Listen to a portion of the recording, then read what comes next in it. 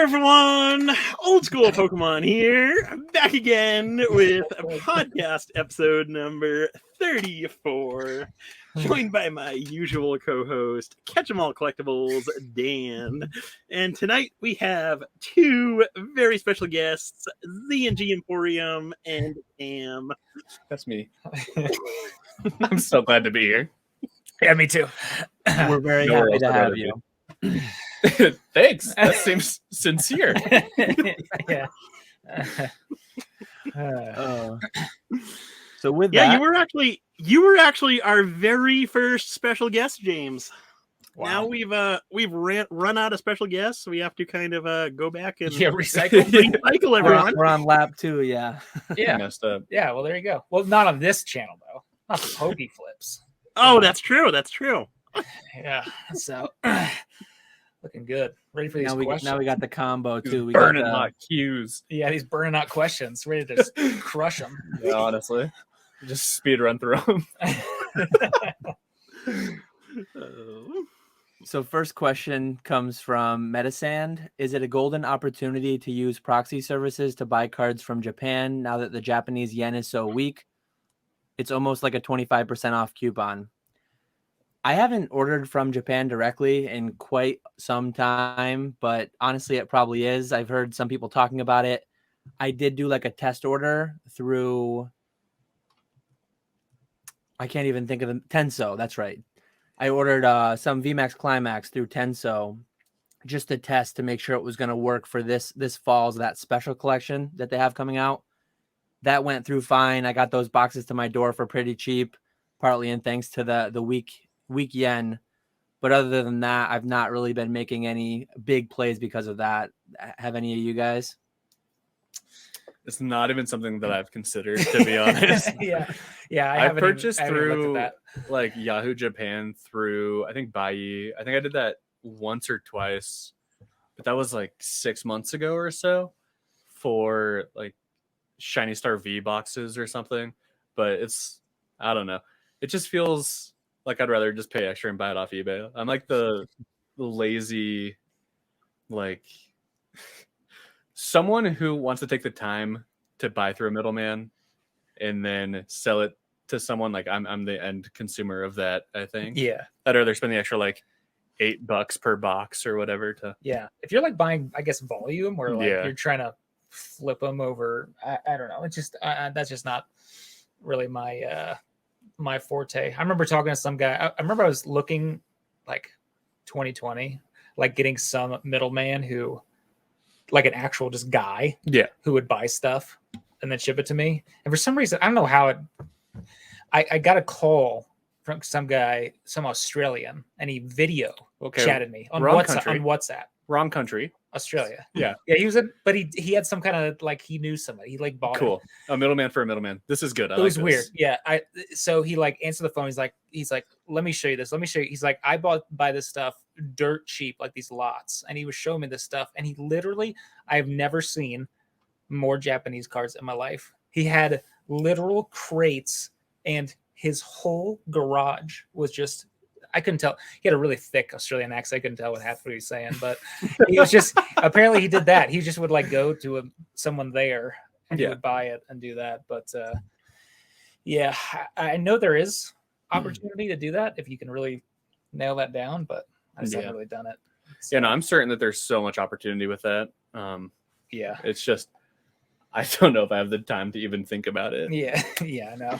I focus on other stuff. Yeah. Yeah. Yeah, I would agree with you guys. I've used it once before when the Sketch Pikachu came out and you had to buy like $20 worth of stuff off of the Japanese Pokemon Center. And I did it through Bai. Really didn't know what I was doing whatsoever. And I think I ended up paying like $30 a piece for those Pikachus. Nice. When they were on eBay for like $25 to $30. So yeah, I know. You know, my Shiny Star V boxes were pretty cheap. Like, I have a few friends that buy through Bai fairly often, and I won like an auction for like 6 boxes or something. And I was like, look, I got it for this much and it's going to cost this much to ship. And, it's this much per box. And they're like, that seems too good.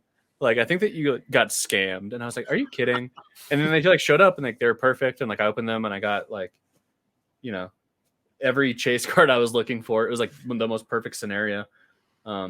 So I can't imagine that plus like a weak Japanese yen, Yeah. Like there just has to be so much opportunity there. Right. Yeah. Yeah. For a while, it was kind of like peak 2020 when everyone was buying this Base Unlimited box that I just bought for like 11,500. That was going for like 36 grand. Yeah. And I'm like, okay, I'm not going to buy anything English, especially WotC. So I was doing a lot of buy for like Scream promos, Burn Towers, Masaki promos. That was like mid to late 2020, but I just haven't really. I probably should be, but I haven't really looked there in quite a while. Dan, do you have an unlimited amount of Scream promos?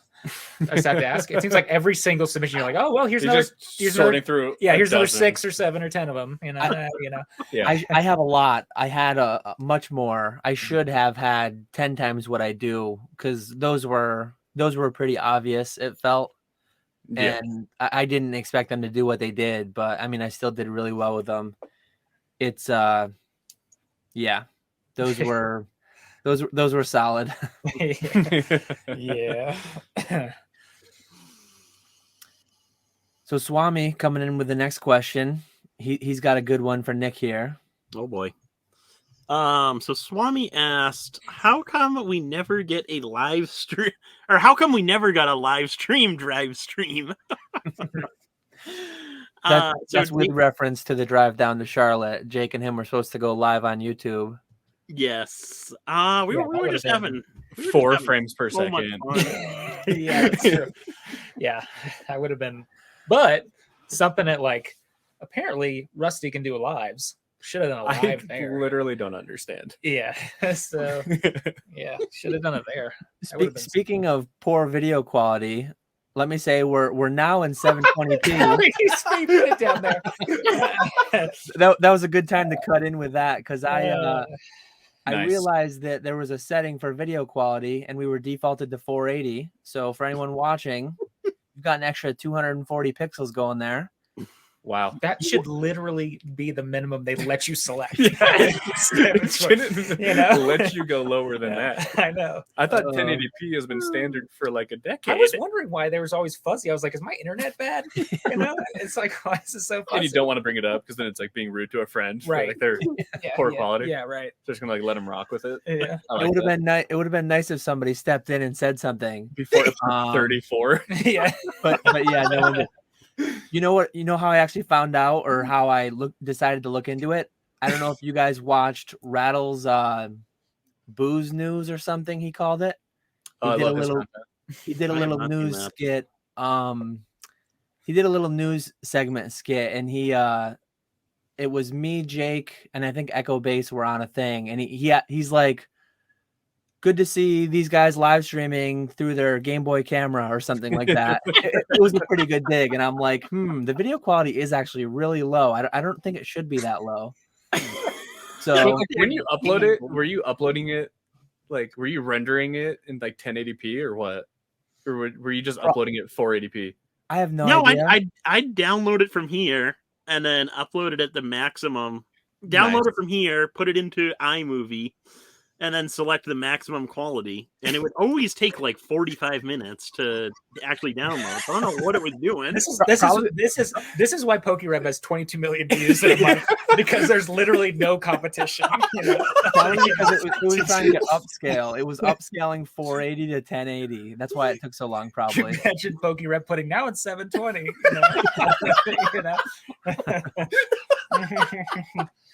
So yeah, next time, I mean, now we're at 720p, so maybe download it and then upload it in 720p. There's no need for 1080 because the pixels just aren't there. It's 2022. No. Oh man, I remember uploading Call of Duty 4 videos in 2008, and I was like, "Oh my god, 720p, nice." Hey, we're just a bit behind the times here. Yeah. I'm really looking forward to 1080p though. That's gonna be game changing. It's only 720 because 1080 costs $50 a month. That's good. We haven't yet gone for the $50 per month subscription. There's gotta be a better way. No 1080 yet. No 1080 yet. Is anyone actually if you guys clamoring? click that affiliate link, maybe we could afford $50 a month. Always be plugging. I love it. Always be plugging. Is anyone actually clamoring to see our faces in 1080p though? I mean, let's be serious. That is true. I mean, yeah. Is there much? There really isn't a difference between 720 and 1080. I don't think. Oh, there is a huge difference. It depends on the No, I think most phones though are 720. Phones, yeah. All they can do max is 720. if you're watching it on like a 60-inch HD TV, or if you're like projecting it on a wall, there's a difference. But how many people are watching this on TV? If I said over under 2.5, I watched the last one laying in bed on my TV. You did? There we go. Yeah, there's one. So I just need 1.5 more people. Yeah. Oh, you're not even a boomer. You're watching on the TV. I'm just so tired all the time. You know, I can't sit in a chair at home and watch it on the computer. I gotta lay down. Too much like I'm 85 years old. Imagine if you actually had a hard job. You know how often I say, imagine if I had a hard life? Yeah. I would not. I couldn't do it. I wouldn't. You'd toughen up. You know, you'd get better. Yeah. Yeah. But as soon as I could, I would lay down in a bed. You know. Martin came in with our next question, asking the most cost-effective way to open Gold Star EX packs. What's the best set for EV? Sites for buying a box? How to hunt limiting risk as much as possible? I'm not sure if this is a serious question or not. Yeah. So, what's Cost-effective. the cheapest way to light money on fire? Yeah, that's. I was thinking of a good analogy to answer it, but that's a very good one. It's going to be a very expensive task if you want to try and open one yourself. I mean, one every other box roughly. So if you buy 2 legit boxes, you're not guaranteed to get one still. I mean, what the odds are 50-50 in a given box. So the odds would be 1 out of 4 that you open 2 boxes and don't get a gold star. I mean, that would be crushing to spend 30 grand opening 2 of the cheaper ones. Quick little experiment. Everyone watching, flip a coin 4 times. Like you'll quickly realize how much money you will be spending trying to pull 1 gold star. Yeah, just buy it raw. Just buy a beat up one. I mean, Put it in a binder. You can buy. I mean, you could buy several PSA 10s for less than the cost of a box that only has a coin flip chance at having one. So one in PSA 8 condition. Yeah, I was gonna say. Yeah. If somebody was like super rich, though, I mean, I would just buy 3 or 4. If you had a life goal to open a gold star yourself, I mean, taking the question seriously, buy 3 or 4 of the cheapest gold star containing boxes and hope that it wasn't like case searched, because I don't know how much of a thing that actually was, but like if 2 or 3 were coming in a case, say 3 were coming in a case, every other box, how many times back then did they hit the 2 gold stars or the 3 gold stars and then like sell the last 2 boxes? What's the cheapest EX box? Gold star box. Would it be the one with the dogs? Probably the one with the dogs. That's what I would think. Yeah, EX Unseen Forces is but it has like Lugia. It's Lugia, Ho-Oh, Espeon, Umbreon. Yeah. And that's like it has a solid set of EXs, but the problem is like the gold star dogs are so cheap because of the horde thing. I think the EV would be pretty maybe not with that lineup of EXs though. Maybe the EV would be decent. Either way, you're losing tens of thousands of dollars, best case scenario. I mean, except for those, you buy an unweighed pack and a whatnot stream. What about Pop Series 5 packs? Those are expensive. I feel like that's even because worse. it's like 500 per pack and it's 1 in 40, so you're spending $20K on average. Yeah, but at least you don't get the Wade thing. You got a true chance. You got a true chance. Yeah, I opened like 20 cards, of those. so they're definitely damaged. Yeah. I opened Whatever. 20 of those years ago when they were pretty cheap relative today, but still for the time, like it was a decent amount of money, 20 or 25 bucks a piece, whatever it was. I didn't get one. That was a stupid idea. Yeah, I opened 3 that I got for like 80 bucks a piece like 2 years ago. Yeah. It was like right before the boom. It was like 80 something bucks a piece, and I didn't get anything. Doesn't that feel I like sold the 6 singles to someone for like $1 a piece because that's how much they were worth. yeah. And I like even left a little note, and I was like, I spent $240 on these cards. Yeah, and I put that in the note with the single, sent it to him. He messaged me on Discord. He's like, "What are you talking about?" And I was like, I opened these. He's like, "Oh my god, why?" Those are true. Why? Those are true lotto packs. Yeah. It's like you open it, it's 500 to 0. Yeah. 99.9% loss. Yeah. You know? Yeah, I mean, I think that your most cost-effective way to open a gold star pack is by opening one and hoping that you hit the lottery. Yeah. And then not doing it again. Yeah, go into a whatnot break or whatever, buy one for a few $100, $500, and unweighed. True. The most cost-effective way. Have your EX Crystal Guardians, EX Howling Phantoms, EX Power Keepers. There you go. Are those how much are we talking?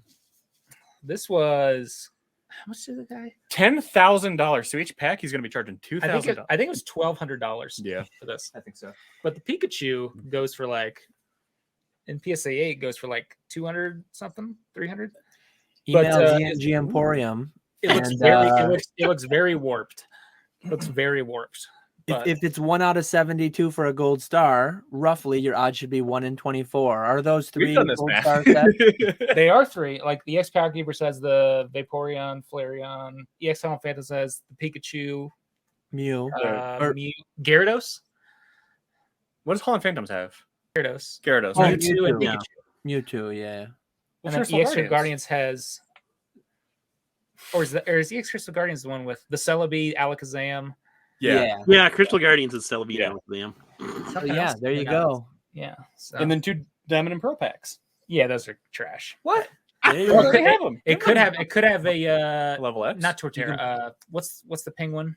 What's the penguin? What's the penguin? Empoleon. Yeah. Level X. Sold one of those PSA 10 for $5,300. Yeah, okay, do it again. Yeah. Okay. Sell that card for that much again. Yeah. Well. There you go. So hit up James for your most cost-effective way to try to pull a gold star. I actually do think that might be your most cost-effective way of opening a gold star pack. Probably. Like, yeah. Yeah. So. Besides, like, finding one loose pack under a Target shelf or something, like, you literally have to just buy a box break. Yeah. Somebody buy a pack. Yeah. She knows unweighed. Mm-hmm. I did buy quite a few. I bought like, what was it, 2018? Like for Christmas, I was like, you know what? First year of business, or no, second year. So I want to buy some EX packs. I bought like 5 EX Team Rocket returns. Yeah. Huh? I think they were like 200. Nah, they were like 100 some a piece. Literally didn't pull anything. Not a hollow, nothing. That's a disappointment right there. Yeah. eBay, you know? Were they just like loose packs? They were I remember in 2012 buying a Jungle Unlimited and a Rocket Unlimited pack off of Amazon. And I went, these are going to be weighed. That was in 2012. 2012. So what were you doing in 2018 buying packs? Talking about weighing packs back then. Dude, my Jungle pack was like $6. And I was like, there's not going to be a hollow because like they put it on a scale. $6.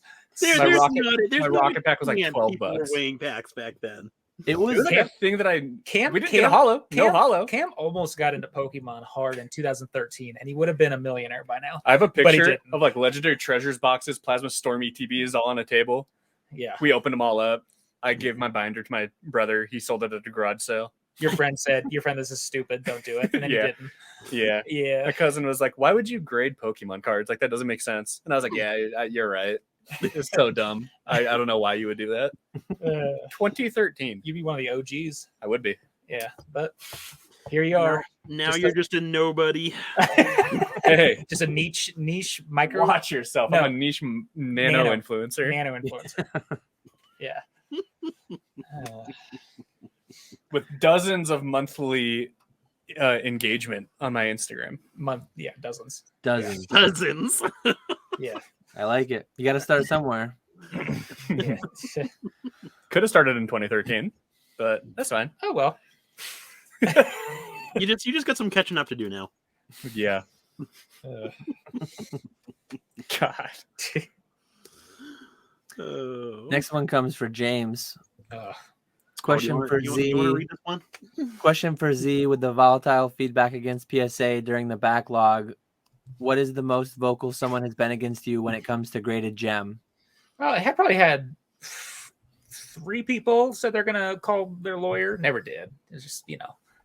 threats. They like saying that. I don't know why. As if that will help anything. Yeah, and just getting very what was like there was one person who was saying Lauren, your wife and you are scammers, and just doing the whole scam thing. Mhm. This one, it was really funny actually.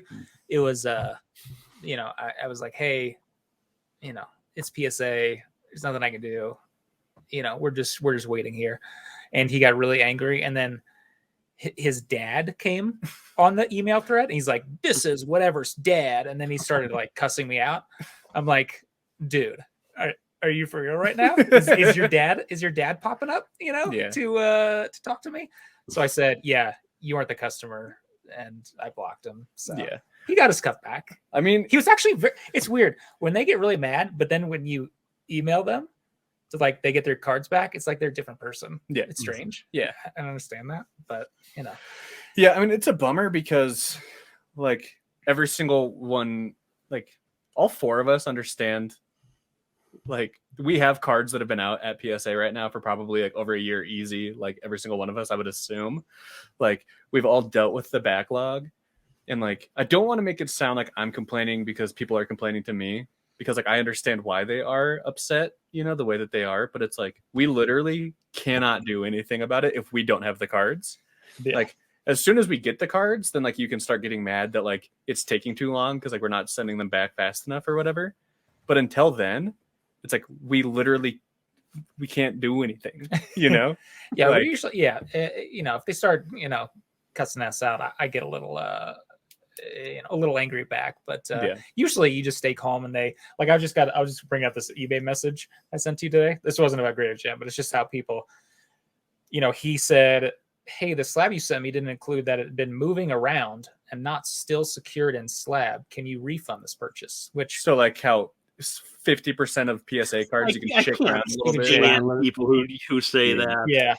By the way, he had it listed already, and I said, interesting how you listed the card on your eBay, and you didn't list anything about that. Curious. He's like, no, you need to send it back. And he's like, just listed today and noticed after the listing, I just posted, you are a pathetic scammer. Refund or bad feedback from multiple people incoming. And I'm like, just send back the card. And then he's like, I really appreciate it. Sorry, I was just mad. It's like, it's like that's like most people, they like to like give out their anger, and then they're like, yeah. When they threaten it though, when they like, especially when he says negative feedback from multiple people, that means he's gonna tell his friends to buy something cheap and leave feedback. All the feedback will be removed in 2 seconds when you call eBay. Yeah. Exactly. I love when they get like emotional and send a stupid message like that. Like, I'm gonna leave so many negatives on your account. Perfect. Yeah. Leave them. Like that's Thank God you sent that message. Yeah, I know. Like you could have just said like the shipping took too long or something, you Yeah, know? right. Yeah. So yeah, it's kind of tough when like someone gets really upset, and some people get very upset and will like come into the live stream or whatever and like complain that way. But if we don't have your cards, we don't have your cards, and we don't have your cards. So there's nothing that we can really do about it. We didn't have any more until today. Just got 6 packages back today, but we didn't have anything. Yeah. We're actually like begging people to give us their address. Yeah. We have like 39 people on our shelf that just won't give us their address. So that's cool. Yeah. But people that have paid completely, they paid when they submitted up front, no upcharges. We just need them to respond, and they won't. Yeah. I like the one they'll respond and be like, yeah, the address is in my my original submission form. It's like, people move in 2 years. A lot of people move in 2 years. Yeah, I can't just send that. Yeah, I don't know. Once they start bringing up like lawyers and stuff, It's just like, okay, I think I'm done here. I think I'm done with this like back and forth. Yeah, we'll get it when it gets to you. Yeah. Yeah. Feel free to contact us through your legal counsel.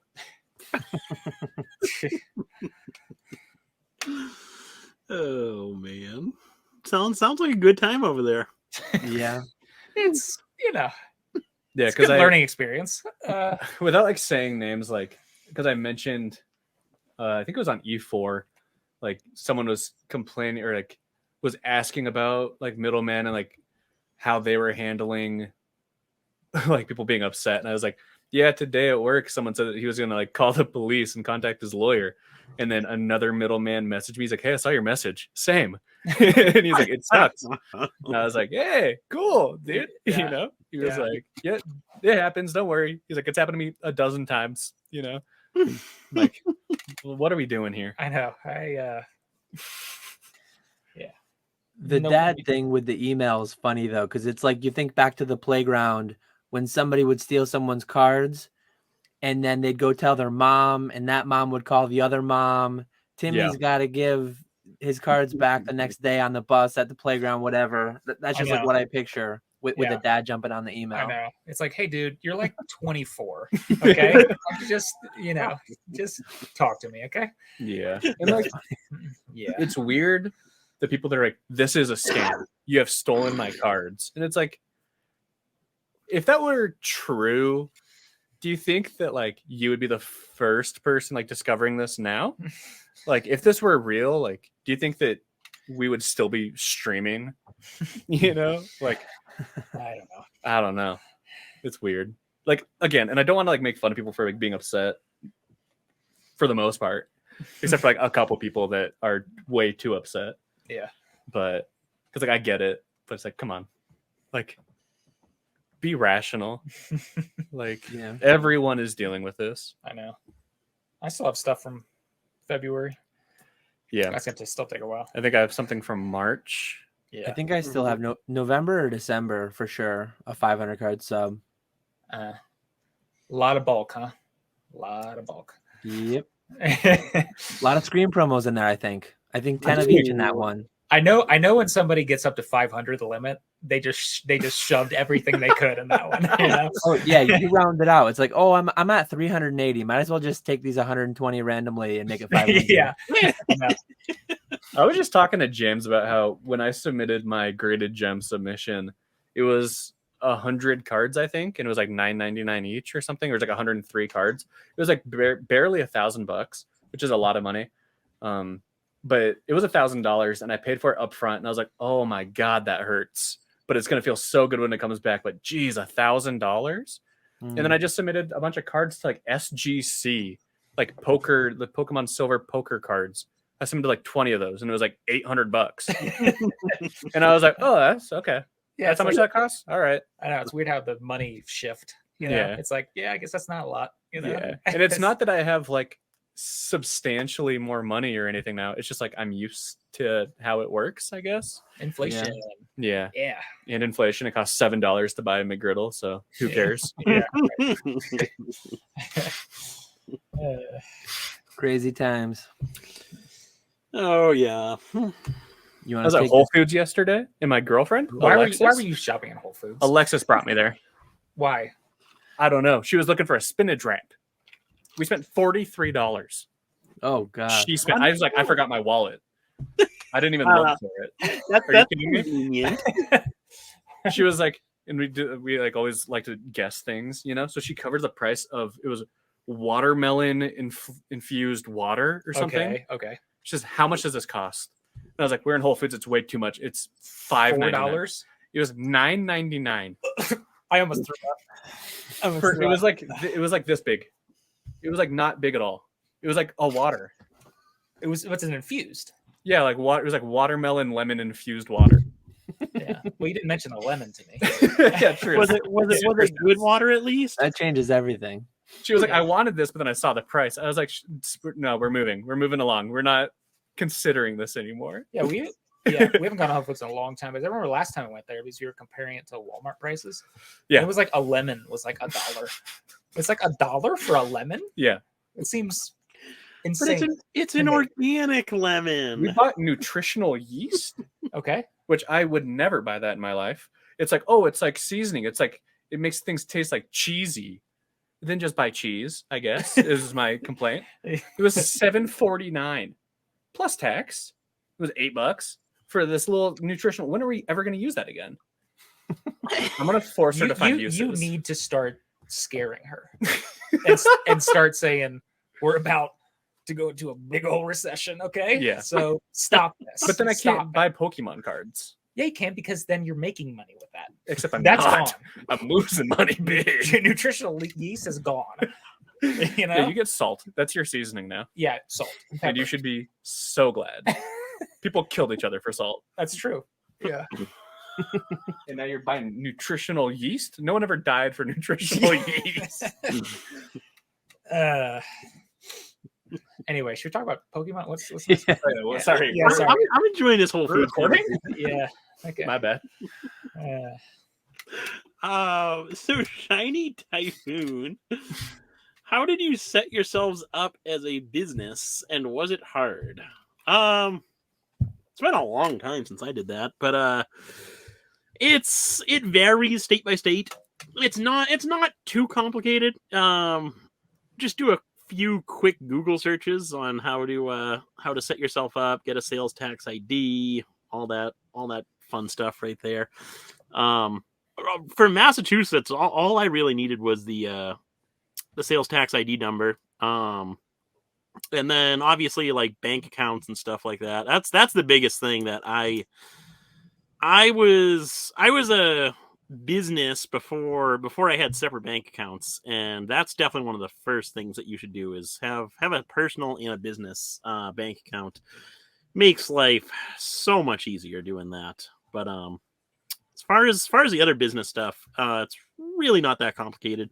Doesn't cost that much either, at least for Massachusetts. I think I paid like $40 total for getting the sales tax ID number and all that stuff.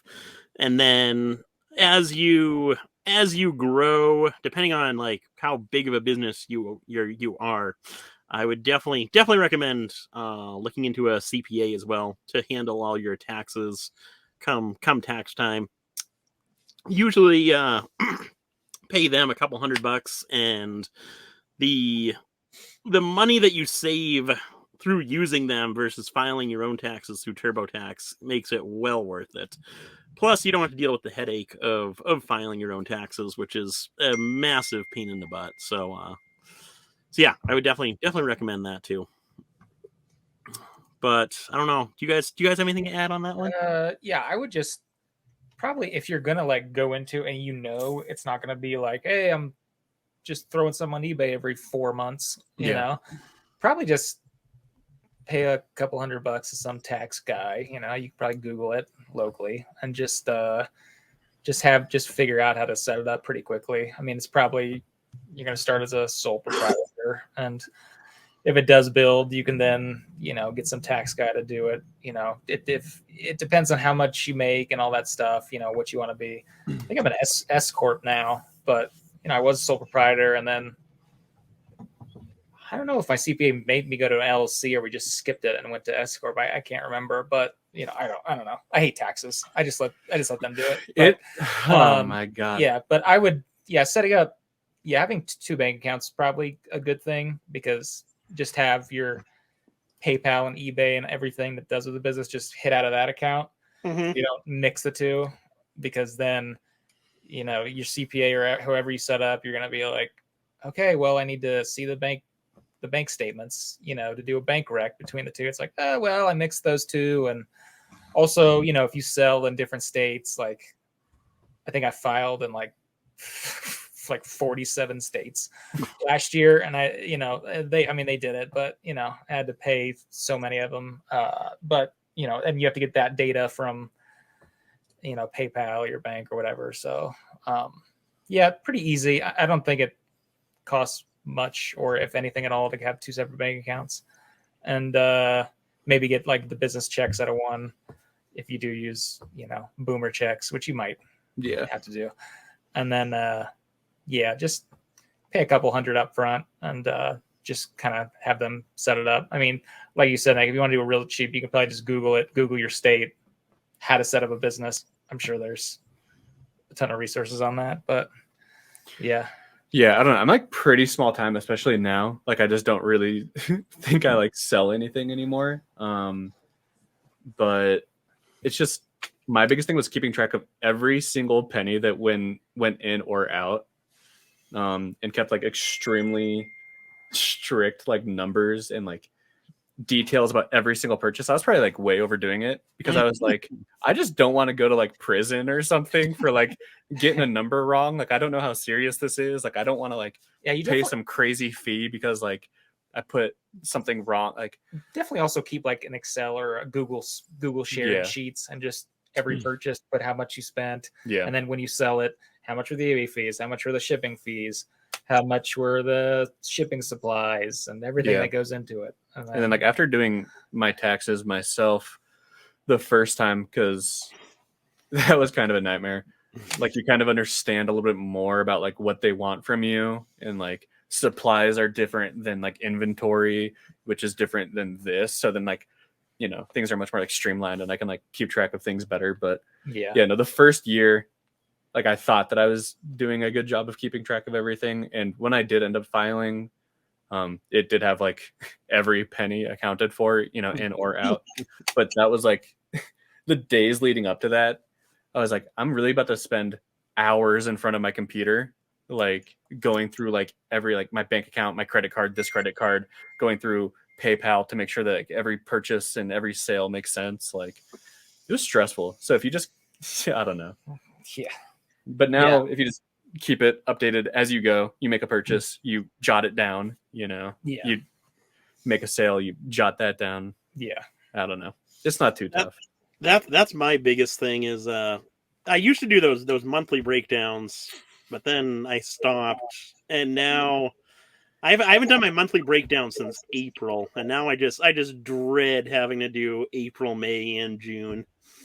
I just keep pushing it back. Just go to prison. It's fine. Who cares? Honestly. Yeah. It's actually probably better than doing that. Yeah. Like all those numbers. Yeah. Honestly. Yeah. Just like, honestly, who cares about a little tax fraud? Just a little bit. You know? Or a big tax fraud, even, if you want to, you know. Oh, wait, hold on. I've got one for this. Of course. Of course he has that. That's good. That's one of my default banners for never know what might come up. I love that. Yeah. Yeah. We've got high production value here on PokeFlipz. Now it's high production. Now in 720p. Yeah. On the business thing though, like several years ago I started as a sole proprietor. Then more recently, 2021, I incorporated. I paid an attorney a lot of money. Not a lot of money. I mean, a reasonable sum of money to do my articles of incorporation, all that fancy stuff. That's really far down the line for most people, I think, if you ever get there. But as far as the sole proprietorship, I think it's not only state specific, but it's county specific. Usually, at least in New York counties, you start at the county clerk. And in where I am, it's called a certificate of authority, I think. And it was like $35. And then you've got your tax number that you can give to eBay to not pay sales tax, Amazon if you're buying things for resale through there, auction houses, whoever. It is important though. I think a lot of people kind of do it halfway. Like they fear the 1099s, they fear doing it right, and that only comes at their own cost because then they're paying sales taxes on everything, and the hurdle is that much higher. Like in my county, it's 8.75%. That's just a lot of money to be paying on top of everything. And then we're gonna talk after the show. Yeah, I didn't know about this. We're still paying sales tax over here. I feel dumb. You're paying sales tax on things bought for resale? You are not. No. What? All right. Oh yeah. I've been paying sales tax. Apparently you didn't watch my three mistakes modern three mistakes Pokemon investors are making. Because that was one of them I talked about. I did hear that, but I was like, it must be like a I watched it and I was like, that's not real. That's like a New York. That's a fake. Yeah, like thing. When I bought this box was like $11,400. In New York State, it would have been over $1,000 sales tax. I've looked at boxes specifically where I'm like, oh, like this could be decent. Like you could sell the pack for this much. I'm like, oh, but the sales tax kills it. Never mind. Yeah, never mind. I don't pay sales tax because I'm like a middleman essentially. The ultimate end consumer pays sales tax. So if I break this for $400 a pack or whatever it is, everyone buying the packs would pay sales tax. I'm gonna write this down. I thought I knew this, but apparently I didn't. You know, I heard you say this. It must have just gone in one ear out the other or something. As I'm saying all this though, it is specifically not tax advice. Consult your CPA, consult whoever you talk to. But yeah, generally speaking, purchases for resale, you do not pay sales tax on. We're about to make so much money. Man, see, good thing you guys came on. Good thing you. Nice. 3 months from now, and you just have the old school Z&G Emporium where you have the 6 booster boxes side by side. Yeah, and you're like, I got 100 Watsy packs, and I won't be like Dan, and I won't be like, you'll lose money. I'll be like, PSA 10 price is this. Exactly. Yeah. Think of all the money no, you gotta go for the CGC 10 prices. Yeah. In perfect CGC, it's this. Yeah. Or it's never been graded. Just say zero. So you could say it could be. Pop zero hunting. Yeah. Oh, this could be worth 1,000 plus. God, we are about to be millionaires. What's your sales tax rate in your county? Like 9. It's like 9%. Yeah. Man. But I don't honestly though, I haven't bought. What's the last time I bought Pokemon thing? It's been like literally a year and a half. I just wow. I bought a CP6 bilingual executor 3 months ago. Yeah. And then I recently just bought like the mischievous Pichu or whatever, which I have like 7 of. Yeah. And those just showed up today. Yeah. Literally probably the only thing I've really bought the past year and a half is like video games. Yeah. That's like, of course I do pay sales tax on that. Too. Nice. But it's for the PC, you know? It's not for resale. Not for resale. For the PC, for the shelf. Yeah, it's for the shelf. Don't have a PC, have an inventory. Some inventory you hold. Not tax advice. Not tax advice. Not tax advice. Yeah, everything is inventory. Yeah, everything's inventory. Some inventory you're just going to hold on to a lot longer than others. You know, maybe I have a CGC card that says I pulled this with my family and this was an important moment and this was pulled September 3rd, 2021, and I'm never going to sell it. But so if I hold it like inventory, if I hold it a very long time though, does it turn into long-term capital gain tax? Ask Gary. Ask Gary King MetaZoo. He'll give you tax advice. Not tax advice. Not tax advice. No, he'll give you tax advice. Yeah. Anyway, love that guy. Just probably Google for the business how to set yourself up. Oh yeah, forgot about the question. Yeah, no, don't listen to me. Yeah. Listen to those 3. Yeah. Listen to those 2. I'm just apparently a moron here. Yeah, wait. We're paying sales tax. I'm paying a CPA thousands of dollars a year. And he didn't tell you Why did you tell me this? Man, I'm going to switch my CPA. You're going to have to call him up tomorrow. Could they we'll send you the bill, James. Yeah. Yeah. Can I get like 1% finder's fee of that 10% your savings? I feel like that's fair. Yeah, maybe. We'll give you like an affiliate. Every time I buy something now, I'll just use your affiliate link. Yeah. You know?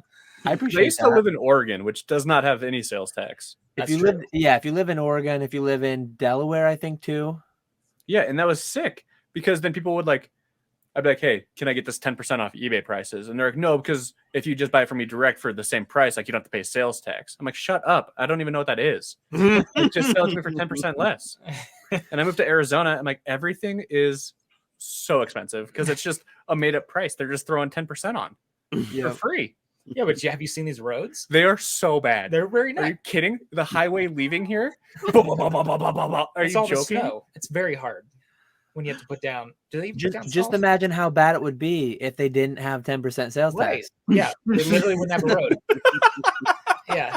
Have you seen the You're thinking fires? about it See how the much wrong water- We way. have dirt paths everywhere. See how much water they have to put on those forest fires around us? That is There's awesome. There's a lot of water. Yeah, it's good. Yeah. Anyway. Next one comes from Celebi Collectibles, and I'm looking forward to this one. Could you all do a very quick positive and a negative truth bomb about the Pokemon hobby / market? As far as my understanding goes, I think truth bombs aren't necessarily positive or negative. They're just the cold hard truth, right? Just the facts. Yeah, Yeah, the fact so- of Yeah, life, facts. honestly. So just get I'm the not really facts. going to do too positive negative. I'm just going to drop some truth, drop Okay. some facts. Plastic labels, slabs, grossly overvalued in 99% of cases. That's I was just about to say before that, I'm like, grading is a farce. Yeah. It's a game that we all play, Yeah. but it's a game. Yeah. Don't act like it's not There's a like- game. It's a game because like it's a fun game. Like, ooh, optimization. Like if I crack it from here and send it here, like You literally got a perfect Nidoqueen, and you're like, so should I send this to BGS? Start with Black Label? Yeah, like, no, this and I game was like- that you think about. You and know, would I ever in a billion years send it to BGS? Would I crack it out and send it to BGS like that? No. You leave it in the perfect 10 slab and you give it to them. give and them you a say, little, give a little, yeah, you know.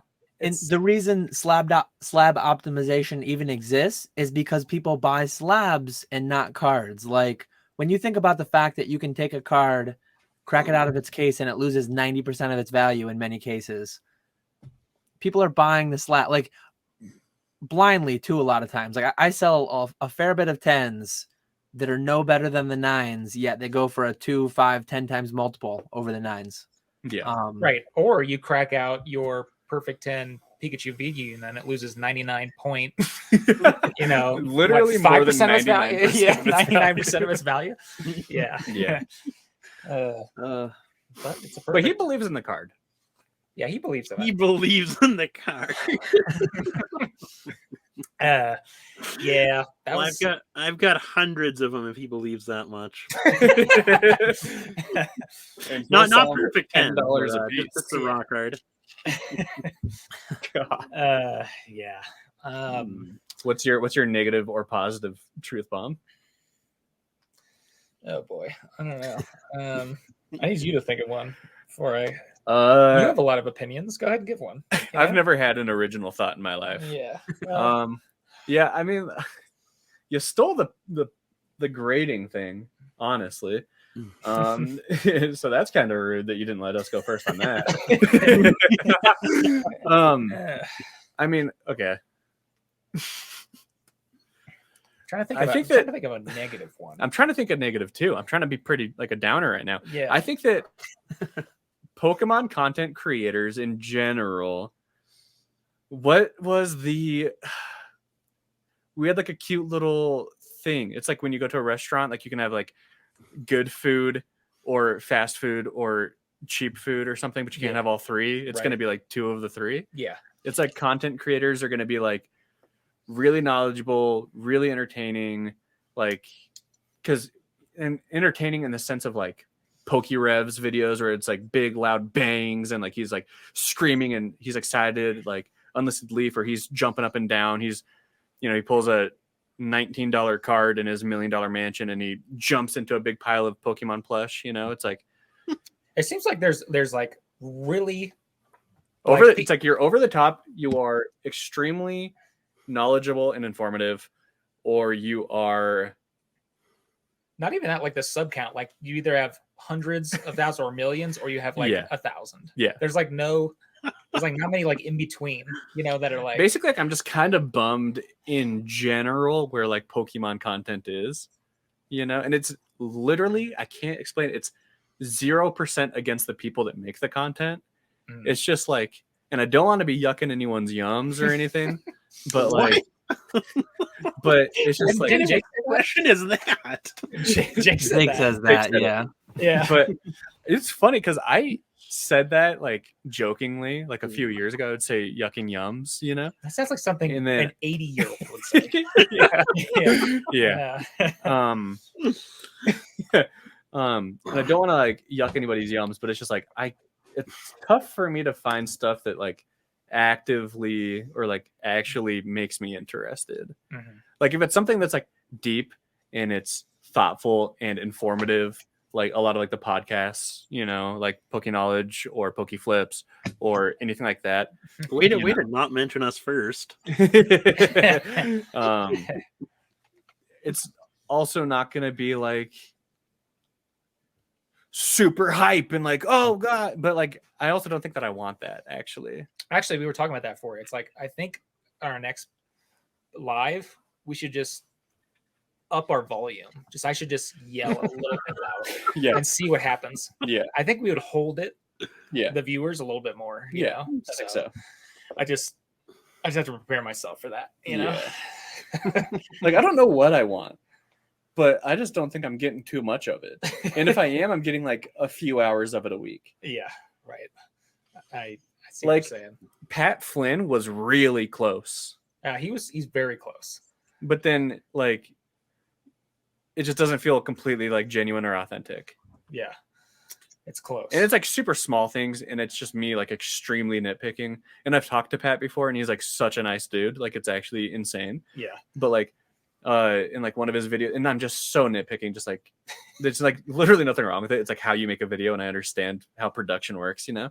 But he was like, he got like a listing off of Wish or something and it came in like an Amazon package and he was like, well, that's weird. I bought it from Wish. And then he like looked up the title from Wish on Amazon. He's like, I wonder if it's actually on Amazon. Oh my God, it is. But when he clicked on the Amazon search bar, if you pause, it shows that he's already searched it before. So he already knows that it's on Amazon already. And he's like, whoa, what? And I it's like how you pause that. I like how you like. Yeah, you're probably the only one who would notice that. Yeah, I was there for like 2 frames. And I was like, oh, he already knows it's like a fake reaction. Like I get why he's doing it. Yeah. I just wonder, like, again, he's like such a nice dude, by the way. Like it's literally nothing against him. I just love how much the O face works. It's insane. I just The I thumbnail. would love that. Like I want Dan to start putting O faces for like a week. Yeah. Just for a week. Just for this video. Just for like 3 or 4 videos. Just like have the hands on the mouth. Yeah. And just looking down at something. And Oh my God. Have an arrow pointing at it. What was Leonhardt's video? And maybe where like pixelate it. What was Leonhardt's video where he pulled something Every crazy? single one of his videos. Yeah. Well, yeah. Yeah. He's a connoisseur of the face thumbnail, which works and makes sense. Yeah. But in like a recent one, he was like, "Oh my God, I can't believe I pulled it," and it was like nothing. Here's a question, Dan. If you could put the O face, okay? He can. No, he can. I know he can. If I can't do it. No. If you put that, let's say I told you, hey, Dan, all you have to do is put the O face and put the title in all caps with an exclamation point, With like a red arrow pointing to nothing in the thumbnail. and you will have in 6 months 25,000 subscribers. I would be a sellout. I wouldn't be able to say that. Yeah. I Me mean, too. why not? I mean, what's the point? Like, why not? I mean, like, why not? Yeah. You know, I mean, If the content's the same, it's the I same. get It's it. same Like, content's the same. yeah, it's Yeah. probably I should. don't think you could get there with just doing that. Well, that's what we're talking about. It's like we were talking about. Dan was like the game of grading. Yeah. It's like the YouTube is just a game. Yeah. And it's I don't know. It's all just a game. Yeah. And But also a lot of it feels it's like a game where you think that you know the rules, and if you try and tell someone like, hey, I think these are the rules that we're playing by, it's like, no, you are so dumb. And it's like, but you can't test out the rules. Yeah. Because it's like, hey, I think personally, and this is actually a real opinion, that if you were to crack a black label and you sent it back 10 times, you would probably not get a black label again. And if you did, you'd maybe get 1 black label, depending on the card. Oh, that's Right? that's obvious. I think. I mean, Yeah, that, I think that's pretty obvious. Yeah. But who is ever going to test that? Nobody. Nobody. So even it's in like, PSA 10s. Like, it's crazy to say that because PSA gives out so many 10s, but you could crack 1,000 10s. Hundreds are not going to get 10s again. Yeah. yeah. Like, grading is just way more. Like it's plus or minus 1. Yeah. It's and like saying that I've accepted that it's plus or minus 1, but like when you really think of the meaning of that and the value differences. So say the card is like truly a 9. On any given day, it could get an 8, 9, or a 10. There's a 50 times valuation difference between an 8 and a 10 on quite a few cards. Yeah. The implications of that are huge. Or even less. It's like Beckett. It's like, oh, it's a quad 9.5, or it's just 3 9.5s. Yeah. And a 9. Like a 0.5 on one of 4 things. Yeah. It's like, oh, like that up 2x. Leonhardt, I think, had like the closest example of the experiment where he cracked out BGS cards and he kept sending them back, and you'd crack it out and you'd send it back. And people saw that video, and I saw it on Discord. Like, did you guys see that? Honestly, that was one of his best videos. No, seriously. He like cracked out perfect 10 subgrades Charizard. Yeah.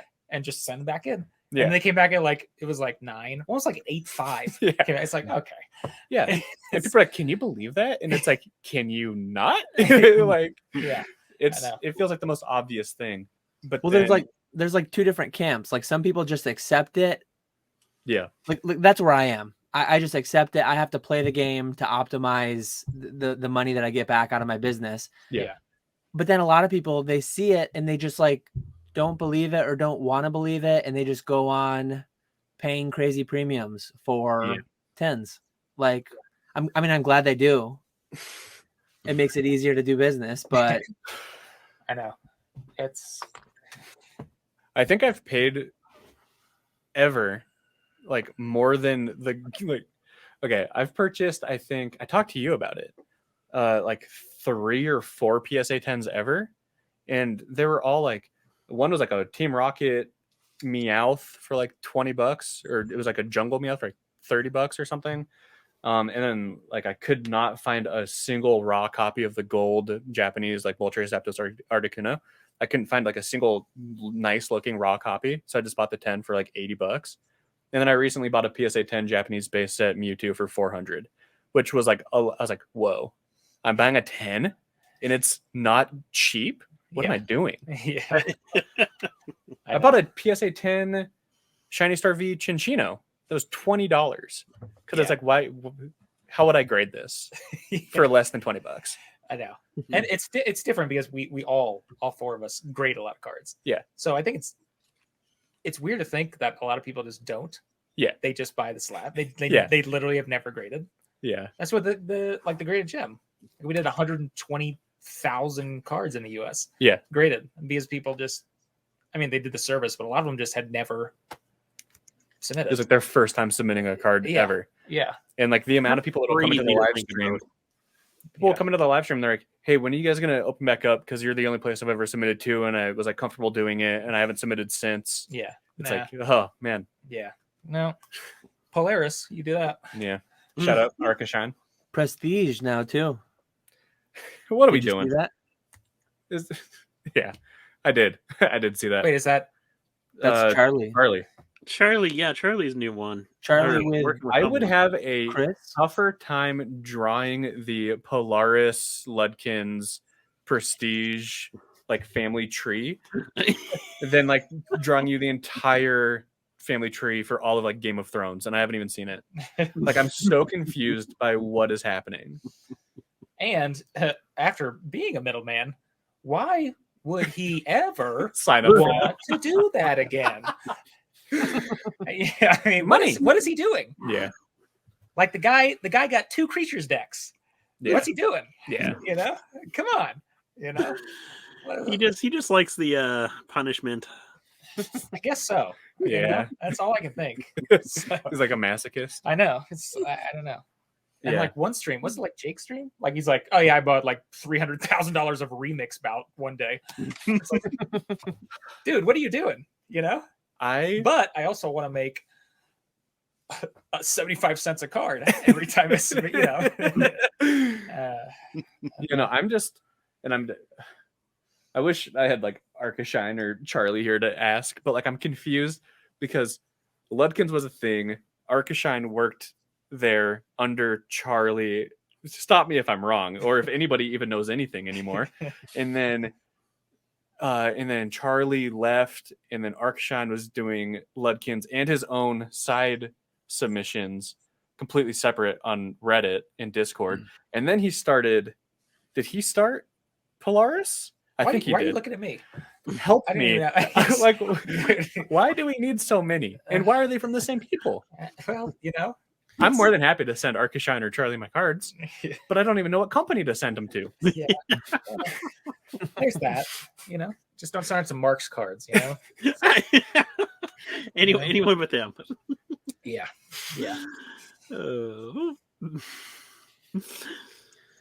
Did we get your truth bomb yet, Nick? I thought of one. It's gonna be something positive. Talking. It's gonna be something nice.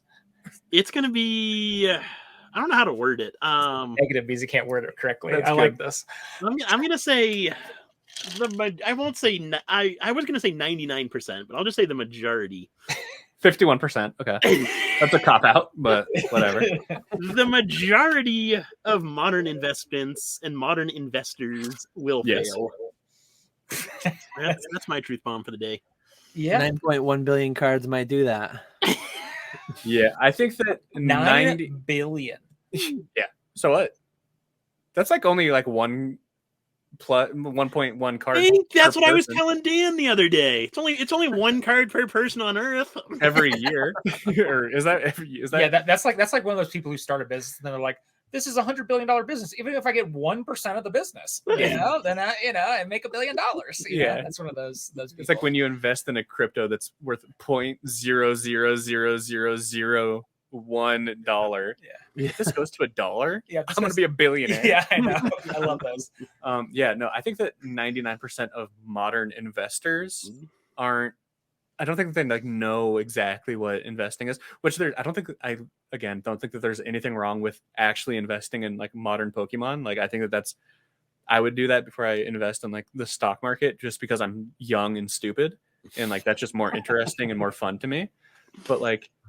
People are like, I'm investing in this. I'm going to sell it in 3.5 months. It's like, that's not, what are you talking about? Yeah. I think just most people are they just want something.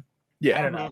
I mean, it's just like, we sell a ton of modern every week on consignment. And it's like, I think there's just like, hey, there's some people that buy a lot. They must be investing. There is no way that some of these guys who buy, we have a couple, like, what I could sell them whales. Like they literally, if we list, 500 cards and it's like, 200 of them are junk slabs, like they're buying a guy will buy like literally 100 of them. Like, you know what? They're buying them to sell on Whatnot. I bet. Whatnot or something. Because I have two guys who do the exact same. Every week we'll have to see if it's the same guy. I was thinking it's either like Whatnot or like one of those like mystery $19.99 free shipping on eBay, free Pokemon PSA mystery slab or whatever that they bought for. There's just one guy who he literally has, I want to say 5,000 or 6,000 feedback every month, and that's feedback. That's people who I never even like feedback to people who buy. Yeah, you also don't push your cart back in the thing at the grocery store, huh? Yeah, I do. Oh, do I have a fellow? No, of course. No, you should be ashamed. I did that once. I conscious decision. I was with my little brother at the grocery store, and I left it in the parking spot next to me. And I was like, "Oh no, I don't know about that."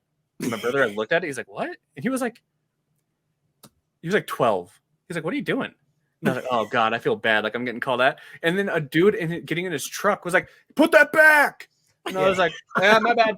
That was an accident. I forgot. Didn't realize." They literally have like a cart corral like every 20 feet. Yeah, there's one. It's like, hey, just push it into that.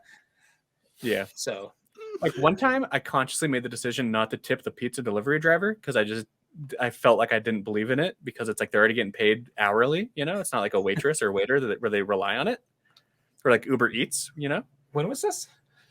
2019, 2018. Okay. I lived in Corvallis at the time. And I was like, conscious decision, I'm just not going to tip. Like, I'm going to feel bad and it's going to hurt, but like, I have to be like a man of my morals. And then he's like, okay, here you go to like sign the thing. And I just signed it and gave it back. He's like, no tip? And I was like, huh? He's like, you have to write a tip. And I was like, oh my God, I tipped him like $10 for like a $20 pizza because I was so embarrassed. I was like, now I'm tipping every single time for the rest of my life. Because the one time I made the decision, he's like, what are you doing? Give me money. There are like, yeah. The one time I refused tip was literally self-serve froyo. I did it. I weighed it. And I put the card in, and there's somebody behind, I guess, to refill the M&Ms or something. And it said a tip. Yeah. Like, for what? Yeah. What am I doing here? That happened to me. But they look at you in your eyes. No. So doing it. And I was like, Lauren, there's a line here. If everybody tips $1, they're making like $50 an hour. Yeah. Standing there. I talked. I'll actually add to my shopping cart thing. I've been to a restaurant and not tipped the waitress twice. Wait. Did they beat you up? No, the service was just god awful. She did not take care of us whatsoever. Yeah, I mean, she might still be fine because when that's when you only like if it's really really bad, like I'll only tip 18%. Yeah. Oh, like I'm not afraid to write a big fat 0. There's one time. That's -$5. There's one time that I tipped like $1, like it was 40 something, but like 48 and change maybe, and I made it 50. Like I tipped $1 something, like a couple percent. So it was literally like sometimes there are those waiters or waitresses that trying to put on a show, trying to impress you or something. They don't write things down, and they like call attention to the fact that they're not writing anything down. And I'm like, I just want my food and I want the right stuff I ordered. So it was one of those people, and it's like, whatever. So a lot of times they'll do it. Always makes me anxious. And then everything will be right. And then it's okay. I'm not impressed, but I'm going to tip you 20% like I normally do. Mm-hmm. This person forgot appetizers, got the meal wrong. Everything was wrong. Everything was slow. And I know that's not on the waiter or waitress. It could be. Maybe they forgot to bring. In general, it would be on like the back of the house, like the chefs or the cooks. But still, like when you get the wrong,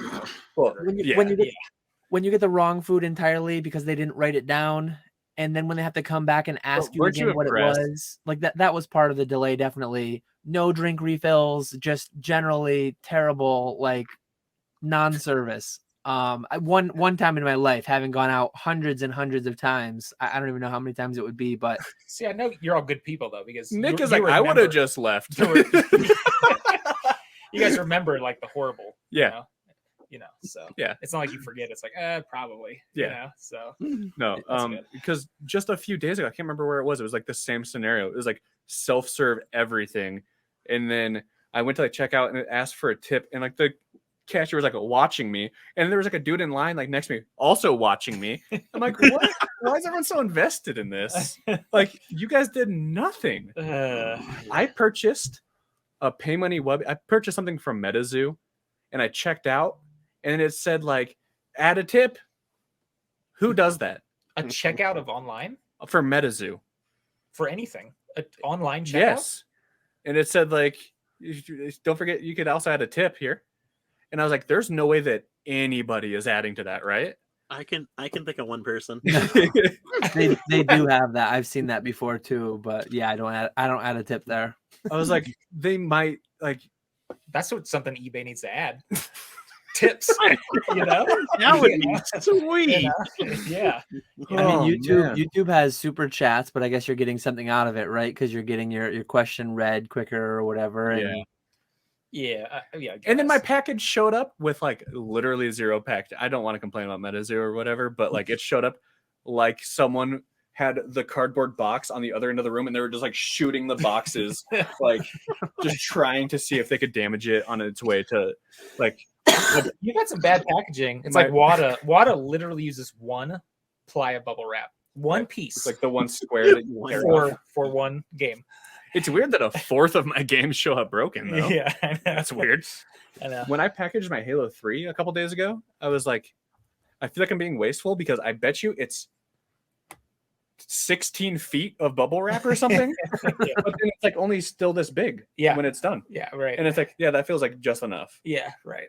And then if you compare that to what WADA actually uses, It's like, they're a small company. They're only owned by Collectors Universe. yeah, The largest. Yeah. So not a big deal. yeah, just a small little startup. Yeah, it's a small little startup. Anyway. Small start. Yeah, no, I can't. You've tipped 0 to a waiter. I love too that he said 0 and literally his hand went outside of the view of the screen. He's Oh my god, that's good.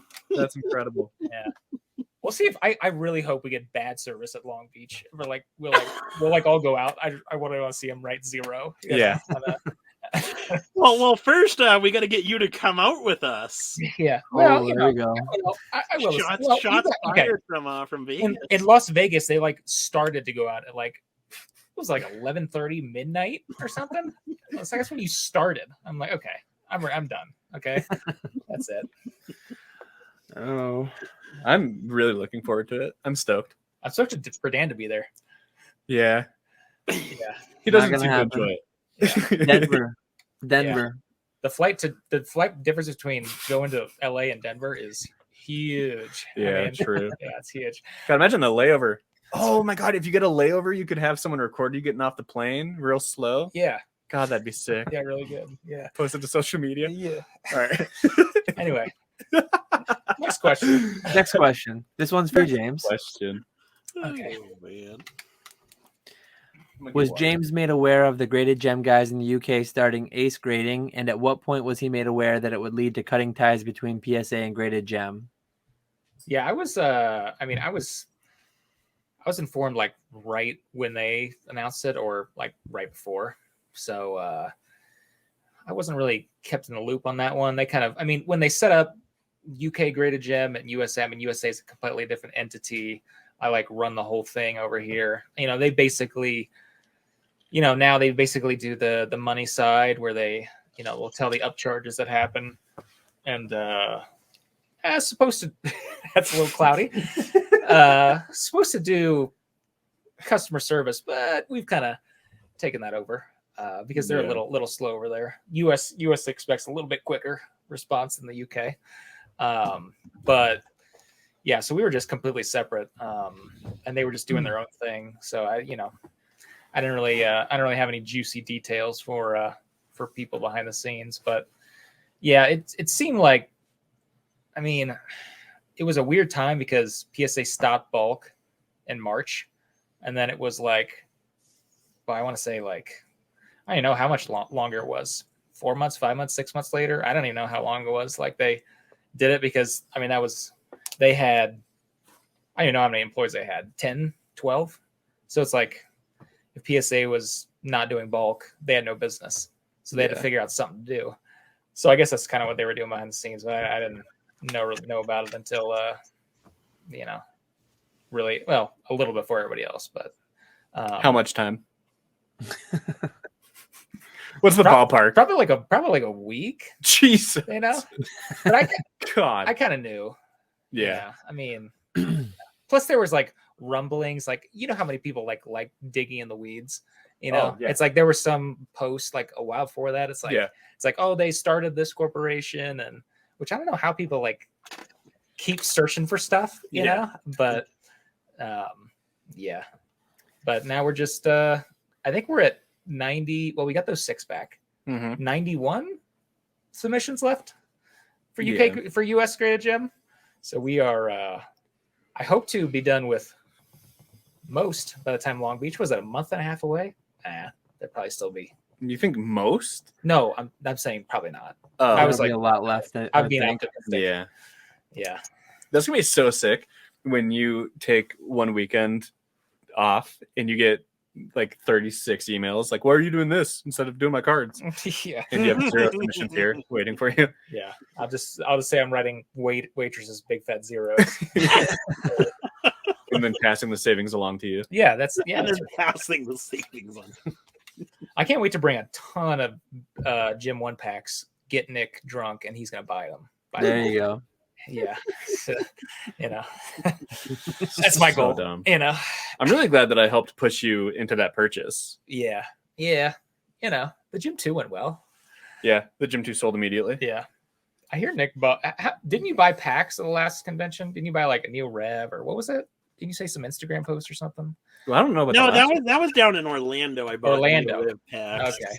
And then, How'd that go? Pretty good. Make some money. Did you make some money? Nice little profit. I pulled a Suicune, but I scratched the hollow pretty good that night. That's my boy. Wow. That's an expensive PSA 10. You messed up. Okay. It was off center anyway, so who cares? Okay, who cares? I don't know. Yeah. No, I don't think I bought any packs in Charlotte. You got to make up for it in Long Beach. Well, you sold to Rusty an extremely cheap blister pack for 4K. So that's something. We were talking before. It's like, should we like grill Nick on his trade with Rusty for all the pins, the 4 tons of pins he traded? But I'll be nice. I won't say anything. Yeah. Nick got back at him though, because Nick devalued the case that he traded. True. That is true. No ghost stamp, huh? All part of my master plan there. You got him. Nice. Came out on top.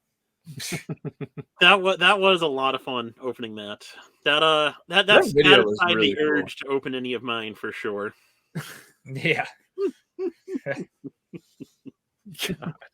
That was a fun video. I like that a lot. That was a fun weekend in general.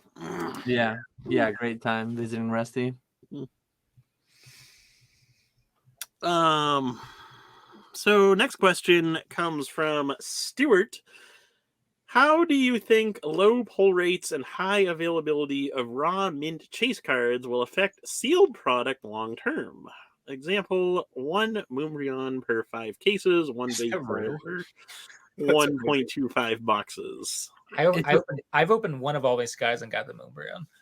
Did you really? Yeah. I mean, like, is that the same odds as pulling like it would just be like the alt art. I got like a Sylveon VMAX where it looks like, I can't remember what the card even looks like. So one is 5 cases. I opened that in like my first pack. A case has 6 boxes, right? Yeah, that's about 1 in 1,000. So it's one. So it's like a Burning Shadows Charizard, right? So wait a minute. 1 out of every 30 boxes. Yeah. So it's 1,000 packs. 7 times harder than a gold star, or am I like 12 times? Oh I can definitely believe that with how much just think of how much an more individual of guys is printed compared to it's because there's so many alt arts in one set too. Like there used to be 2 or 3 gold stars. Your odds on pulling a specific gold star would have been 1 in 216 in a 3 gold star set, and 1 in the 144 in a 2 gold star set. Yeah. But yeah, with how many pull rates are crazy these days, and I think this is an interesting question. Yeah. I don't know. I think sealed product will always hold some type of value compared to the chase cards that you can pull from that, just because people love to gamble on those types of cards. Everyone knows that the best time to buy modern, the best way to like buy modern cards for a collection or whatever is to not buy the cards right when the set comes out, and to buy the loose cards instead of buying the packs. Yet so many people still buy the cards the day the set comes out, and so many people want to take that gamble to open packs in order to pull those cards. So I don't think it'll have much of an effect on sealed product, if I'm being honest. As long as the trend continues as it's been for the past since forever. Yeah. Yeah, I mean, I opened Celebrations I think the night before it was released. I think that like my store had it that I went to. They had like a couple ETBs and I bought them. And then I couldn't list cards fast enough. Like they were just selling immediately for disgusting prices. Mm-hmm. Oh, well, you committed theft with the Umbreon. Oh my God. Yeah, true. Gold Star Umbreon, $1,800. Yeah. I graded BGS. I graded the 10 first, I think. It might have actually been the second at the time. Because no, it was the first, but before it got to me, there was already another one graded. There was a Celebrations Umbreon. I got a pristine 10, so not a black label. And then I just set it for a 5-day auction, I think. And it sold for $1,800. And I was like, who is buying this? You literally reached out to the underbidders and you're like, do you want to buy it? Because you didn't believe it. As soon as the auction ended, I sent like second chance offers to like the bottom 3 people. I was like, I honestly, maybe this is like shady. I don't care who buys this because I have $200 into this. And like multiple people with legit accounts bid over 1,000. I was like, if anyone gives me close to this, take it. And then the dude messaged and he was like, yeah, I'm gonna pay for it. Like I have to like wait for money to clear. I'll buy it tomorrow. And I was like, for $1,800? Like, are you aware that this is the Celebrations like reprint? And he bought it. And he was like a Umbreon collector. Because we've all sold disgusting prices before. Yeah. Do you feel like that's not moral? I feel like it is his decision, and I spoke with him, being like, "Are you sure? Are you sure? Like, do you really want to be giving me this much money? Because if you don't want to, that's fine. I have 3 other people to ask the same question to. Yeah. Like, do you really want to spend $1,000 on this? Because like you will, I don't until the sun explodes. I don't think that you'll ever be able to sell that card for that much money ever again. So like, I feel the same way. It's just so weird though. Like just raw ungraded cards. Like I opened my ETBs or whatever. I sleeved like, or like card savored like a couple cards like the Umbreon, and I was like listed everything else, and it was just selling immediately for like as much as I spent on the ETB for just like a regular classic collection card. Like a Blastoise was like 30 something bucks or 40 something bucks. I was like, what? Like you just don't know how hard it is to pull this yet. It's not hard because you can't get the actual sealed product yet because it's not out for another like 6 hours. Mm-hmm.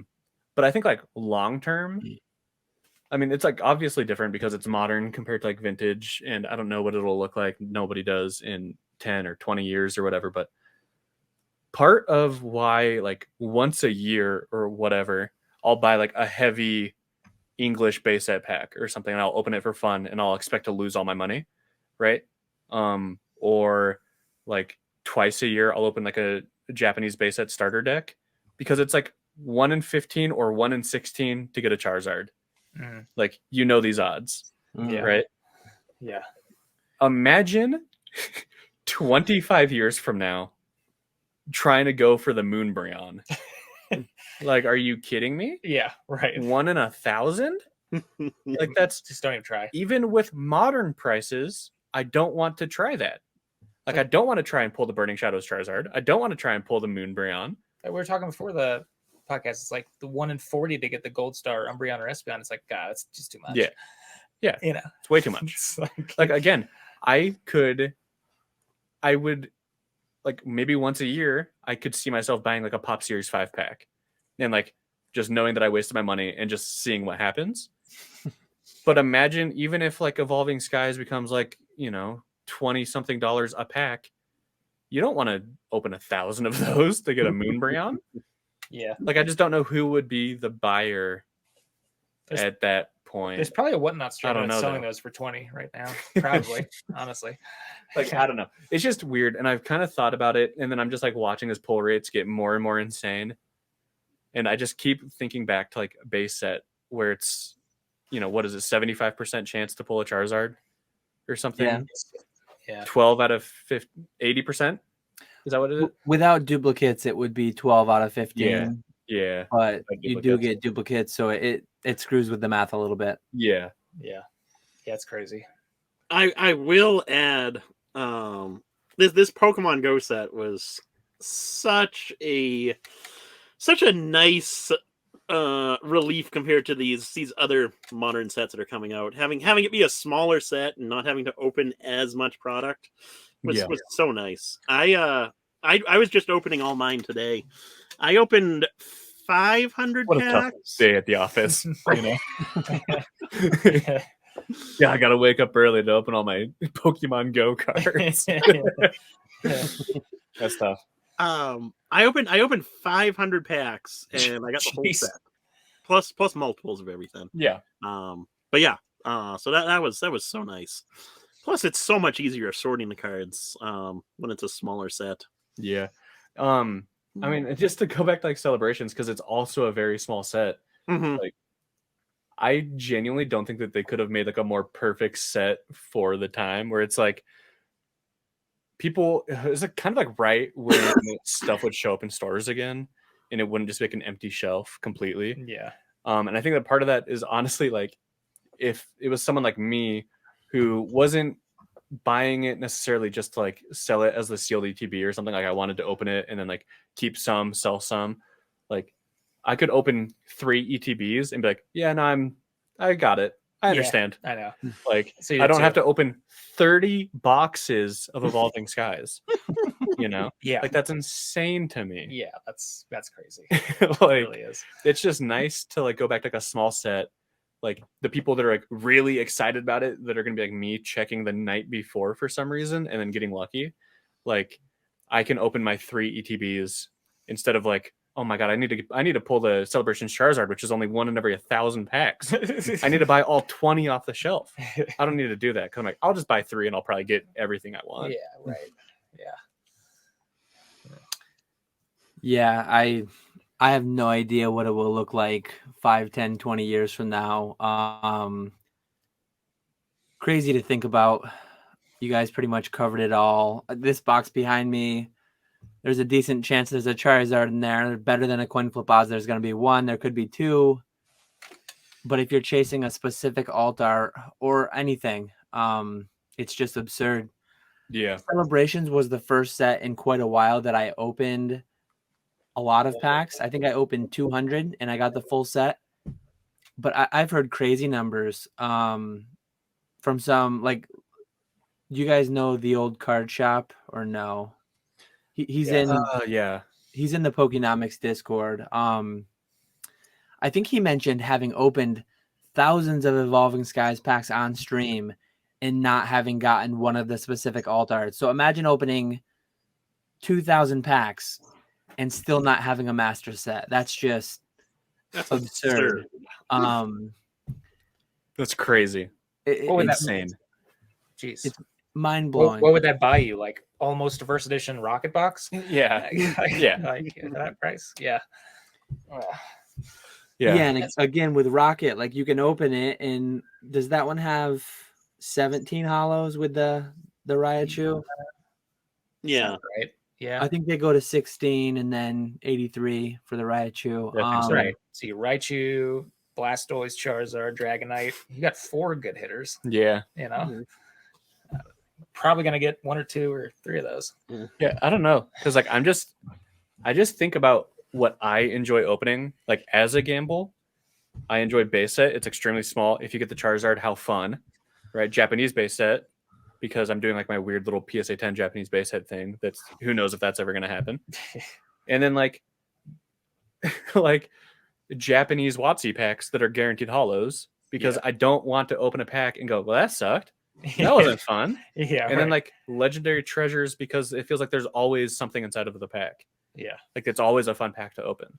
Yeah. So I can't imagine, like I know for a fact in 20 years, I'm not going to be buying an Evolving Skies pack for whatever it costs, unless it like the whole world collapses. Unless it's 50 cents. Unless it's 50 cents, you know. I'm like, oh, I remember when I did Pokemon. I'll open that pack. I remember when I did it. Yeah. Like, but I'm not going to be spending $10 a pack, or, you know, and that's assuming that it, like, who knows? An Evolving Skies pack could be $50. It could be $90, like a Legendary Treasures pack. Because what if you get the Moonbryon, you know? Crazy I to don't think. really see it happening, I guess. But who knows? I don't know. Yeah.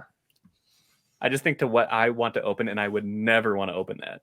I hardly want to open it at $4 a pack. Yeah. It's true. Yeah. Facing very long odds. Yeah. Yeah. Good question, though. I like that one. Yeah, that was a good question. Good job, Stuart. You should get Stuart on the pod. Yeah.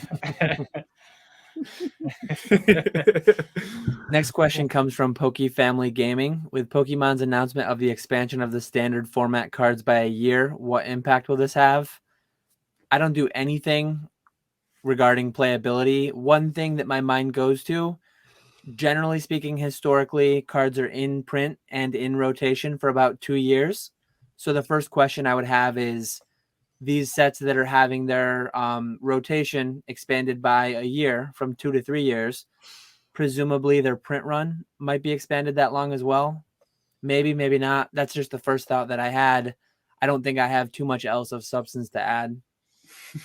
Yeah, no, I don't do anything with playability. It's just, I have it's two just friends. collectability. I have 2 friends that do, and it makes me so jealous because it's like they're so much smarter than me, and like they're the ones that are pulling out the trainers that are like $6 or like this is actually playable now. This random non-hollow like rare. Now this is a $4 card. Like I don't know. Sure, maybe I probably threw it away. I remember when I first started like in was watching YouTube videos like 2016 and then started in 2017. It was like, oh, Shaman.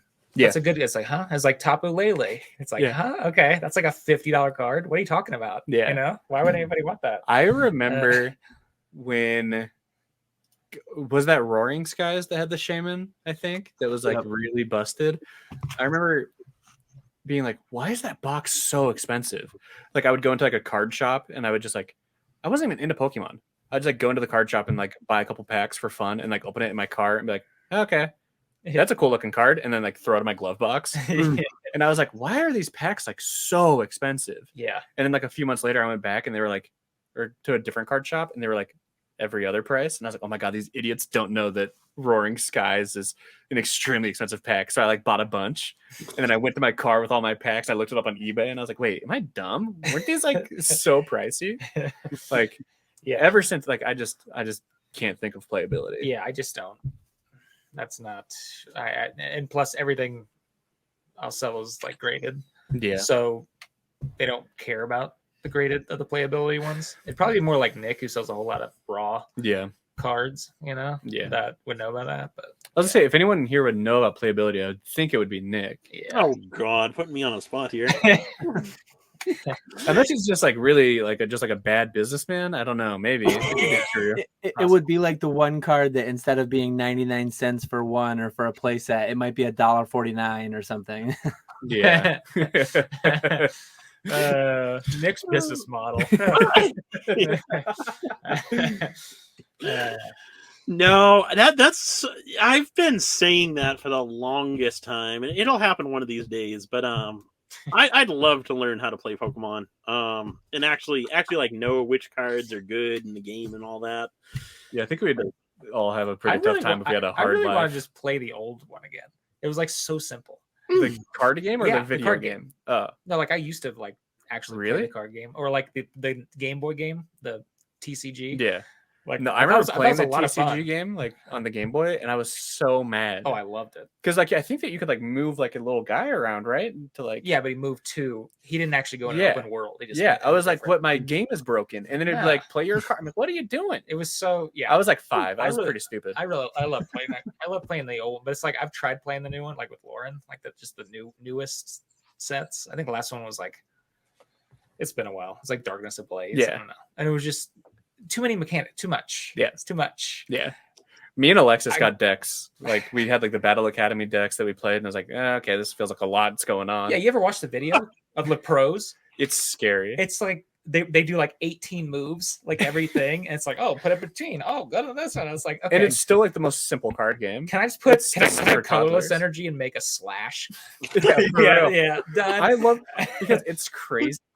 Because then like we bought like our own decks and like tried playing, and then we like never actually played because it's like you have to learn how to like make a deck, and like I'll pass. Yeah, no thanks. I'm all done with that.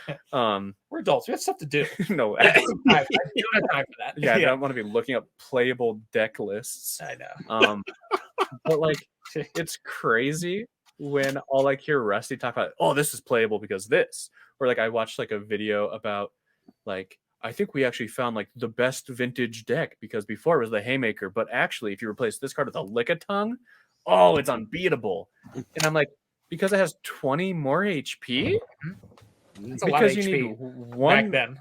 Yeah, I'm like, a lot. This is different. Yeah. I think I would have liked this. My simple little brain. I like my little like symbol monkey brain that I have. I would love to be playing the Haymaker deck. I really liked the old Pokemon game. It's just very simple. Like when I was in Pokemon in 2013, early 2014, like Legendary Treasures, I just opened a bunch of it and I just made a deck out of like that. There's a Chinchino card where anytime you take damage, I think it was like how baby Pokemon worked in like Neo Genesis or whatever. Like you would like roll a dice or whatever, or like flip a coin. If it was like heads, then you didn't take any damage. Oh yeah. It was the funniest thing. I didn't know how to actually play the game. I was just like, okay, I have a move that doubles its power like every turn. It echoed voice. It went from 50 to 100, which was so much. It felt like. Oh yeah. Like they'd be like, oh, I have Mega whatever, and like I have a Chinchino. It two shots that, and it's like, and then you try and hit me, and I flip a coin. I'm like, whoops. Yeah. No, you don't. It was like the old one. It's like, you know how hard it is to evolve twice to get up to the third stage. Yeah. And then it's like, oh, now you're up to 120 HP. And it's nowadays it's like one shot, 350 HP. And I get Yeah. four prize cards. Yeah. It's like, okay. Yeah. It's- No, even like the one deck that I actually made, it wasn't because like I knew how to play Pokemon. It's like, that's kind of funny that I just don't take damage 50% of the time. Yeah. And then like I would be playing with like my cousin or like, my cousin's friends or anything.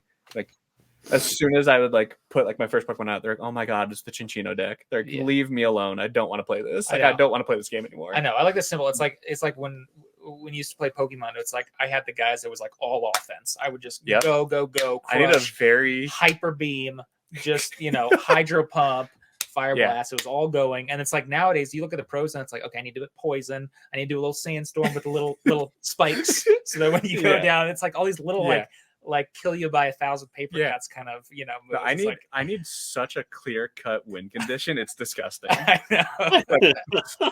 like when I play Pokemon, it's like I did not know what like a status move was. It's like I have Flamethrower and Ember. And I don't care. Yeah. Like I'm just stoked to be here. I know. It needs to be all offense. I don't need like, Harden or Leer or something that moves or Screech, It's like I need Aeroblast. Okay. And he's just, except when you had Venusaur. I need to do Solar Beam, which is the most lame move of all time. No. What was anyway, the question? Yeah.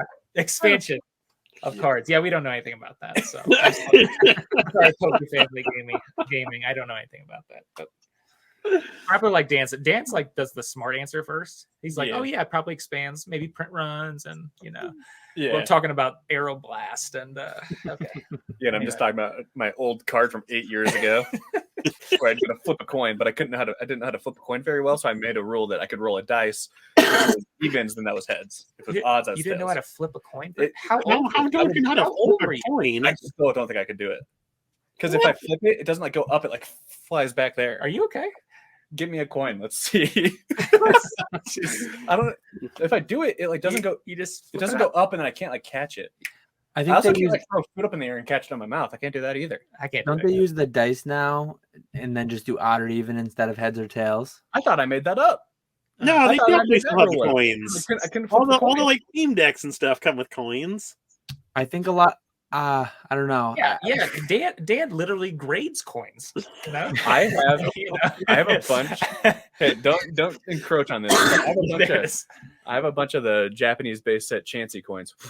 It's I have like a bunch there's like of a those. gnat in here. I have a bunch of those like sleeved up in card savers ready to go out. I almost sent them out at $50 a coin. Dude. They're a tough 10. They're a tough 10. Don't. What are we doing? What are we doing? I was like, here? if I get some 10s, I'm making so much Do you money. hear what you're saying? I'm making so much money on a 10. I hope you look back at this in 20 years and be But like, then I looked at was them, talking about grading a coin. They at will $50. get graded. It won't be at 50. Because I looked, they all have like print lines. Oh my god. Which like what? Well, now you can grade them at 30. Nice. Still not worth it. That's why we'll never get the 10 again, maybe. Because my Japanese base set coins? Because everything is gradable at $10 a piece. Yeah. Well, until the Economy classes. the whole Pokemon market collapses into nothing. Sorry, the Pokemon. Everything else too. Oh. Rats. Yeah. Oh well. What do you think, Just Nick? here for the ride, honestly. Yeah, I had nothing on that one. Playability, yeah, I don't know about. Someone could buy Nick out of It would be nice. It'll be nice for cards. business having. having more cards available. I think Nick would know the most, because you said like all of a sudden your quantity 100 goes down to 0. You'd be like, okay, that's probably was playable, Yeah. I do sell some quantity of cards on like Troll and Toad Evo, and occasionally I'll have 20 of them sell, and it's like, okay, something must have changed because now my 20 sold out at 99 cents a piece, and now the lowest listing is $2.99 or something. Huh. Nice flip. I could probably probably whoever's paying attention, they just go through TCG Player, Troll and Toad, eBay. Yeah. All the people that aren't paying attention like me, they just double up, triple up their money overnight. But usually if I have hundreds of something, they're not all listed. I list 10 or 20 at a time usually. Yeah. Oh, see, I can't do that. At least for like modern bulk cards, I list everything that I have. I love that. Nick's like, I'm not doing this. Okay. so if the meta drastically changes, go to Nick's store, buy them all out for 99 cents a piece. Oh no, he made $1 per card that he spent a penny per card on. Dang it. He only 100 times. He probably liked that because it's only one thing to ship, Yeah. Yeah. Yes, exactly. Yeah.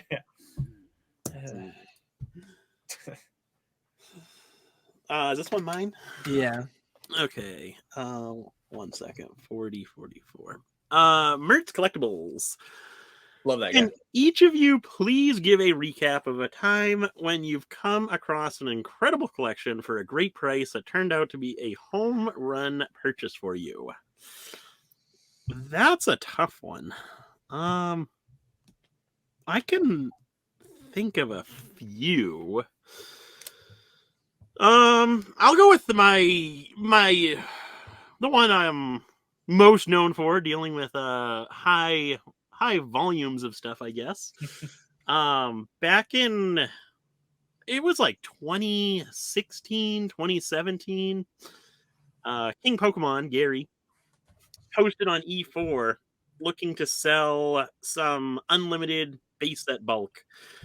And he made a thread, and he was asking, is Troll and Toad better, or is Collector's Catch better to sell all of this unlimited base set bulk? And there were a few people who replied back, oh, Gary, don't do that. You can get more for WotC bulk and all that. And so I actually messaged him and said, if you're looking to sell it, I'll buy it from you. And he said, sure. So I asked, how much do you have? And he responds back, it was like 45,000 commons and uncommons. Jeez. And then 2,500 just character rares. So the 6 character rares. First edition? No, this is unlimited base. Oh, unlimited. Okay. Yeah. And so he told me that, and we ended up working out a price point of, it was like 10 cents a piece on the commons and uncommons, and maybe like 50 cents a piece on the rares.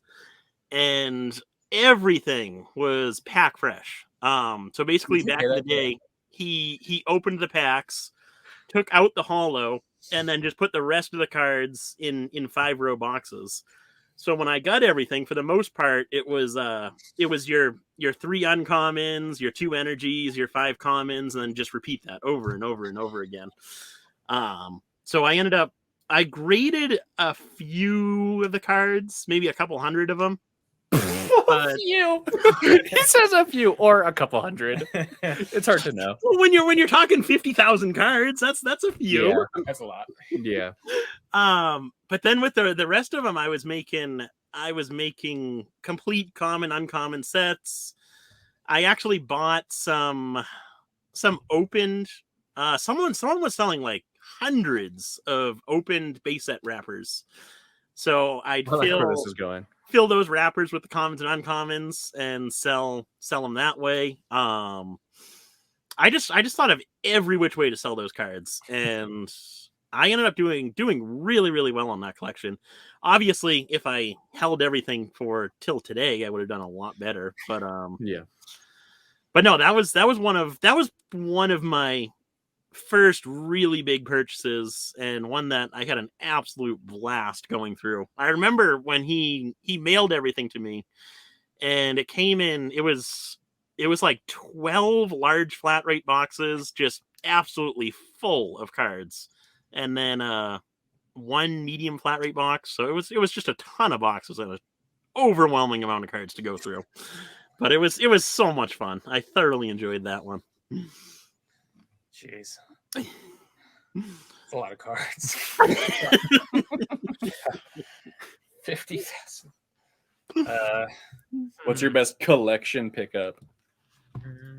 Probably like one of the first, because God, it was so good on Craigslist for a little bit. You know, there'd just be so many collections just sitting there, just sitting. Yeah. You know, and I think like one of the first ones was this guy. He had just a mint. He used to play competitively, so I was like, he might have roughed up his stuff. You know, I'm not really sure about that, but he just had all the WotC sets up through like Neo Destiny and Shinings. He had, you know, I remember I have like 8 Shining Magikarps, and he had all the gems, and there was like a mix of first edition unlimited, and I was like, this must have been like 2017, I think. And I'm like, he's like, what will you offer?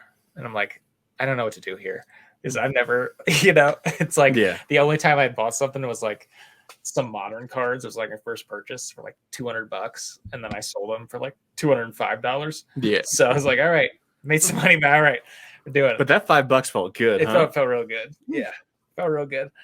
So I think I offered like $1,500, which is a lot. And he's like, okay, sounds good. I'm like, okay, let me just meet. And then I met him, and then they were all in mint condition because he played with like this, I guess, just sleeves, and he just put it straight into there. Yeah. And you know, he just put it straight from the pack. And I want to say I made like $13,000 off that $1,500. Jeez. But the thing was too, which, you know, Dan won't agree, but it was like 2 certs, and it was like 9 9 10 10 10 9 9 10 9 9 10 9 10. I'm like all the hollows. Yeah. You know, it's like an 8. Yeah. You know, it must have been garbage. You know. Yeah. So it was just it was just very easy. So yeah, I don't know. Craigslist is crazy because I looked on Craigslist, Mercari, OfferUp, every Facebook Marketplace. I would check multiple times a day. Yeah. I was like addicted to trying to find anything. Me too. Like eBay, just refreshing nonstop. Yeah. Like I can't even tell you how many hours in like that like 6-month period. And then like Pokemon like blows up, and I'm like, oh boy, like now it just feels like, you know, hopefully people will start like going in their closets and like pulling it out. Like I'll sell this. Nothing. And then I checked Craigslist, and this guy had a whole like box of sealed Ancient Mews, and he knew how much they were worth. And at the time, a sealed Ancient Mew was like $15 or something. And like he puts that in the Craigslist post. He's like, yeah, you could buy them on eBay for 15, but like you would have to pay like fees, you know, like if I sold them for 15, I'd have to pay fees, and it takes time. So like I would be willing to sell them for like 12 or 10 or something, like in bulk. And I talked to him, and I like did not have very much money at all at the time. And I was like, could you sell me like 100 of your like 400? Because I think 600 come in a case. I have a box somewhere. I have it at home, like in my closet, but it says like WB, like promo something, like it says like 600 times 2, I think, because it technically comes with 2 cards. It comes with the insert as well. Yeah. So I think that's what the times 2 is. But he still had like 400 because he said that when he was a kid, he opened like 100 of them and just like destroyed them all. And his brother opened like 100 and destroyed them all. But he had like 300 or 400 left, and he like found it in his closet. And I was talking to him, and I was like, okay, well, what if I buy them all? Like, what if I like really kind of like over leverage myself and like see if I can't make this happen? And he gave me like an insane price. It was like $350 a card or something. Yeah. And I was like, what? And I was like, yeah, deal, done, you know? But like, even at that price, I had like one of my friends, I was like, hey, can you buy like 50 of these off me immediately? Because like, this is a lot of money. It's amazing how money like it keeps growing. Yeah. It's like you doing business. When you like level up or whatever, you know? And And I was like, oh, cool. Like, that's going to be sick. And then the same day I was at work on Craigslist, because I was just on Craigslist and Facebook Marketplace all day long, every single day.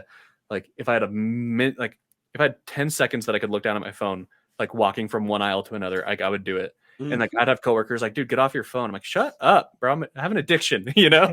Like, I'm trying to get Pokemon cards. I know, like Lauren's on, like, you know, she'll be on Reddit or TikTok or Facebook. Yeah. It's like anytime she looks at me, it's like I'm on eBay. Yeah. Like I'm just like I don't even know what's going on in the world. Yeah. I don't know. You know? And then I found like another guy who was selling his collection, and it was just like the pictures of the front. He said that he was like, you could tell he was like an older guy. It's just pictures of the front, like a lot of like unlimited, like 3 unlimited Dragonites, Rocket Dragonites next to each other. A bunch of stuff like that. Some like first edition Neo Genesis, Neo Destiny, like non-hollow rares, just like a bunch of stuff. And I was like, hey, could I get pictures of the back too? And he was like, no. He's like, if you don't like trust me that they're like in good condition, I don't want to sell to you. And I was like, all right, cool, sold. I'm coming, you know? And I was on the way to his house when the Ancient Mew guy messages me. He's like, oh, some other guy offered instead of $350, he offered like $4 a card. So I'm just going to go with him. I'm sorry, but I'll take like 20 of them aside and I'll just give them to you. Cause like I was supposed to do the deal with you first. And cause I saw that I got an email cause I was emailing him back and forth. And I was like, hey, Alexis, read this email. What does it say? And she's like, oh, he's going to sell it to someone else. And I pulled off of the highway, like onto the, and I take it back. I'm like, no, how much money do you like? I was like, there's no way that I'm losing this. Like, I'm not losing sealed Ancient Mews because I'm the underbidder by 50 cents per card. Yeah, you know, like, oh my god. And then I just instead of, I can't remember how much I ended up paying, but it was like $5 a card or something. Yeah, and it's just like he knew exactly how much they were worth. So I didn't feel like I was like ripping anyone off. Like he linked eBay listings, you know. But he just said that he like needed money for college or whatever. He's like a chill dude. But like I think I just sent my last ones off to PSA. Yeah. Like I had them for a year and a half. Yeah. That's crazy. But like I don't know how much money I've made on that. Way too much. Except like when I first got them, it's like, what is the difference to me if I have 400 or if I have 350? Like I was contacting like everyone, like you. I was like, hey, a bunch of Ancient Mews. Can I get? You want to trade for anything? And you had like a damaged Neo Genesis first edition booster pack. Yeah, that like you just couldn't sell because it was so ugly. Maybe it was. I was like, yeah, can I get that in the box that it came out of? You know, I got. What did I get? 2 10s. You got like 50 sealed ones from me too. I know, but I had 2 PSA 10s. Yeah, I don't know. You got screwed. Yeah, you got you got 8. I am PSA 10s out of like 20. Yeah, I sent like 20 to GradedGem and I got like 8 10s. Scammer. I think he looked at all. He looked at all the centered ones. Which how does that exist? They all look bad. Well, you know, every Ancient Mew looks so bad. It does. Is that the most printed card ever? Base unlimited Charmander. I was gonna say it has to be like a base unlimited like common or energy. They made 2 million of those 2-player starter decks, and that was a play set in there. Oh, true. God, and then every base unlimited box too, however many you get in there. Yeah. No, but I think like my biggest one by far was the Ancient Mews. Yeah. Just because insane. Insane. Yeah, I've made some crazy big purchases. Kind of ties in well with the next question too. But I've talked about one where a guy drove from Canada. Like I'm in central New York. I think it was a 4 or 5 hour drive. He actually planned to do it one day, and then customs turned him around because he had like not a minivan, not like a U-Haul truck or anything, but like a full size van, like one of those Mercedes vans, filled with Pokemon. It was like I think today it was still almost the biggest purchase I made, and this was back in, I tried finding it in my emails, but I couldn't. 2018 maybe, 2017, 2018, and it was like $40,000 somewhere in there. Complete. That was a lot. That was a lot back then. How much was like, an Illustrator? I have no idea. I think that was before I got into the Japanese trophies and promos and stuff.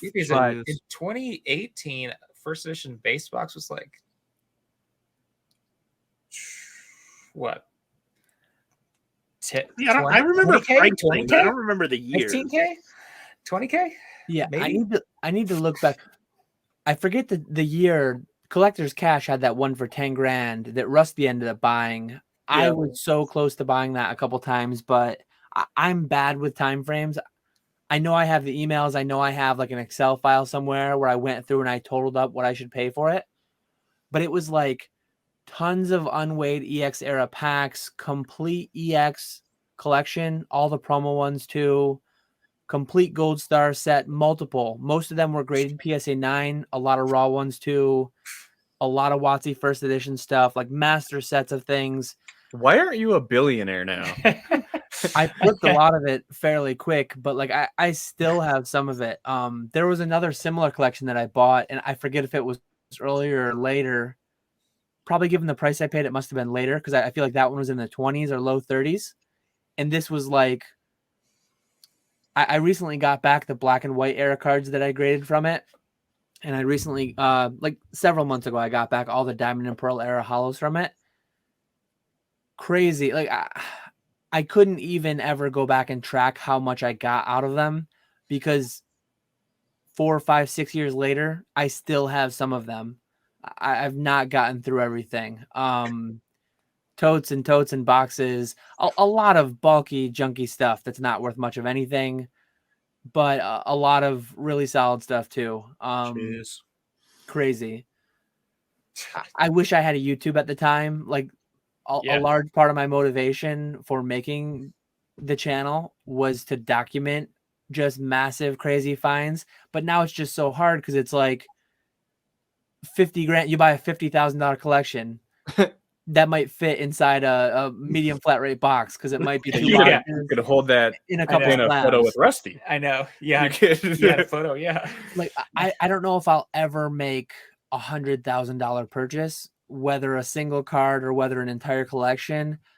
As far as everything has scaled, as far as the capital goes, it would be like in my capabilities, but I just don't know that I ever will because it's still so crazy to think of it. The numbers are big, but I guess most people would have sold a lot of those things. And I don't know. It's crazy to think back because I spent $20,000 to $40,000 on a few different collections when what those would be worth today. If I just bought them, put them in a storage unit and forgot about them today, they'd be worth hundreds of thousands. 2020 peak, they would have been worth $500,000. Just absurdity. Yeah. It's mind blowing to think back on some of it. I'll have to do a video down the line at some point just because I have the spreadsheet. I know I have it somewhere of when I was just piecing out like how I came up to my $30,000 offer or whatever it was. It'll be crazy too. I know I'll have to clean it up some because I end up all over the place, but packs were over here. Graded cards were here. And then like the list of just throw-ins, add-ins that weren't even really factored. Just, add on another $5 grand for all that. Crazy. Wow. Insane. That does tie in well though. So I'll go right into the next question because it's kind of a continuation in some ways. Rockets Charizard 88 asks, curious to know how you all started your business, quick flips or long-term holds. So my bread and butter has always been buying big collections for under market and then selling enough to get my original capital back and then profiting the excess and just getting to it later. I know one of my first buys in the hobby, like when I was really getting into it in 2014, 2015, I bought like a mixed collection for a little over $1,000. I remember the first time I spent $1,000. It was on a mixed lot, bunch of WotC hollows, had a first edition Charizard, pretty rough shape. I want to say it was included in my first submission ever to PSA. I should have prepped and I should have just pulled it up. I probably can while I'm talking. I think it graded a 5. This is your first resale purchase ever? First grading submission ever. My first resale purchase over $1,000. Oh, I thought okay. Oh. I was gonna say you really hopped right into that. Here's my CC free submission in April of 2015. So I started buying stuff in 2014, but this was my first submission ever. And number 1 card on it. It was an excellent 5 first edition Charizard. And that was part of a bigger lot. The bigger lot was $1,000. I don't remember what that sold for off the top of my head, but it was hundreds of dollars. But that's what I would do. I would buy a big collection, dozens or hundreds of cards, and I'd sell off as many as it took to like break even. And I'd use that money to buy the next one, while in the background, I would like list the remainder to get into more profit, add to my personal collection what I wanted to add. And I mean, literally, I started with $5,000 back in 2014, and I churned and churned, some quick flips, some long-term stuff. I was buying more than I could keep up with, doing this on the side. And I've been full-time for almost a year now, and I still haven't like gotten through my whole backlog of just things that were unintentional long-term holds almost, just because I didn't have the time to get to them. But you're also buying still now. Oh yeah. Yeah, if when I quit my job, I didn't buy a single thing, I would probably be through everything. Yeah. But I'm spending more now than I ever have. Yeah, same. My backlog is bigger now than it was before I went full time because I've been buying a lot more.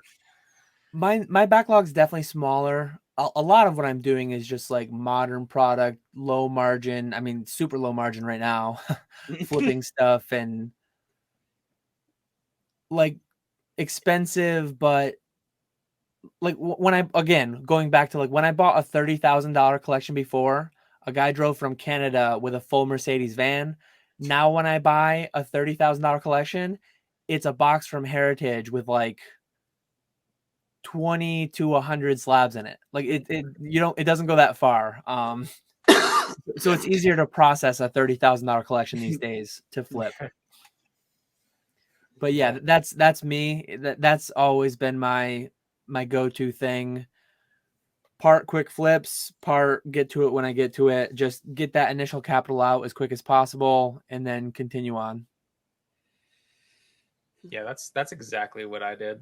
So that's just like I did buy big collections, grade what I can, sell it off, and then recoup it, and then just just do the rest slowly. Mm-hmm. Or if it does sell quickly, great. Then I just move on to the next one. But if doing the middleman thing since August of 2020, I just haven't really had any time to really just dive into that again. So I mean, we've talked about it's like, yeah, there are a lot of opportunities out there to buy just even modern stuff. Yeah. It's just there are opportunities where we say, why aren't we buying this card right now, grading it with this company at this tier, and then selling it between this much and this much? Yeah. And it's like, don't have the time. Yeah. We're like, why aren't we doing this right now? Because right now, us talking about this while we're both working is us wasting time that we should be using working. Yeah. Because we have so much to do. Yeah. But there's a lot of stuff out there that you can do. Not just, the vintage stuff. I mean, that's more, I feel like vintage is more like luck. Like it's just, you find it. Yeah. Like random one, newly listed on eBay, you find it locally on Craigslist or something. Yeah. I mean, you're just, you could try to do you find a box for pretty cheap and you grade the light packs. Well, of course, grading packs now is expensive. Let's talk about grading packs and how good it is. Yeah, well, that's what I should have been the truth bomb. Grading packs. How? Yeah. I sent out packs. Arbitrary packs, or arbitrary grades and arbitrary plastic. Yeah, look at pack grading. Yeah, disgusting. Yeah, truth bomb. Cards aren't as different from pack grading as people like to think. Yeah. Oh, cards are a million times different than pack grading. Yeah, you can't. Grading is literally just throwing darts at a dart. You cannot get below a 7. And you better hope that the can you dude get below over a 7? You better hope that dude at BBCE, when he's throwing his darts, he's not, a little intoxicated with a little Dewey, a little DUI. Find hey, I'm actually better at darts after a few drinks. Yeah, I don't think we just had he's also better at driving. Well, the guy at BBCE. the UK guys submitted packs, but we didn't at the US. But they just got back a submission. I think it was like 200, Yeah. 200 or 250 packs. Like none scored below. They're like all 8s and 9s and 10s. Yeah. So I don't know how you even get below a 7. I think I saw 1 7 or 2 7s. What is that? It's a vivid voltage Vivid PSA 9 voltage. What are we doing Yeah. here? Making money. What are we doing here? Money. What are we doing here? Grading a $3 pack. Yeah. $2.50. How much The is market the market demands it, so I supply it. Supply and My demand. guy. Honestly, that's my guy. Yeah. You know, when we get through GradedGem, we're gonna just become Dan. We're just gonna literally just every coins, vivid voltage. I have packs, 5 Japanese basic coins in sleeves, in card ready savers, to go. waiting for it to be less than $50 a card. Yeah. Or coin. I mean, sorry, whoops. Sorry. I tried getting PSA to grade these ones, but they won't.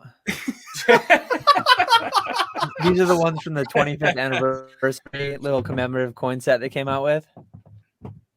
Literally, this is how you start your business: is you make money on everything. Yeah. It doesn't matter. No, okay. Yeah. I will say, because when I started, every single thing that I had, like every single common card, it's like, I am going to sell this somehow.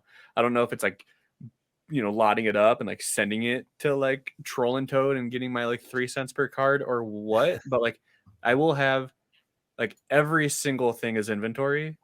That's a good business. Weren't we just talking about good businessmen? Yeah. Were we just talking who is one of the best businessmen, if not the best, in Pokemon right now? Old school Pokemon. Yes. Okay. But who is it really? Rusty. Okay. No. Come on. PokeRev? Yeah. Okay.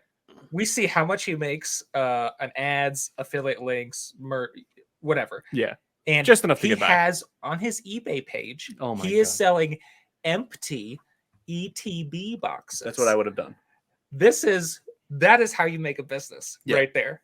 Literally everything is for sale. He has 3 items on his eBay right now that are less than $10. Free shipping. With free shipping. Right there. There's how you start it. You make it, monetize everything. I cannot understand why this man is doing that. Well, but also businessman. Look at his bank account and then look at my bank account. Yeah. Like there's a reason that he's doing it. Yeah. So just there's opportunity everywhere. So just make it, Yeah, no. When I started, it was literally just spend $50 on a Hidden Fate CTB, sell it on eBay for 85, whatever $1 less than the lowest was. Yeah. Make my like $7 profit. Think I was like a genius for making money. And then just kept doing that until I just realized like just how much fun it was to like, it's tough to explain. It felt like I was just like creating money out of thin air, It's like, when you get a card graded, it's like I didn't really do anything. Like I provided somebody now with a graded card, but like I just bought the card from someone else that could have graded it themselves because like I saw that it was a good price. Like I was learning a lot about prices at the time. And I was just grading everything that had like a good margin. Like it was like a little formula that you would have that's like pretty simple. Like, does this card plus the grading fee equal more than like what I spent? Like for a while there, it did on everything. I mean, it's still silly today how much prices have come down and still you've got a neon above your head. Yeah, no, it's tough to get. It was at least, and maybe still is a little bit. It was tough to get punished, but at the time, like right before the boom, I was just buying like every day. I would just go to eBay. I would look up like near mint base set unlimited Charizard or mint. People were selling them ungraded for some reason. I would just buy them.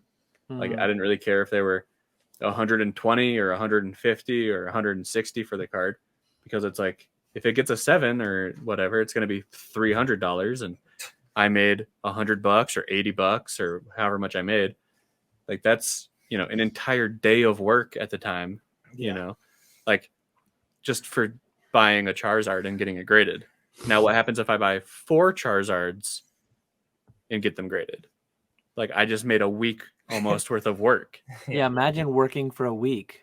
Just grade 4 or 5 Charizards. And then do it better by still working for that week and grading those Charizards. Yeah. Right. And then just, churning and churning and churning. And Yeah. Yeah. It was just small little Rinse and flips, repeat. grading everything. Yeah. Yeah, mine was the same way. Quick flips. I've told this story before, but I got back in 2009, very, very small. And from 2009 to 2013, I was all about flipping Pokemon. I had no interest whatsoever in collecting, holding, investing, whatever. Everything was for sale. It wasn't until like 2016 that's when I actually started collecting a few cards and setting some stuff back. But yeah, so that's definitely the way to go. If you're just looking to get started with a business now, quick flips is so much easier. There is so much opportunity right now to buy collections and make money on them. Yeah. Whereas you can have an idea on what's going to go up in value, but you really don't know for certain whether that's going to happen. Where the flipping game, I don't want to say guaranteed, but you're almost guaranteed to make money. Yeah. Consigning is nice too, right?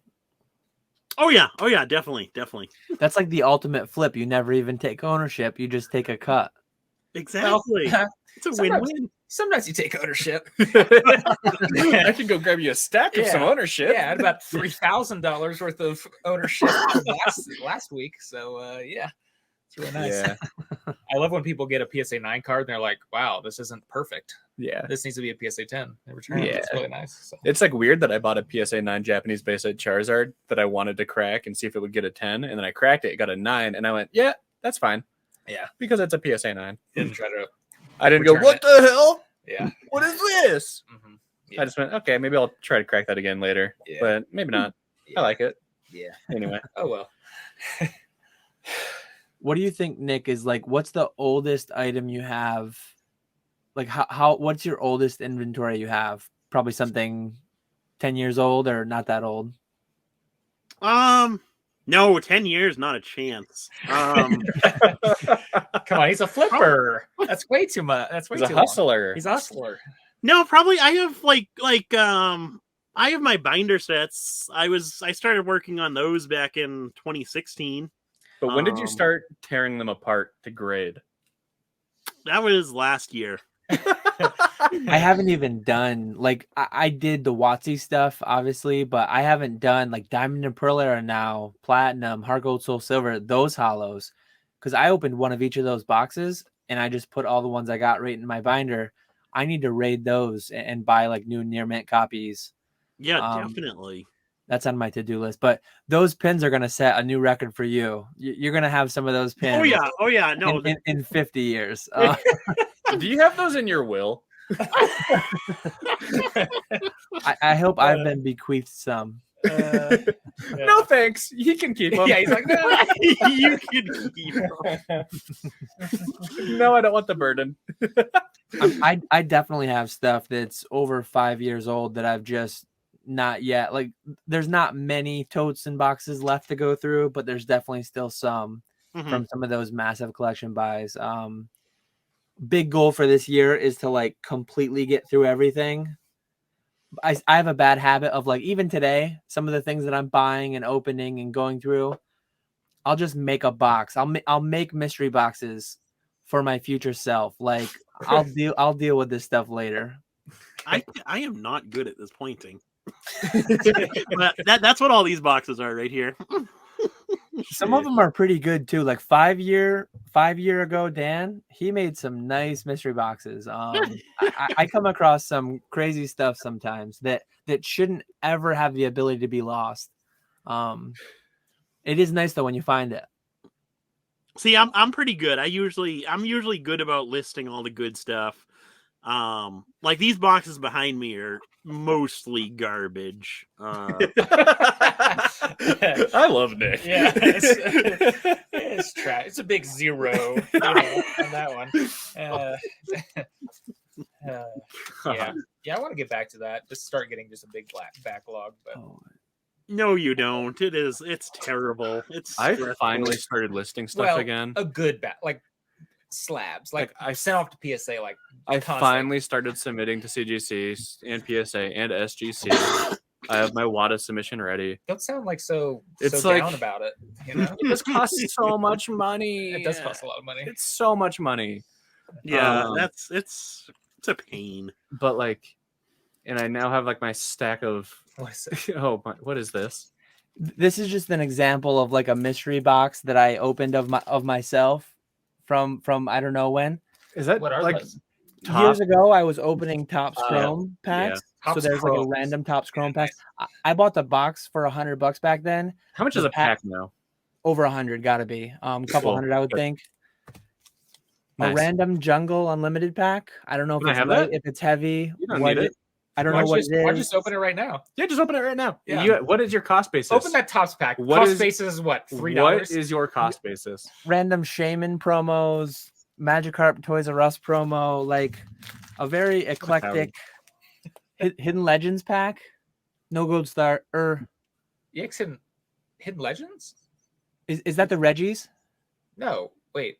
It the would Reg- have to be the Yeah, Reggies. Yeah, the Reggies. Yeah, the Reggies. Hidden Legends, yeah. Yeah. Pokemon 2000 pack. I think those ones have the Like $150. You should probably first open that appearance. though, right? First appearance Lugia. Get it. another Topps Chrome pack. Like this is just a stack that was in the edge of a tote. Most of the stuff was complete junk. Evolution sample packs. Most of this stuff was junk. This sample card pack. I'll find like a CP6 Charmander and I'll go like, oh, I forgot about this. And I'll sleeve it up and I'll put it in my to be graded pile. I don't think I even have anything left except slabs. That's it. Yeah, I'm I have, finally like- getting. Like this was a stack in the corner of a tote that came like probably from around the era of that Mercedes collection that came in. But these definitely didn't come in it. Most Imagine of them having didn't. Mercedes collection. But it was like a box full of empty binders, like empty binders. The remainder of the tote, I don't even know what I'm gonna do with them. Some of them are pretty cool binders, pretty cool artworks from like the EX era. Like some official binders, probably a lot of black and white era ones too. I think that's where that collection ended. But this was just like shoved in the corner of that tote in the bottom underneath all these binders that were worthless. Okay. So that's an unintentional long-term hold that now I've got to deal with today. Yeah, you've got to deal with it. Oh, it's so tough. Thousands of dollars of Pain, profit. isn't it? Thousands of dollars of profit. Honey, don't talk to me today. I'm gonna have a real tough day in the office. I got to decide what to do with my jungle packs. see what it weighs. No, like I've had a bunch of stuff that's been sitting around for it's close to 2 years now. Like I came back in right before the pandemic, like March 1st, 2021 or 2020, I mean. And then I've just had like some raw cards waiting to be graded, since a few months after that, maybe. I remember when I was so small time that I would have my to be graded stack and it'd be this big. And then I would send it all to PSA. And then I would go, oh no, I don't have any more cards to submit to PSA. I have 0 cards that I own. And then I'd buy them again, and the stack would be like a couple cards bigger, and I'd send it to PSA. Okay. And I would have 0 cards in my possession. How big is Dan's grading pile? If PSA went and they said $750 a card, Yeah. If they said 750 Pokemon special. how many? Charlie did 30,000, I know, at 750 or whatever he was getting. It would at least be 20,000. But it's not like in a pile. It's not ready to go. Like it would be a frantic. It would be. Yeah. It would be a frantic week or two to just grab everything. All I would night. send I would call you up and ask if GradedGem was reopened, given how cheap it was. No. I would call up Yes, but not Prestige for and you. Polaris and every middleman I could find. I'd just chuck 2,000 or 3,000 to as quick as possible. Jeez. That's why I'm going to win that bet, James. That's why I'm going to win that bet that we're going to have no $10 open to the public before the end of 2023. I think we will. Oh, we definitely will. Wow, everybody agrees. See that, Dan? Because 2023 is a far. That's a Whatever. That's a long time away. I don't A know. lot can happen between now and the end of next year. Yeah. Like had GradedGem even started? Almost, yeah. My life was a completely different Yeah. a year and a half ago. Yeah. There's so much that happened. You know, I still like I'm just now like it just feels like I have zero time. So when I was finally sitting down, I'm sorry, Cam. no, Yeah. and I don't even work 40 hours. I wake up late. So like, how could you get less time? I don't know. It's crazy. Old people are nuts. Anyway, you fathers, it's insane. Yeah. I'm like, okay, wait. I think I need to like, because I just have hundreds of cards in like rows, just like waiting for something. Uh-huh. Like, what am I doing? Like, something needs to move somewhere. Like, I have 22 sealed video games on my shelf waiting to go to WADA, and it's like I don't have the time to like figure this out. Like, I don't know how to sell it. Do I sell it on eBay? Do I send it to Heritage? I don't know. What tier do I submit it at? I'm going to bed. Yeah, there's no There's no video game middleman. Is there? I don't think No. there is. I don't think it exists. Yeah, no. Yeah. So I finally just submitted 2 like 200-ish card submissions to CGC. I submitted Back on the menu. back on the menu. Perfect 10. Yeah. Japanese WotC boys. Just submitted like 31 cards to PSA at $30 a card, or 51 cards at $30 a card. I like how all three of you said you're done with CGC and then you're back on the menu. I just want to say that. It's a coincidence. I never- love the label. I love the way the card looks. I love Getting What's the cards word? back and What's then the they're word? Money. That's it. That's it. I love having it. Uh, So I'm finally like, I even sent some stuff to SGC, which I'm getting back now. I almost sent some stuff to BGS at the same time. Like, have you guys ever sent to SGC? I've never done that. I was going to ask No. how much did that cost? I think it was 30 a card, Oof. Which They is never tough. load. Card? No way. but it's also like a 4-day turnaround. Oh, It said like estimated 20 to 25. It was like done immediately. Which is concerning. It is concerning. And, I had that discussion with someone about CGC because I sent bulk and it was back in 9 days. yeah. See, I've Or never been that long. calendar It's always- days. It's always My- been like 4. Yeah, my or bulk maybe- took over a month just That's recently. crazy. Even this Yeah. most recent bulk was like that same amount of time. Not like to get it back because they send like the slowest. They have like their return shipping is like a guy on a bicycle. It's like the absolute worst thing I've seen in my life. Yeah. It takes, They just changed that though. You can do FedEx now. but then it says like no insurance or something. What are you talking No, about? but now it's insured up to 50,000. Okay. Well then, Yep. okay. Good. Yeah. Nice. Wow. Now I know Because for the next time. Before glad- you had I'm- to send it registered mail. I'm glad they're a company now. You know? I don't even- but yeah, no. So I Yeah. sent to like all these companies, and yeah, CGC is coming back. But I was having that conversation with someone about CGC where they're like, no, it's really good that it's only a 4-day bulk turnaround time. Like that's awesome. And it's like for the consumer, maybe for CGC, I would be freaking the fuck out. I would be so scared. Are you kidding me? Like If that I many can do days. a bulk turnaround time in 4 business days, Mhm. like, do you know how many employees they have? I don't know. Do you know like how scary it would be for like, as a business owner, if you had, let's say, instead of just me, you had like 60 of me, and you come into the office one day and you look, and we're just like sitting, just waiting for something to do. I think Dan said he said that probably PSA is going to lay off a lot of people. Probably, right? I mean, once they get caught up of all this bulk, I mean, unless they I like think lower PSA the price could again. do something where they like lower prices, and like the demand I think is going to be there forever. Yeah. Like if things get really- really, really bad and grading goes back to 10 and like no one wants it at 10, Yeah. which is hard to fathom. But like if we go into a full blown depression, I mean, it's Yeah. Well, that'll affect everybody. Yeah. Yeah. No, I just felt like I was taking crazy pills. He's like, no, it's good for them too. Like, because then more people are going to submit. I'm like, no, but then it's still a 4-day turnaround time right now. Yeah. You know, like nothing's changed. Yeah. I can't believe it took you guys over a month though. Yeah, that's a long time. Mine was literally like 7 and then like 9 calendar days. Yeah. I don't know how everyone says that. yeah, mine was over a calendar month. That Wow. sucks. In Discord, I was seeing like a week, 10 That days, sucks. 4 days. But Dan, did you do middleman though?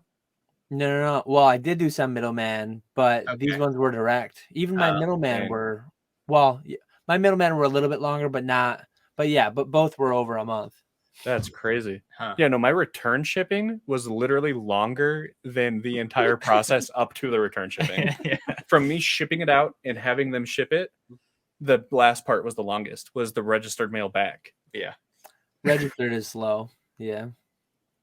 So make it registered priority, and it gets there in 2 days, Yeah. and it costs. It's probably their return shipping price. They can probably afford that. How much was it for? I was submitting one card at bulk with a pedigree and subgrades. Yeah. And so that was, what's that? 15 plus 15 plus 5? Is that 35 for the one card? Mhm. And then return shipping made the card, was it $74 or something? Oh my god! Like, who is doing this? I was like, yeah, no thanks. I just actually won't I'll just send it with the rest of the bulk. Yeah. I don't remember if I did that or not. I can't remember. It's like you guys don't have an overreaching insurance policy where you literally just have to do a $250 signature. Yeah. You know? Come on now. Let's be real. Crazy. Yeah. I was like, oh, because I pulled this one with my family. I want to put on the back. You know, I'm gonna give it to my brother. You know, this 9 tails that we pulled together. I'm gonna put that we pulled it together and give it to him as a gift. I'm like, nah. Yeah. Yeah, Not that much. It's too good a gift. You can get it with no I subgrades. don't love you that much. I can't remember if I did it with or without the subgrades. I hope I did it without. Hopefully. I'll check after this. Yeah. Oh, Ray. Ray. Don't Z's sound buddy. so excited. It's gonna be a I done. like how it's the most thought-provoking thought he's had in his entire life, and we all laugh just I know. because his name pops up. Yeah.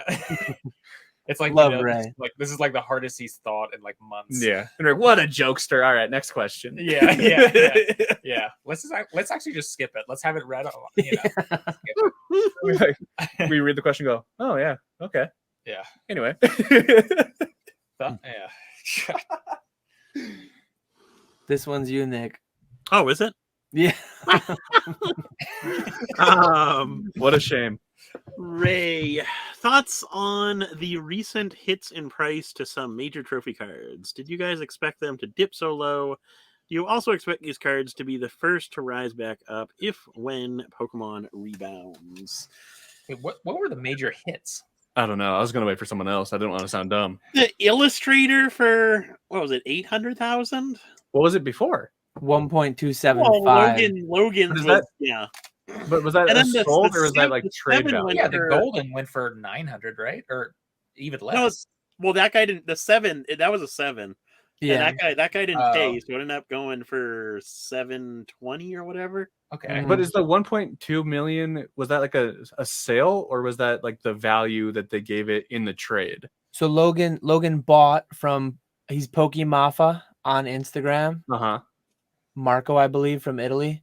Yeah. Logan bought his PSA 9 Illustrator for 1.275 million, Okay. and then he traded that and $4 million cash for the 10. Okay. Yeah. So that's how the 5.275 came up for the 10. Okay. I don't think that's a big hit to 800,000. I don't think I thought that one was going to go. percentages. I thought that one was going to be closer to $1 million. I thought it was going to be under $1 million, but I didn't think it was going to be like 950 range. But once you do a couple auctions at that high price, I mean, it's tough to set. It's not like that liquid. I don't think that's that. I think it's an acceptable range. It's like it's like you see the video game. It's like Super Mario 64 1.6, and the next one's like or 1.5, and the next one's like 700,000. Yeah, that's a hit. Yeah, that's tough. Yeah, that that doesn't seem like that bad a range, but there are quite a few more cards though. Like I don't know which one specifically he was referencing, but the illustrator was there. The half art Pikachus during the like Peak Mania, one auction through PWCC, a PSA 9 number 2 for $110,100. And then the subsequent 3 of them, 3 more PSA 9 number 2s. One of them was a number 1, but they went for like 60, 50.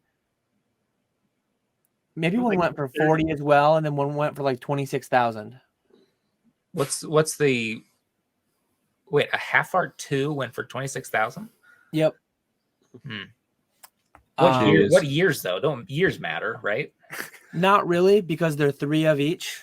I mean, they're all extremely rare. I know, but wouldn't you like to get the older ones? I know the same artwork though. There's really no like picking and choosing with cards like that. Like when I bought my full art Pikachus, it was, oh, it's a full art Pikachu. Year was secondary or tertiary. It was all about like, first it's a full art Pikachu. What place is it? And then I don't really care about what year is it. I'm not gonna like. Me personally, I wasn't paying for more for one year over another. Some people might though. Oh, I'm sure there's definitely people who do. If they already have. If you're like a completionist, like Dave Person, if he was buying the last one he needed, but who else is doing sets of those? I forgot about him. He just disappeared. Why did he stop making videos? Yeah, he just because the pandemic largely ended, I think. Yeah, he was like there and then just gone. I like that guy. That guy is nuts. I loved him. Yeah, oh yeah, he was awesome. He was a strange guy. Yeah. But yeah, I do think that in general, like the highest of the high end would go up first, right? On the rebound, on the potential rebound. I didn't know it. Half art 2 went for 20. I would have probably bought that. Thought about it. Yeah, me too. That's not. It's like in the grand scheme of things. I'm trying to find. What was that 2 base unlimited boxes? Yeah, pretty much.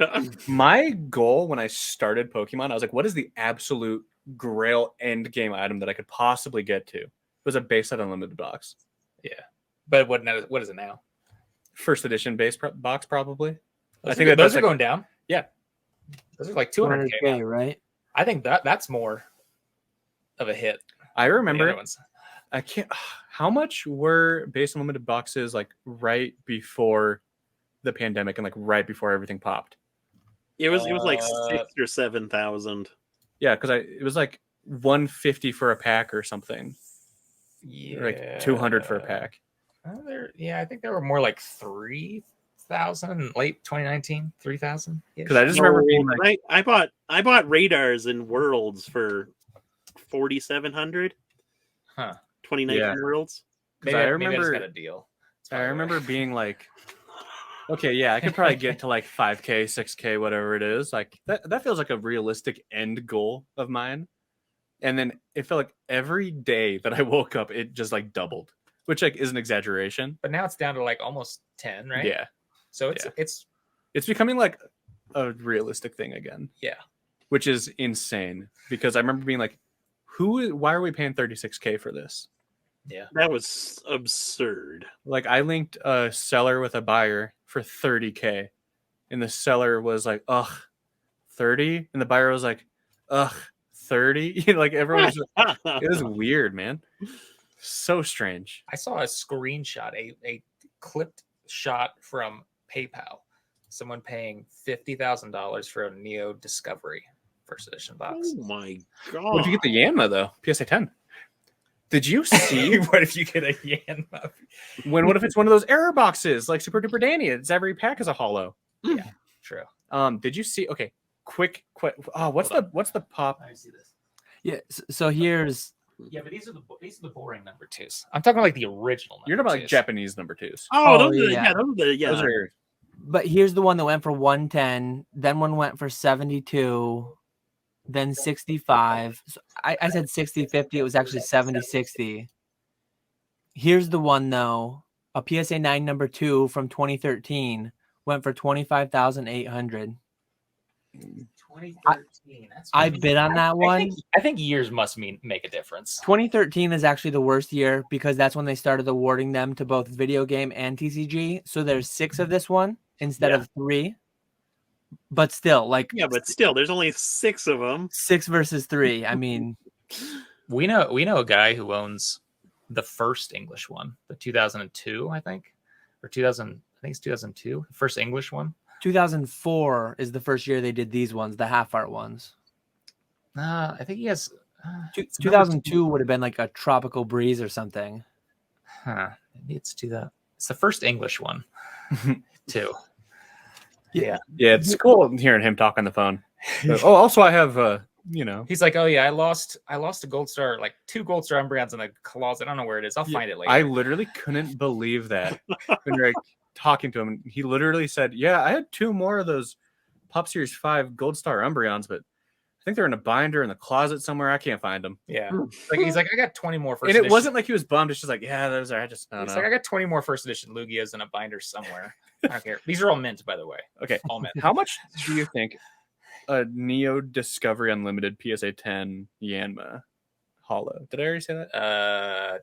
$8,000. Whoever pulled it, was it like Swolepoke or one of those types? Swole got one from Radar's box recently. That's why I was getting them mixed up. Swolepoke and Radar. Yeah, he listed it for sale for $2,500 on Instagram. He's like, selling $2,500. Unlimited? Yeah. Oh.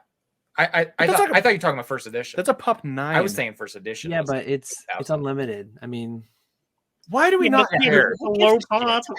Who gives a shit? I thought I cared. I feel dumb now. No, you don't. People do care. People do care. It's just there are a few people who care. I care in that when I have one, I'm going to get that premium when I sell it. Yeah, I'm going to sell it. That's how I'm not that buyer. Like that is so far from me. No. But did you see Rusty's Slowking that sold a couple weeks ago for 12,000? Yeah, did you see that one? Did you see that? And then the next one did like 6,000. Yeah, that was Rusty's. Did you see that card? Yeah. Oh, it's crazy. We saw that in our hand because it was actually a GradedGem customer. Yeah, that came through GradedGem. Oh, yeah. Well, we started in hand at his house. And he shunned your consignment service. Well, he didn't know that once you get over 2,500, it drops to I forgot to mention that. 7.5%. That is something that I know. I know that. Okay, I forgot to mention that in the email. I said like, here's the rate. Yeah, I forgot that like it's obviously going to end above that. Yeah, and I would like usually never like assume that someone's card is going to go higher or lower than like an amount, but like it's like of course it's going to go above 2,500. Yeah, so I should have said like what happens to the rate above that. But yeah. So he thought that it was going to be like way more expensive to sell through us than it actually would have been. Yeah, drop the ball. But honestly, that would have been a tough one to sell me. That's almost like I get returns for PSA 9s that are PSA 9s to selling a high end PSA 10 that, like all those things have print lines. Yeah. And like, that card specifically, and I commented it on the video and then I realized that like it could be taken the wrong way, or maybe it's exactly how you would take it. Like in hand, I don't think I saw any print lines on the front. I also like didn't look too, closely. Like the back, it was like every single corner had like a little white dot basically. And it's just like, Can I do another truth bomb? Yeah. Most super low pop PSA 10s are PSA 9s. Yeah. No. And like, that's what I was. Oh my God. Let me tell you. It's basically Black Star Venusaur PSA 10. All have a ton PSA 9s. Yeah. The PSA 9s that had a good day. Yeah. Because like I don't know if it was like a truly interested buyer and like it's not my place, honestly, but like in the video, like Rusty like shows it for like a second. And he's like, yeah, it's like really cool. Like and someone was like, yeah, like we need to see the card better because like we don't know if there's print lines. And like in the video, he was like, yeah, there's like a line here. I don't know if that's on the sleeve or the card or not. And then he like goes on to the next card.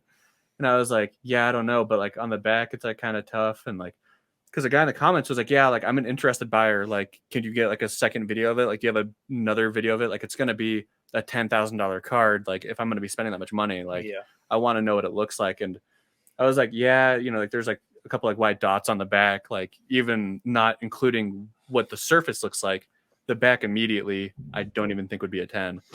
And then I was like, it's not my place, you know, like it's not, I'm not selling it. I don't want to come off as like upset that he didn't sell through us. Like, I don't care. Yeah. Like, like PSA 10s allow whitening. Like that's why I don't buy. Like, what cert era was it? 4 cert, 5 cert, 6 cert? Yeah. No, because those happened in the 2s. They happened in the 4, 5s, and 6s. Like, I that get card them back. specifically, it's like one of the corners is like pretty bad. I remember being like, oh, that's tough. But then like there's like the classic little white dot that is on every card, it feels like. I know, it's like, but there's like one corner where I was like, that's tough that got a 10. Like, it's cool when you get it, like when you're sorting through the cards and you see a unlimited 10 Slow King and you like put every card down there. Oh my god, like holy, like this is crazy. It's like so weird how they always have, it's like that, Typhlosion, Yanma, Lugia. It's like they always have. Actually, I've seen some Lugias without print lines. Yeah.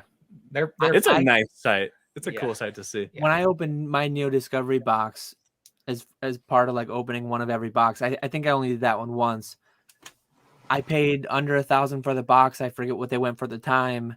I made Yanma first edition like a pop 3 at the time, and I think I auctioned it for like $2,300. I think I need to look back for the submission. I think there were 2 Yanmas in the box. They were the same card, same condition. One got a 9, one got a 10. One paid for double the box. Modern, like, there's a lot of eras where these days you can look at the back of a card and it will be blue all the way around. A long time that didn't really exist. Like, there are some eras where there's always that little white corner, and a lot of those can get 10s. Like, PSA allows 10s are not perfect cards by any means. So it's so subjective. It's so crazy how you're talking about, what is that card in 9? $200? Not even, probably. Yeah. Probably like 150 maybe. Yeah. Like, crack that card 100 times and grade it 100 times.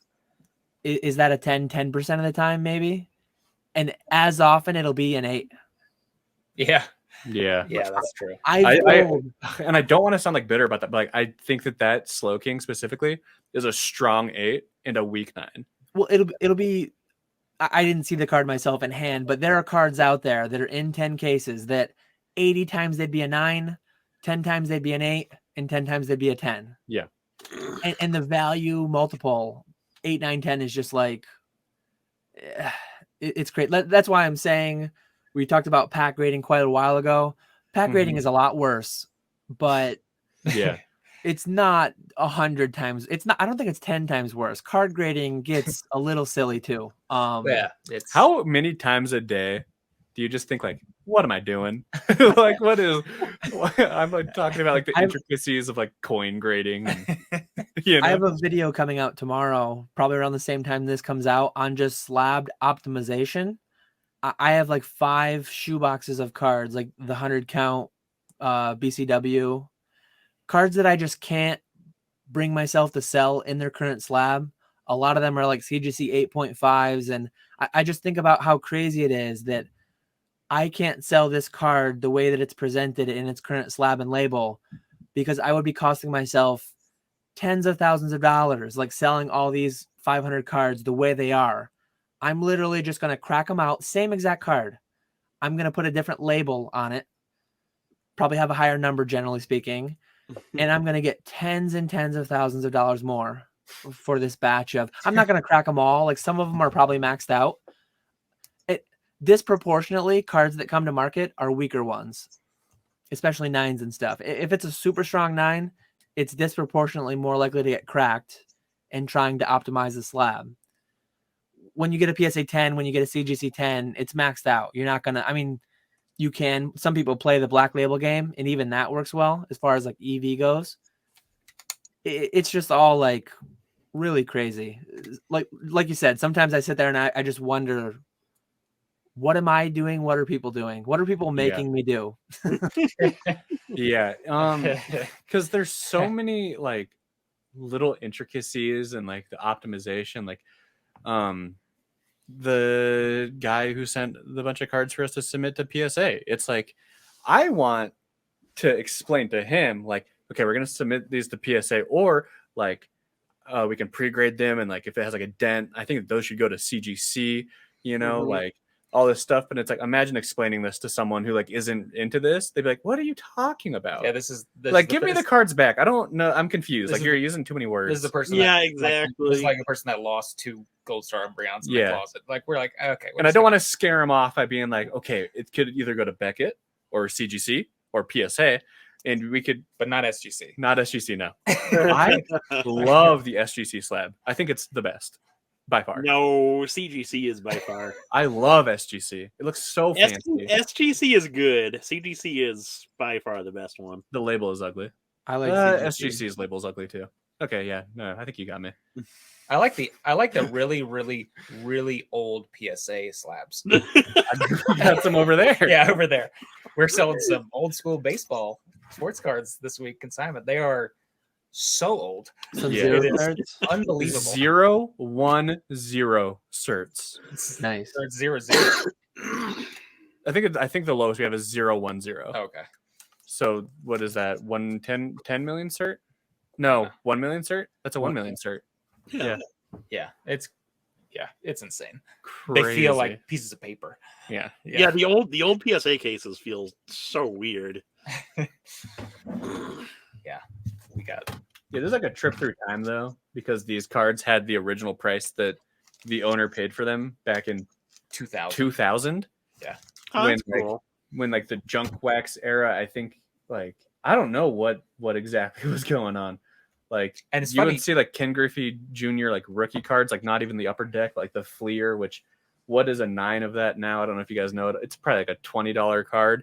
Like on the back on a sticky note, it's like my price $165, like $165, and then like a note under it that says like this is gonna be a good investment if he does well next season or whatever. It's gonna go up in value, and it's like, oh my god, this is like an actual 22 years ago. Yeah. So modern Pokemon investing. Who knows? Who knows? Little Moonbreon on the back. Bought this for $800. Yeah, bought this for $800. Looking for $5K in 20 years. Yeah. And in 20 years, it's going to be sold by someone like us for $15.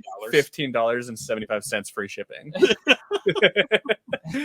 I see a Fleer rookie PSA 9 Griffey that went for 10 with shipping. Good, perfect. Oh, That's awesome. Yeah, no. great. I wish I still had the note. It was it's like an insane price. But he also had an 8.5 first edition base Charizard that's going to be auctioned. So Is this the right one? That's the one. it's funny because you're talking about it's like so many of the sports didn't work out, but his Pokemon did it very well. Yeah. So it's crazy. You just gotta get it signed by then it turns into a $420 card. Yeah. Yeah. I opened a pack or a box of 1989 Upper Deck with my dad for Christmas as a gift to him, and we got the Ken Griffey Jr. And then I sent it to Beckett because it looked so perfect, except on the top there was one little like splinter from like the cardboard stock that was out. And I sent that to Beckett, and they gave me authentic altered on the card, saying that I trimmed the card. I thought you trimmed it. Except that part with like the little piece of cardboard on the top of the card, they said that I trimmed it on the bottom. And I think it's conspiracy. I think because the bottom actually looks like perfect, they're like, why does the bottom look so good, but the top is like kind of scuffed? He must have, snip.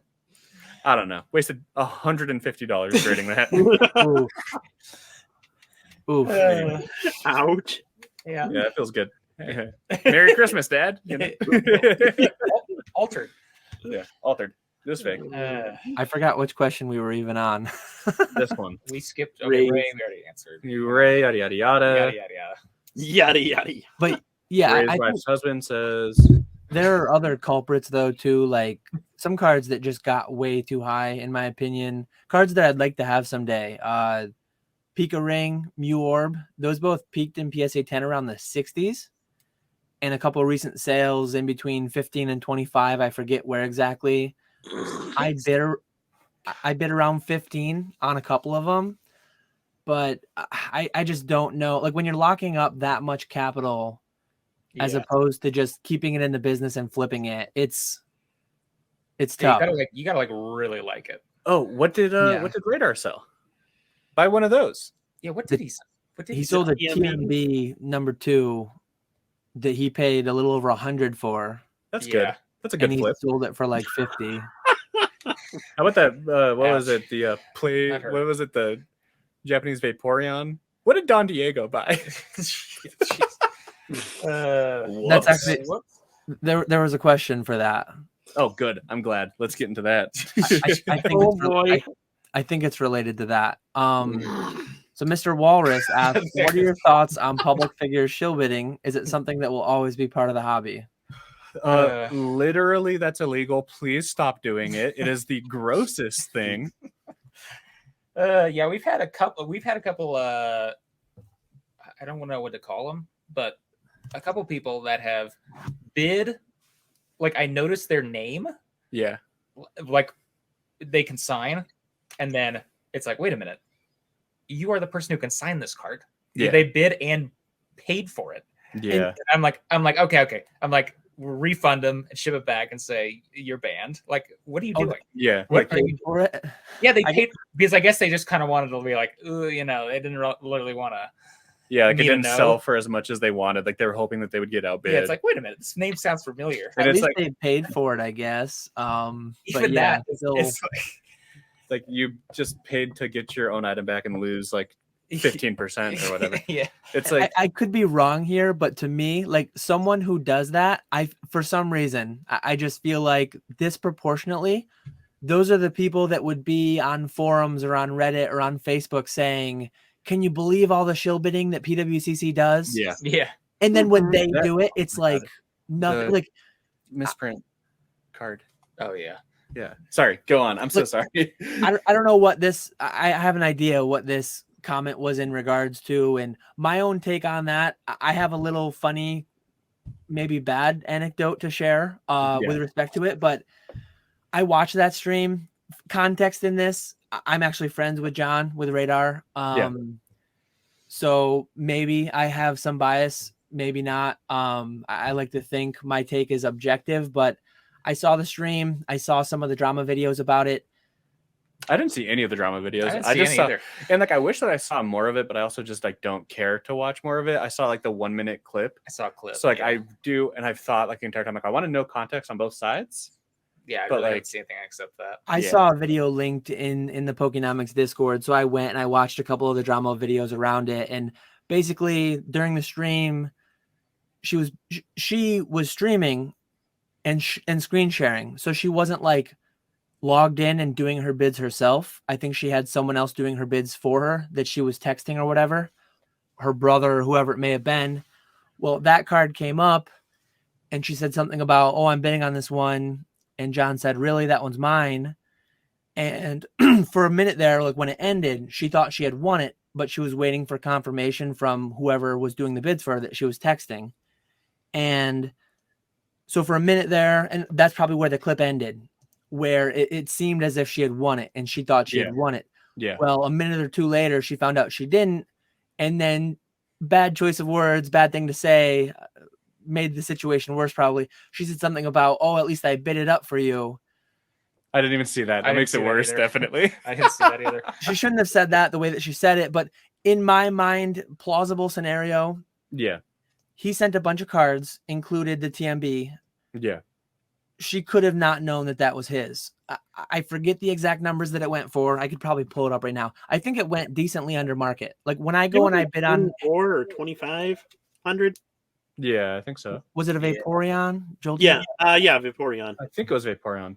What's the last one of those sell for? I would be extremely cautious, personally. Well, I mean, that's just like, maybe it's just because we're in this business, so we're very cognizant of it. It's like if someone bids on their own stuff, they're banned. Like we know stuff from a consignor that is 100% unweighed, but I can't put unweighed because I didn't open it from a box. And it's like, we're like, Cam likes legendary treasures and has some legendary treasures. Like it's probably going to go below what you can do at Buy It Now, and it's guaranteed unweighed. Yeah. But it's like, sorry, you can't bid on like it, even when and this is like maybe like too much. But like when I have items that we sell through the auction block, I go to like watch them to see how they're doing, and I like watch each of them, and I'm like, that feels bad. Like it feels like I'm like trying to like pump up the numbers like artificially or something, and like to help like the algorithm. Does anybody look up for watchers? Dude, I don't know, but it makes me feel so gross.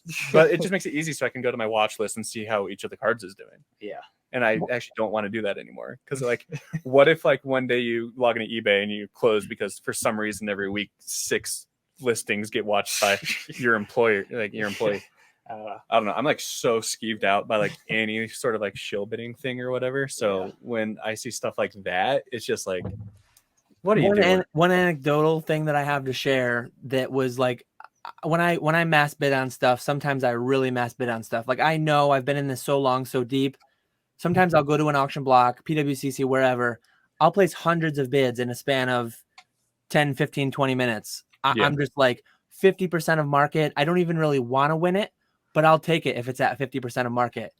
There was a time where I was going through a PWCC lot and I found an item that it wouldn't let me bid. And I'm like, what is PWCC doing? It's glitching. Something weird's going on here.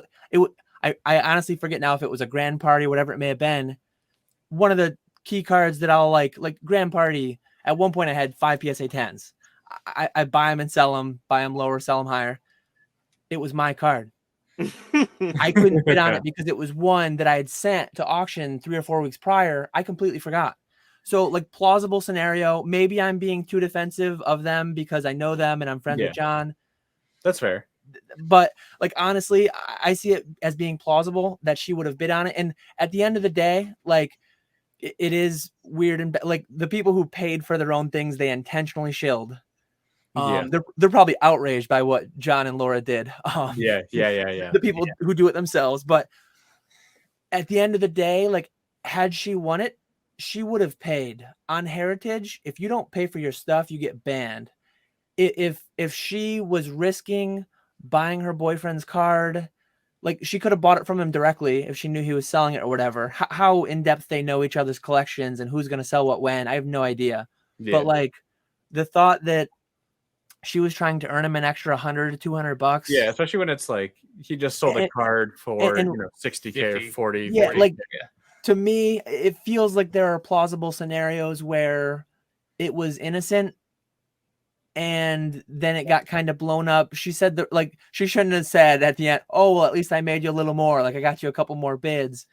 Yeah, that seems like a no good thing to say. When you're in the middle of like a 4-hour long stream and you say that, I think someone ran with it. Yeah, no, there is not a chance she was purposely shill bidding. Yeah, and had she won it, she would have paid, and they would have paid a 20% fee to sell the card from him to her. Like again. I provide the context that I'm friends with him just in case. I mean, you guys give your comment. It seems like you're more negative towards it than I am. So maybe I am being too not texting me. No, I mean, I just saw like the little like 1 minute clip. I knew that it was missing some sort of context because like, $2,500 or whatever isn't an insignificant amount of money, but also to these people, it's not like, bro, I need that $2,500, dude. Please, like it's not going to change their life. I don't think. I don't know. I don't know them well enough. I don't know what their bank accounts look like, but I don't think it's going to be like, it's not going to change how they live their daily life or something, or have, what John orders at Chipotle. It's going to be the same exact thing, like it just won't change anything. But I do want to say regarding like the outrage at shill bidding, and then actually you are a shill bidder. When we were auctioning off the, what even would it be called? We were auctioning off. I mean, they listed as a Cosmos EX era test print hollow, which CGC. The border wasn't EX era. It was definitely like WotC era. Doesn't matter. But if you like look on the eBay, it should still be there for like the highest sold or whatever, like sold listings, and then by highest, it should be like one of the highest.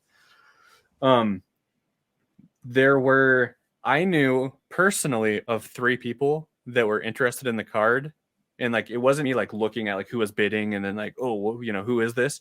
It's just like, I knew personally of 3 people that were bidding on the card that really wanted it. So it was going really high, really quick. And someone in the misprint in like oddities, like Facebook group sent a screenshot and said like, what is this? Like, is this shill bidding? Like, what's happening? And I like didn't want to comment on it because like I don't want to be like, no, guys, please, no, it's fine. Because then like I feel like that's just gonna make it look worse that I'm trying to like defend my auction or whatever. Yeah. But I was like, okay, I'm just not gonna comment. And then people just kept like, yep, it's shill bidding. Look at the bid history. It's all shill bids. And I'm like, what? And I look at the bid history and it's like, I know all 3 of these people. Yeah. I know who they are. Like I know who.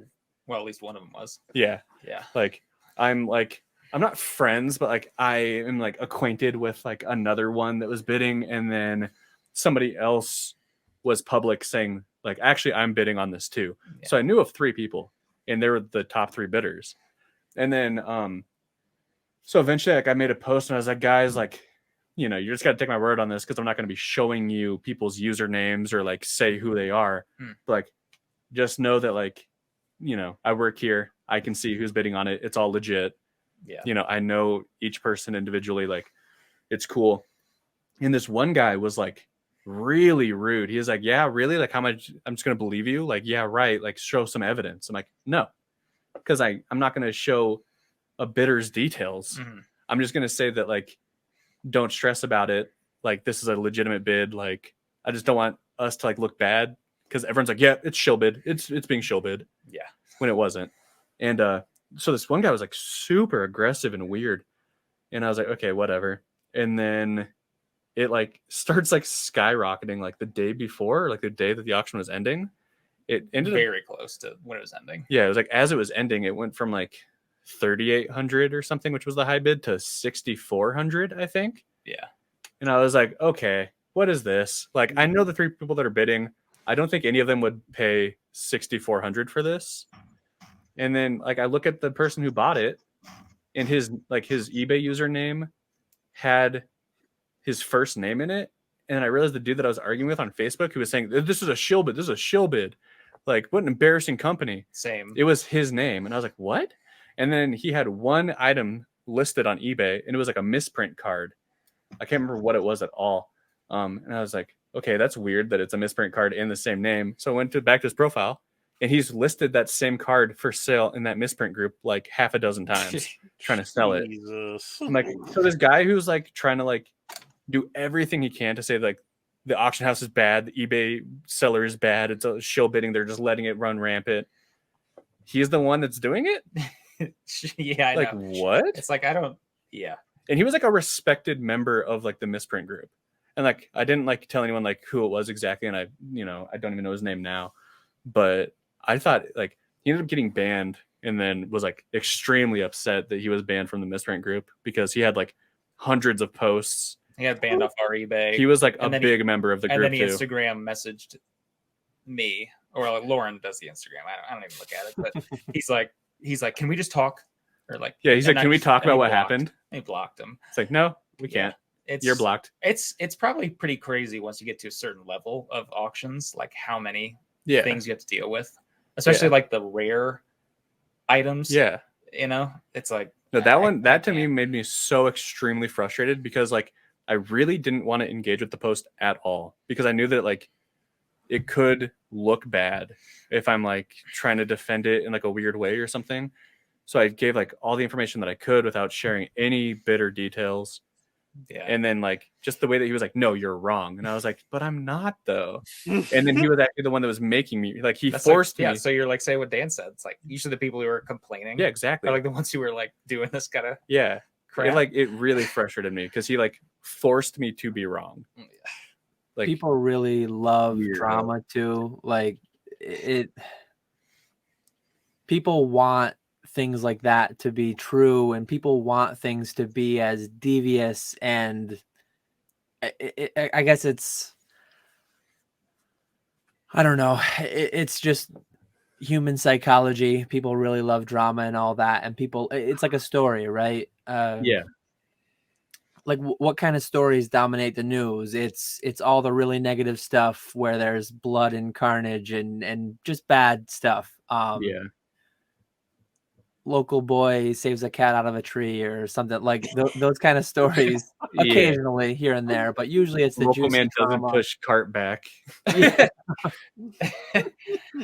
Yeah, no, and like that's almost exactly like word for word what I said was like, I hate to be like the bearer of bad news, but this is like extremely boring.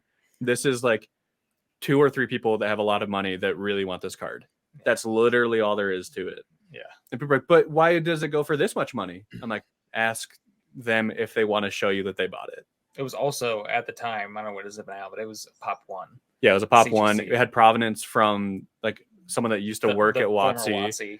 Like Yeah. the back of the pedigree has like his name Yeah. from like his personal collection of like oddities and misprints.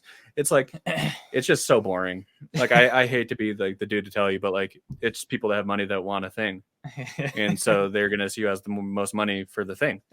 It's like what an auction is. And I then they're guess. gonna get the thing. Yeah, it's like the most boring thing I could ever explain. But like People on Facebook though are absolutely ridiculous. It is every time that I see a no damage Ninetales, I don't care if it's like a BGS 2.5 for $35,000. I will tag Nick in it every single time. I'm like, good luck. Yeah. See if you can make something happen. I guess. I love that like a year or so ago, like, or was it? Maybe it was longer. Like Nick, you were like, I think I'm done collecting. Or like, I think I've reached my limit, and you've had like 10 cents or something. Yeah. no, I remember that because I was at 25 and I said that's a good number. What are you at now? I'm at 40 now.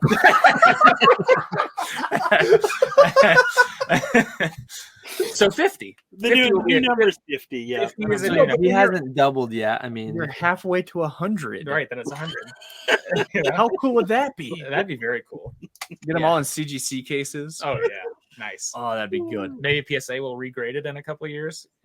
You know? No, what is it? Missing attack, Ninetales or something? yeah, No yeah. attack? Missing attack. Yeah. Cool. Imagine being the dude in charge of that, where nobody has ever called it that ever. Everyone just called it no damage Ninetales. You're like, no, come on. It's like how they like sometimes BWCC calls booster packs wax for Oh, yeah. Pokemon. Did you Well, guys hear wax that they are packs. now not letting you auction off like Pokemon booster boxes or whatever? And like, Yeah, they're opening the boxes. yeah, they're opening the boxes and they're For like putting it in PWCC. everyone's vault. They're opening oh, it really? and then resealing it. Yeah, with like a little PWCC sticker. Yeah. It's not surprising. I think that's ultimately where we're gonna have to go. Did you guys see Knowledge's recent video? About the expedition box and him resealing the. Did you I see? saw, the- I his saw the very resealed- short video, but I didn't look at the. I didn't clicked watch onto the long Knowledge's video and then I went to bed. video. He did a 5-minute video where he showed a very convincing sealed Sword and Shield base ETB. But then what he did was he took it off screen for over a minute to kind of like meme on. He had Sharpies there and he was like drawing on his hands because I the love guy Pokemon who Knowledge. the guy on Whatnot who Team Rocket Vault, I think. Yeah. The one who cracked he has a lot of hand tattoos. So Yeah. apparently PK was like memeing on that, drawing stuff on his hands. What I think was happening in the background, a second helper was cutting open the bottom of the ETB and swapping in like a resealed, repacked ETB. Because then it came back on screen. He proceeded to open it, and it was like Crimson Invasion packs, and it was a signed card from Enlightened Bulbasaur, and God. he was basically I like trying that to guy. make the point. He was trying to make the point that like reseals can be very convincing, but he didn't show the whole box once it came back on screen. So and as far as the Team Rocket Vault's Whatnot stream, I watched like a 10-minute video where that one was kind of like broken down. He didn't show all the sides, so I think PK was trying to put out like it could have been the person who consigned it to PWCC who resealed it, but it also could be the buyer too. He wasn't trying to say that, but he was saying like that's a possibility. Yeah. Because like I just recently I bought some boxes from Heritage. I could have made a video like I opened this. I sold half the packs to Nick. I could have gotten this from Heritage, opened it, resealed it, and then like made a video of me opening it and said, "Oh, I got the resealed thing from them." Like I could have showed it on all sides. I could have made it look good and whatever. There's really going to be a lot of issues around things like that. It's almost surprising we haven't had more than we have. Yeah. But I mean, and like Rattle made a video and he said like, oh, it's like the smoking gun is that like there is like a scratch on the box or there's like some like dirt or something. Which that happens. But then it's like, Yeah. like that's happened before. That happened like, many times. I don't like that's out of my price range. But I know that it happens because I've seen it. I've seen like Rusty. I've seen extremely bad Neo Genesis wrapping. Yeah, and like it looks so bad. Yeah, it's like okay, open it. It's legit. Because I think like Rusty like opened a box where he's like, I don't know about this because there's like this like piece of like there's something between like the box and the seal. Right. So I have to open it, and he's like, oh yeah, no, that's good. Yeah. And it's but like then you have it's like they seal the box after it can like go on a belt or something. This cardboard exists in like a mass-produced environment. Yeah. Before it's sealed. So like, it's in a clean room. It can't have any kind of dust underneath it. Right. It was mass-produced in a facility that's like semi-industrial equipment and all that. I was gonna say I have sealed video games with the same thing. Yeah. Yeah, I know. I have sealed video games where there's like dirt between like the case and the plastic. Yeah. And I've handled. I'm not gonna say I'm an expert because I'm not, but I've handled enough of like my Xbox 360 games where I'm like, no, this is a legit game. Yeah, like so that happens. Yeah, yeah. So I don't know. It's tough. It's kind of scary, but it's also like I don't know. I think the whole BBCE thing isn't good to just take it like wrap over the wrapping. I think what Rusty did with his base first box that he sold to Logan. Yeah, that's going to be the future. Where you have a tamper-proof seal serialized and you open it on video. Like it's going to be an expensive service, but like you get your box back and you get a 10-minute video of the person opening it, weighing the packs, whether they shuffle them back up or whether they put the 24 lights in first and then stack the 12 heavies on the top. However they do it, like that's going to have to become a thing. I've bought and opened dozens of first edition WotC boxes over the years. I'm pretty comfortable with my ability to authenticate them for myself because I know I'm immediately opening them. I've never left one sealed for more than a few months because I just can't get over it. And the more things that come up, like I think that's the second Expedition box that may or may not have been sold resealed. I mean, we're getting to a point. It's like, why even have it sealed? Yeah. Like just have it, just open it, verify it, reseal it. Like I feel like people would feel better. Yeah. I think that there's going to be like there's going to definitely be like two different groups of people that say like, I want it opened, searched, authenticated. And there's going to be people that are like, I will take the risk and I want it in its most original, pristine state. Oh yeah, definitely. But like, there's going to be two camps, and I think that a lot more people are going to go from the one where they want it in the pristine original to like they just want it real. They want it to be authentic. But you're always going to wonder, if you get the thing. It's like, ugh, I don't know. I don't know. Yeah, that's tough.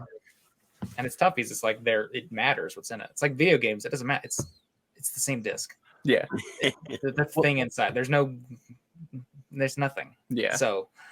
Poke Knowledge made the further point and claim too. He claimed that I think he's doing a giveaway for an Evolving Skies pack that he resealed. He said he resealed very, very good contents in it. So whoever wins it is going to get like the best resealed pack in Pokemon history because normally you reseal junk in there. But like, say that this service exists. Say that somebody is going to start authenticating the boxes. Well, now you've got 36 packs inside. There are such things as heavy boxes and light boxes. Mm-hmm. I've had heavy packs at 20.9 grams. I've had light packs at 21.1 grams. So we're getting really deep here. But like, imagine someone has 6 boxes of Fossil first edition. I mean, you could construct a box of all light packs that has 12 packs, 0.3 grams heavier than the 24 light packs. That's getting really deep. That's a good idea. Yeah. Let's talk about this off screen. There are thousands of these out I have there. a business proposition. There are thousands of these out there. There are people with dozens, if not hundreds of them. Yeah. I don't know why, but like Yeah, but to actually open them, reseal them, I don't think you'd be able to do that. If the numbers continue to stay 30,000, if they go to 50,000, like these are huge numbers. Yeah, I mean, but I always how think many people can actually reseal them and all that? I don't think it's a valuable. PK claims that he can reseal them very convincingly. One point that he made too, with like not even taking a heavy box of lights and a light box of heavies, all that, mixing them up. He just said like resealing the individual packs. PSA has graded resealed packs before and put them in the file authenticated. So who's to say you don't just have 36 expedition packs and you bought, like PK went through this whole thing. So I'm not saying anything new here.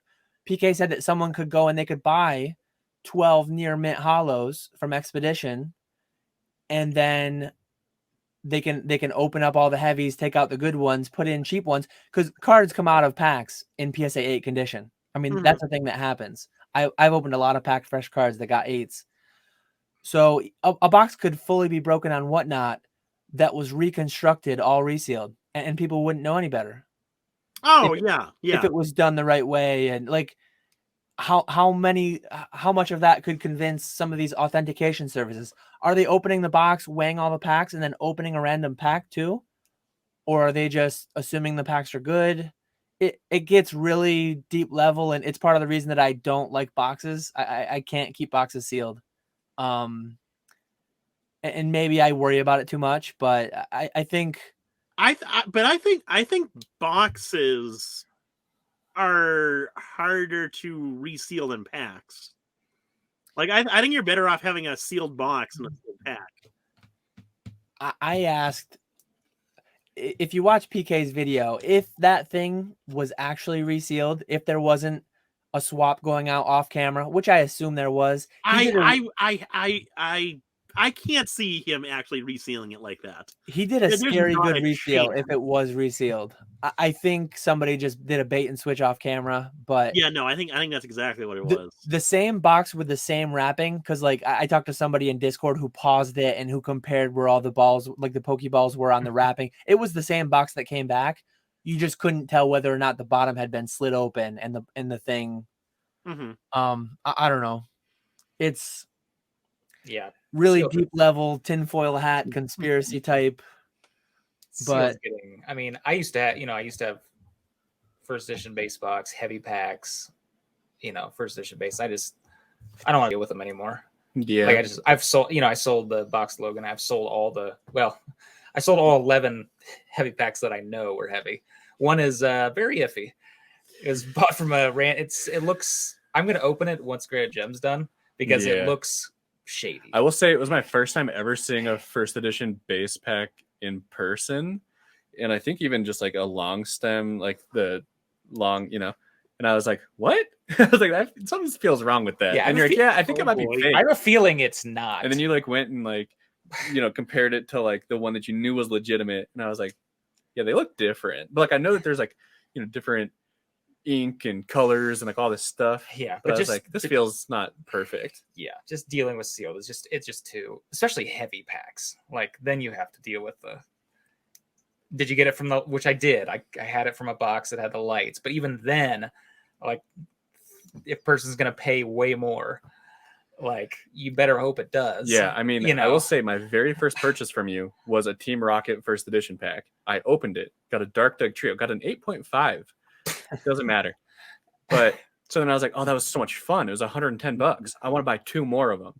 And I knew that because I weighed out the first pack and I was like, why am I weighing this? I don't know what this means. I just know that weighing is a thing. So I weighed it and took a picture of it and then opened it. It was a heavy. Bought 2 more from the same box. They were both heavier than that one. I was like, oh my God, are you kidding me? I'm about to be a billionaire. Non-hollow. And I went, oh, huh? It was heavier from the same box? Yeah. And then I didn't, and then I had the third pack and I didn't. I remember hearing that Team Rocket, I sold it as light and I sold it for like $80. I think base, fossil, jungle is easy. Yeah. Yep. But like Team Rocket, the gyms, the Neos are just I just did one 2 days ago. yeah. I had 8 that were heavy. I had 2 boxes that I had like mid-weight packs from. So I verified 2 boxes the other day. I opened the 12th heaviest pack of each. And I pulled these 2 cards. Jeez. Yeah, no, because I remember weighing out my 2 packs and then I opened the heavier of those 2 packs. Yeah. Because I was like, I just got 3 out of 3. Are you kidding me?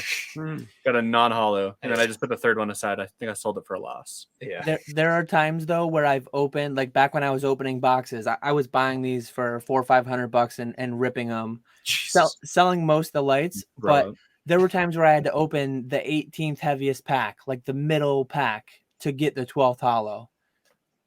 Jungle and Fossil always clean though. Like 12 packs would be distinctly 1/4 of a gram or more heavier than the light 24 packs. But for whatever reason, Rocket has a big like dead zone in the middle where it could be heavy. It could it could be hollow. It could be non-hollow.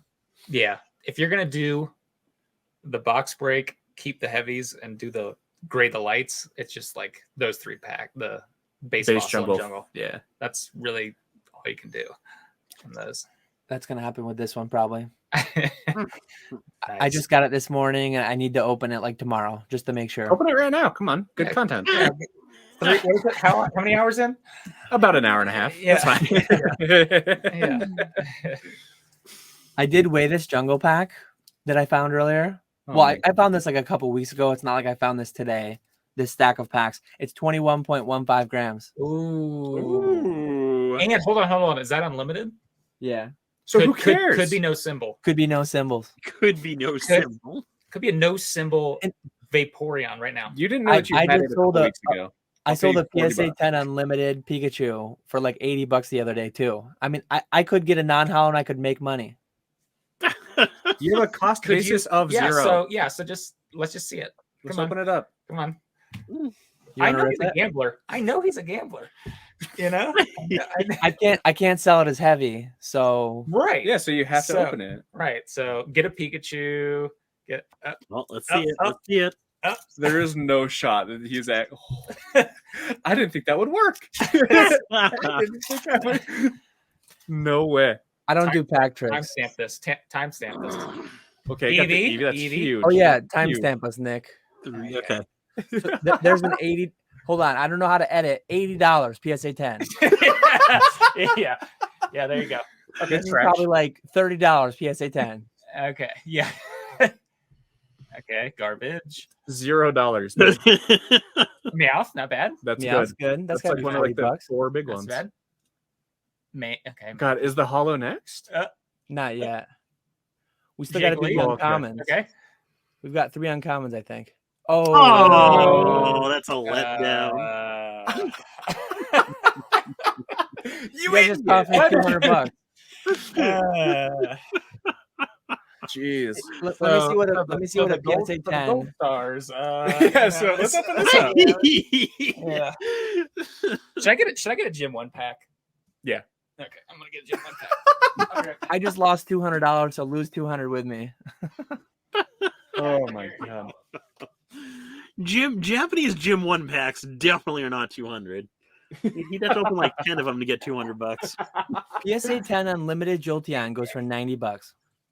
Yeah, So mine you was 30 for grading, 10% for eBay fees. I'll grade it in like a year. The front's the hollow. Yeah, when it's worth $20. Let's see if it's a 10. All right, we want Misty's tears For the art. for the It Not could for be a anything 10. weird. I gotta put it to the back, right? Even though Yeah, the hollows, yeah. there's just junk hollows. Oh, you see that bend? That's a That's a big bend. Okay, There literally. you go. hold on. Okay. Who knows what that card is called? Hold on. I got it. You got to cover his face. Camera's me. like, see, There it it actually does work. There it is. Oh, Alright. sorry. Cameras always go for faces. This is like PokeRev right here. Basically the same thing. Okay. Is that Brock's Vulpix? I can't see. Brock's Vulpix. Yeah. Why is this so difficult for me to do? Oh, can they even hear you? Yeah, Yeah. barely. Tears. What is it? $200 Nifty. PSA 10? No, it's like $500. It's like hundreds of it's dollars. like $500. It's well centered too. I'm gonna go grab a sleeve. Look at that. Well Oh my centered. God, it is. Yeah, One it's just sold for Yeah, $590. $590. I want that. Can I have that? Okay. So we don't care about the rest of them, okay? Because I don't think there'll be another Missy's Tears. I don't think there will be another Missy's Tears. Okay, here we go. Proxy, One just sold for There's one more. $590. One I can more. believe it. Yeah. Okay, You come on. got super dark. Oh no. Oh, Oh, sweet. Well, you definitely beat Dan in that pack. I just got showed up real bad. man. Is that as good a Gym 1 pack as you could have gotten? I was gonna say, I think. I mean, what's the best hollow? I got Rocket's Moltres out of my pack. It's pretty. This one's off center. I won't be a 10. Hmm. Missy's Tears might be though. Oh, this is really offset. Yeah, it's pretty off center. But Send that to CGC with a pedigree, and you might be getting a pristine 10. Yeah. I bet Dan's looking through his 50,000 bulk. And he's like, "Where are the Missy's Tears?" I was waiting for $10 grading. Yeah. There's I cannot. 400 there's 448 of those in 10, and it's a $500+ card. Yeah. I love but the it's, art. it's naked Misty. Everyone wants that. God. It's funny because the only other packs that someone opened, I sold 3 of them to somebody. He pulled 3. He pulled a Missy's Tears. Oh Every my single God! one. Error box. Error box. Every single one has Missy's Tears. Buy them now. Please, they've been sitting on a shelf Yeah, for months. Please.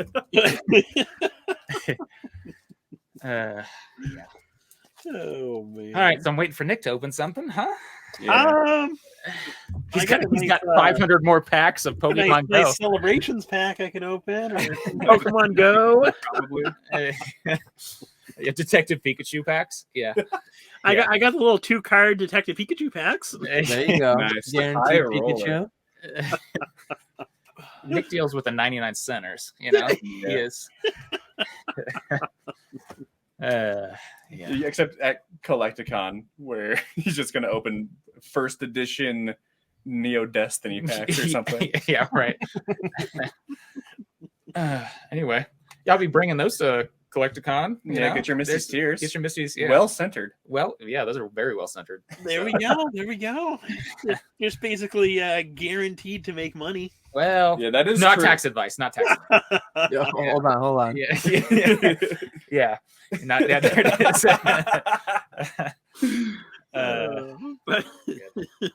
Now it's I like how our videos just keep getting smaller and smaller. The Yeah. more that he adds on the bottom. We did have one more question that I almost forgot about. all right. I think this one's you, Nick. Okay. I gotta write this down again. I'm not keeping track of things. Poke Family Gaming. I liked hearing your eBay best practices. Can you cover best practices for selling off eBay, Instagram, Facebook, etc., such as red flags, how to protect yourself, discounts, etc. Selling off eBay. I don't know how people do sell off eBay. It is the most infuriating process ever. Yeah. So no, I don't like it because eBay is easy where you list it and you forget about it until someone sends you an offer or you sell it. Facebook, Instagram, all those other sites, it's more so you having to interact with different buyers a lot more frequently. There's at least for me, it seems like there's a lot more people on Instagram, Facebook, all those other sites that will just want to waste your time. Tire kickers. Yeah, exactly, for sure. So for me personally, I would avoid it. Just stick with eBay. You're paying 12.5% or whatever for the fees, but it is so worth it. But if you do want to sell on Instagram, Facebook, whatever, I would definitely recommend Facebook over Instagram. I've had more success on Facebook than Instagram. Just do a go on Facebook, search Pokemon group, and just join every single group that you see that has a decent amount of followers and a decent amount of daily posts. That's what I did, and I'm part of like 100 Facebook groups. But it's like 4 Grinder. Yeah, honestly. He's looking for those no damage Ninetales. Yeah. It's the way to do it. He's in like Pokemon buy sell trade Philippines, like waiting for like a no damage Ninetales to pop up. One day it'll be worth it. Joke will be on you. No, but it's easy. You join all these groups, and then there's a little you download the app, and there's a little group button that shows you all the groups that you're in. So you just scroll through that every day, and it shows for you 7.5 hours.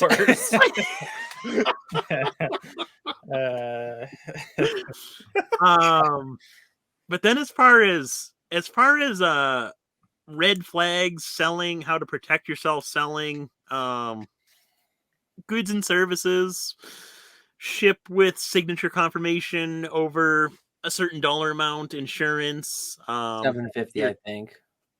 I think PayPal's the same, actually. Yeah, it used to be. It could have changed. I don't know. I forget. I forget. But yeah, the usual stuff like that. And then as far as discounts, off eBay, it depends on what you feel comfortable with. I always do between 5 and 10%. I depends on like who's purchasing it, what kind of mood I'm in. Some people will say you need to give the whole eBay fee off. My logic is selling off eBay is more work for me. So what is my incentive to sell off eBay compared to just selling it directly on eBay if I'm going to just get rid of the whole fee and give the whole fee discount to the buyer. So just depends on how much you're selling and all of that stuff. What do you guys think? Yeah, I mean, I used to do a lot more off eBay, but I just don't really almost ever anymore. Just because I'm always, if I have buy now listings, they're the cheapest. Mm-hmm. So it's like, okay, but like, Yeah, they're already the cheapest. And I mean, also, once you get to a certain level in business and CPA, it's like eBay taking care of the sales tax is just huge.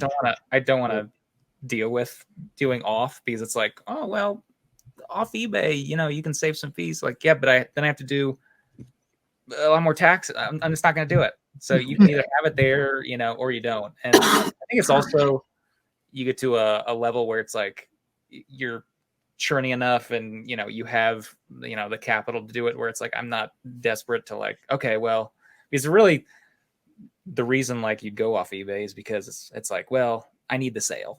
It's like, yep.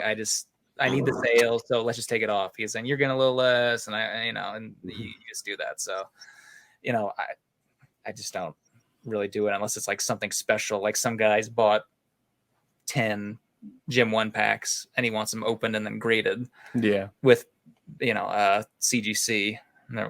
So something like that, but otherwise I just don't really do it. But if, before, something like red flags, just PayPal goods and services. I don't think recording does anything. There are a lot of people say, "Oh, record it, put it in a package," or it's like that's not. Nobody's gonna watch the video, and then there's always questions of what happened off camera. Yeah. As you say, like the PK video. Look at PK's video. Yeah. Yes, it doesn't really matter. So that's all you can do is do that, and I seem to be the person who asks the more questions. It's like someone you don't want to deal with. What's the meme in E4? It's like the $50 buyer is like, can I get close-ups? Could I get an image from this angle? Could I get the light on this part of the card? Do you think that maybe you could wait till Friday for me to pay? Yeah. And it's like the $50,000 buyer who's like, money sent, thanks. Yeah, exactly. That is so true too. I posted that one. I stole it from Reddit. Let me see if I can find the post. I think it is the absolute most true. Like, yeah. I mean, selling off eBay, like with video games, it's pretty tough to sell them on eBay, especially through an auction. A lot of the sales happen either through Heritage or Facebook. It's like a weird, like, I don't know why. Like my girlfriend asked, like, why? Like why is that? Like, how come you aren't listing those on eBay for auction? And how come you're messaging people on Facebook? I'm like, I don't know. Yeah, for some reason I don't know why. Cards sell well on eBay, but video games just graded video games. Yeah, graded video games do not do sell. horrible. But then they sell on Money Cent, thanks. That's So here's the meme. Yeah. $500 client. I just feel as though with this investment I'm about to make in you that we should understand how our lives are about to change. And I need results and you need to bring them. I am entrusting you with our livelihood and lives. $50,000 buyer. Money Cent. Thanks. Yeah, no, it could not be more true. I know. Yeah. Because like you get a gist very quickly. Because I brought up video games because I had this one guy who like wouldn't buy it off eBay, and he was like, I'll pay you this much. I'm the only one in this group of 6,000 people that would nut up enough money to I like that one. to pay for this thing, and like all these things. And like, actually your game isn't even worth that much. Like, you should be grateful that I'm spending this much money. And it's just like, nah, I probably would rather throw this game in the garbage than get your $4,000. Like, I actually do not want to deal with you at all. Like, you could offer twice as much as you just did, and you are not getting the game. Yeah, sell to someone else. It doesn't even mean that person's even like a scammer. Like, it could be that they're just new to the hobby. Because I asked too many questions at the beginning. I've lost deals buying stuff when I first got in, and he's like, and they just stop responding to you. Nope. It's like the same exact thing where I'm like trying to get close-ups, and like I think the first time I really learned is that one dude where I was like, hey, could I get close-ups of each card in your binder? And he went, no. Like, okay, and I'll buy it anyway. Yeah. Because then like I realized like I don't want to like scare this dude away. Yeah. By like making, but yeah, no, you get a vibe pretty quickly, and even if the dude isn't a scammer, if he's messaging you like all these things about like details and like a photo from this angle and this angle and this angle, and I'm the only one that would ever buy this game from you and all this stuff, it's like when it shows up, he's going to be so critical of that game. When it shows up, he's going to be like, this isn't a 9.8 A+. This should be a 9.6. It's like, okay. Like, I don't know. So I mean, that can happen on eBay, and like that can happen anywhere.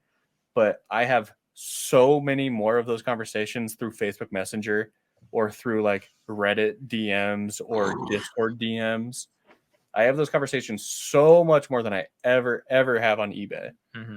Like, I don't know why it is, but I don't know how many items I've sold on eBay. You can check. It's 1,200, 1,500, 2,000. I don't know. I think it's because like at eBay, they'll send you some like, they could say some I'm sorry. They say some like garbage message, and you're like, okay, I'll just ignore you. But it's like Facebook, Discord, like they kind of know who you are. Yeah, you're like more personal, so you feel like you have to kind of talk to them, So people will like message me back, hey Cam, could I get some pictures of this game? Yeah, I'm like, oh no, no. I don't want to. Oh, no. But then on eBay, it feels much more like a transaction. Just like, I will offer you this much money, and I say, no, I want this much money, and then they say sure, and then I give it to them. Right. Yeah. That's there's they might call it fee-bay. Yeah. It's worth it. It's well worth it. But if you're gonna sell that item elsewhere, you're just gonna be selling it for probably 10% less anyway, and it's probably gonna take you longer to sell it. Yeah. Because eBay is like the biggest platform or whatever. Yeah. It's still like where you get the most eyes. Yeah. And most people will just say, hey, can I get it for 10% less off eBay? Yeah. Like, it ends up just kind of being baked in more or less most of the time. Yeah. Like Nick said, it's like, it seems like you're going to get the same amount of money because they're going to want to pay less, and you're going to have to do more crap. Yeah. And oftentimes I find like when it's somebody on eBay asking to move off, it's an international person that wants a $5 gift markup. Yeah. And then it's like, it's all on me if it gets lost because I can't insure it if it's declared as a $5 gift. So that's a big red flag. If someone wants low declaration and they want to pay with goods and services, I'll declare it whatever you want, but you're paying me in crypto or bank wire. Yeah. And I've done that before. That's like I've had the whole $50,000 buyer, $50,000 or $50 buyer.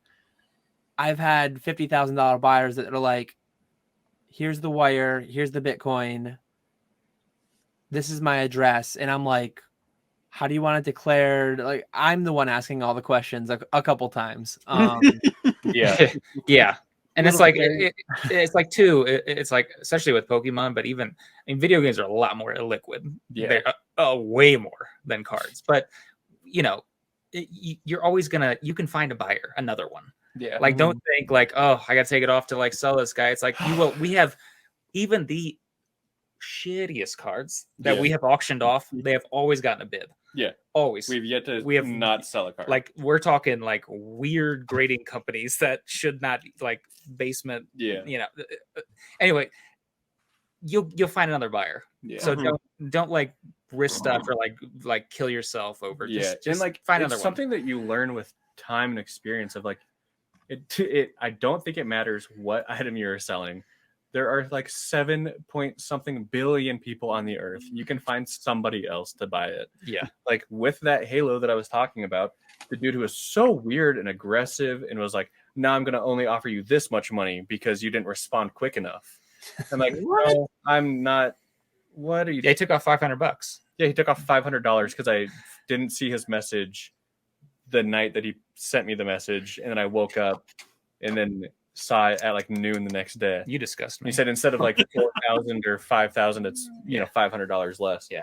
And I was like, okay, That's absurd. no, like that's not how that works. Yeah. And he's like, well, I'm the only one that would ever even offer this much money. And I was like, okay, cool. Then I'll sell it to someone for less. Yeah. And then he was like, you won't find anybody. And then it sold like a day and a half later. And it's like it was like $100 less than he like offered or whatever. Yeah, you'll find another buyer. And like, yeah, I don't care. Again, I couldn't be more clear. I don't care if I sold it for less than his offer. Yeah. Because I'm not dealing with him. Yeah. Because I'm comfortable with myself and I'm comfortable with my item and I'm comfortable with knowing that I know what I'm doing a little bit. It also helps not to be over leveraged to where you get desperate. Yeah. Yeah. If you need to sell. Yeah. Yeah. If it was like you making rent or not making rent and he was doing those tactics with you, you It might would have work had to sell to him. Yeah. Like, Yeah. Yeah. So it's just it's just like one of the those whole things thing. that you learn with time to like not take it so seriously. Like I'm not going to get hurt or upset or offended that he's like saying these things. I'm just gonna like screenshot it and send it to a friend and be like, what the hell is this guy doing? You know, it's like when you do get scammed on eBay, right? It's like you literally cannot take it personally or it's going to ruin your life. Like I remember when I first got scammed, it was a Hidden Fates ETB, sent it to Hawaii. He sent it back with none of the cards inside of it. He said that I like resealed it. Whatever. I was like so hurt and offended. I'd message him like, what are you talking about? What are you doing? Like all this stuff. I'm like talking to like my roommates. I'm like, I'm done with eBay. I'm never selling Pokemon again. Like this is horrible. And then it's like, I think like a day later, I was like, I'm done. Like I'm literally done. Like I was out of it. And I was watching a video from Rudy and he was like, someone had a question like, what do you do when you get scammed? And he's like, you literally cannot take it personally. It's like, they're going to do it to whoever. It's not an attack against you. It's like, they just suck. Yeah. it's just a bad human being. And Yeah. I was like, oh, okay. And you will have losses. Yeah. Everybody does. Yeah. So I mean, you're just gonna have Yeah, to. You're no. just gonna have to do it. God, I couldn't think of a more perfectly timed video because I was done. I was literally like out of it. I was like, no, I'm never like, you can just do that. I'm like, I'm done. And then like the literal next day, like we talked about like how to deal with getting scammed and like what to do and how to make yourself feel better and just like keep moving on. And I was like, okay, I guess I'll try. Yeah. Here I am, baby. Look at you now. Yeah.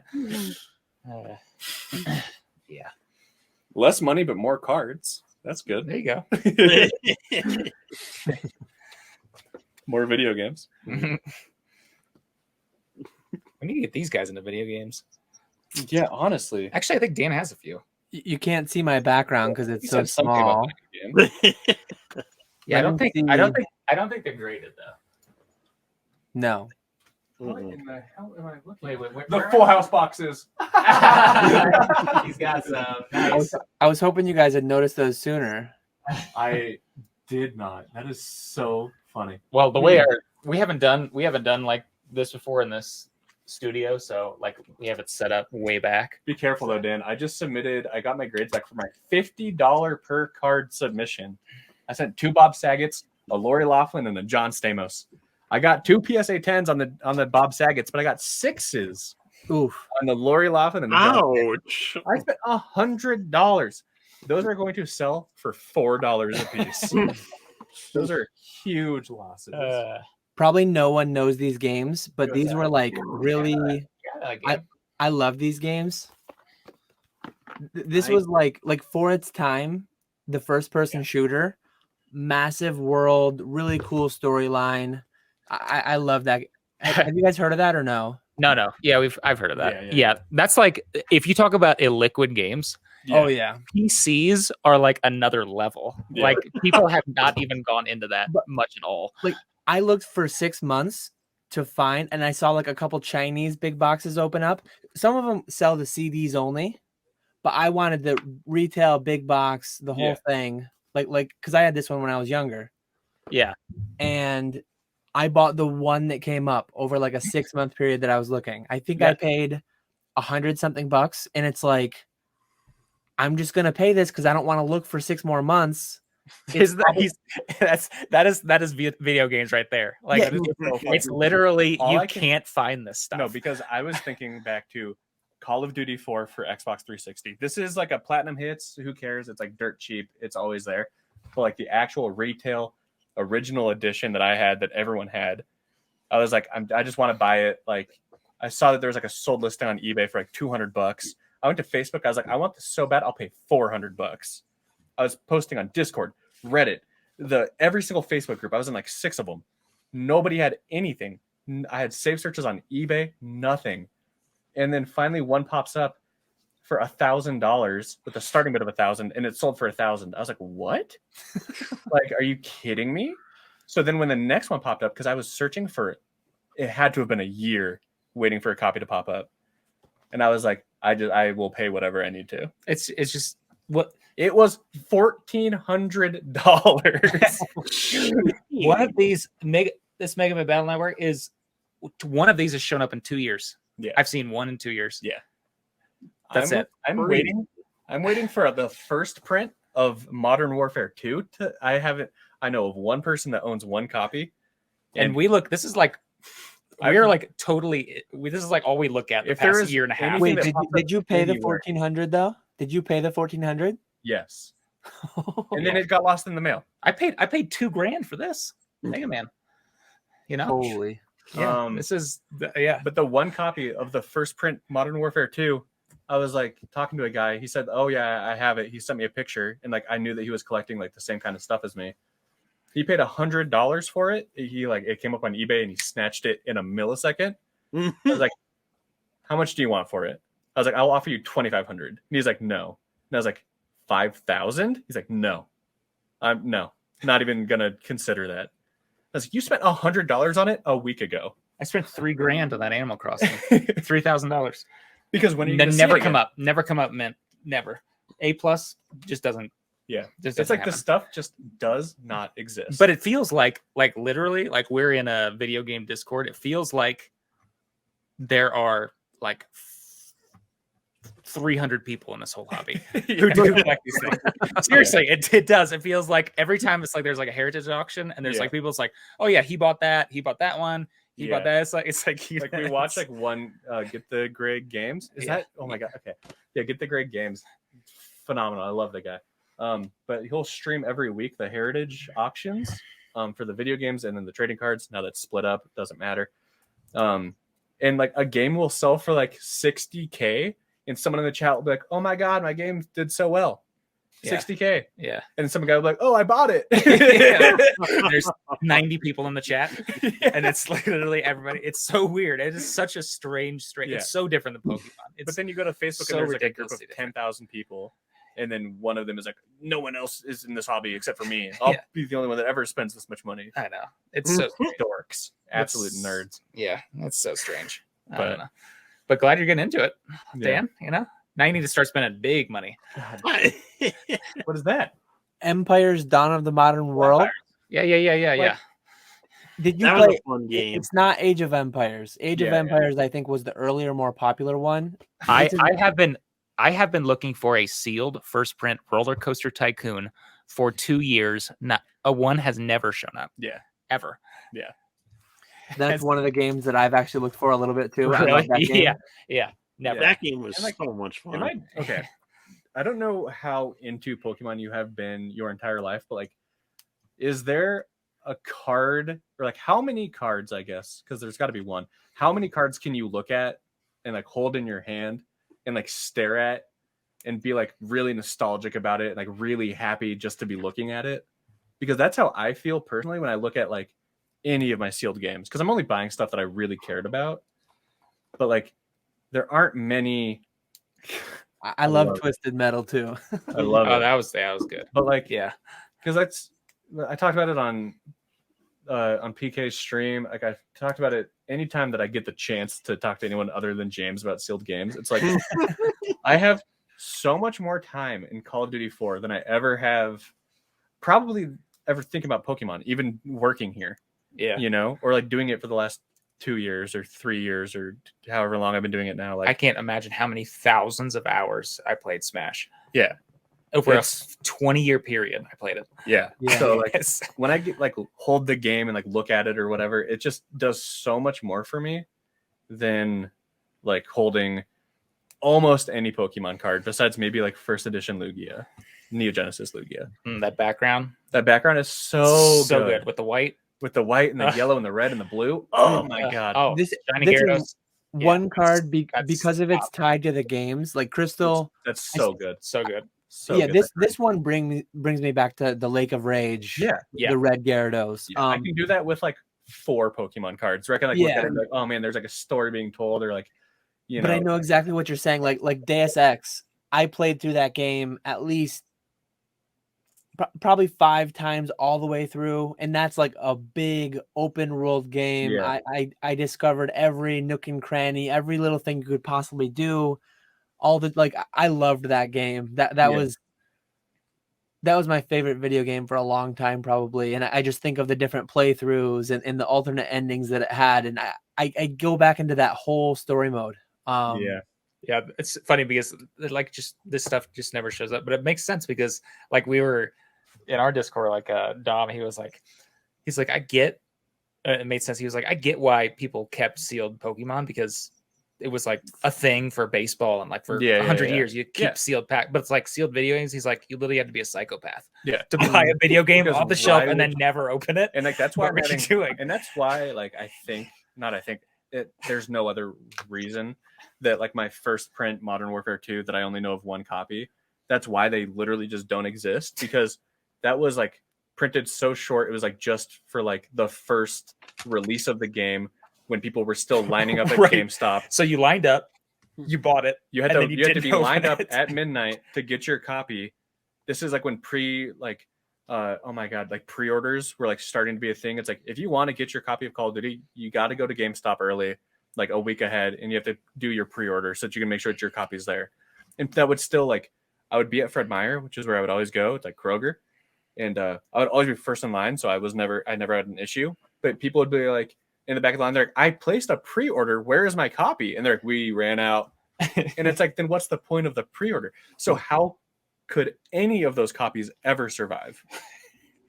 There's some of them it is crazy though. Like I'm looking at Deus Ex right now, this game up top, over 1 million were sold. Some of the early Pokemon games, tens of millions were sold. Yeah. Oh yeah. So the print runs are like larger than almost every Pokemon card that was made, but it's weird though, because everything you just said about it was open to play it, and like how the only thing that's a little nerve-wracking maybe, and not nerve-wracking for me because I don't have much into it, but like, is there going to be a case found? Is there going to be because I millions. wish a case would get Oh found. my god! If there's a case of Melee, I would pay $50,000 for it.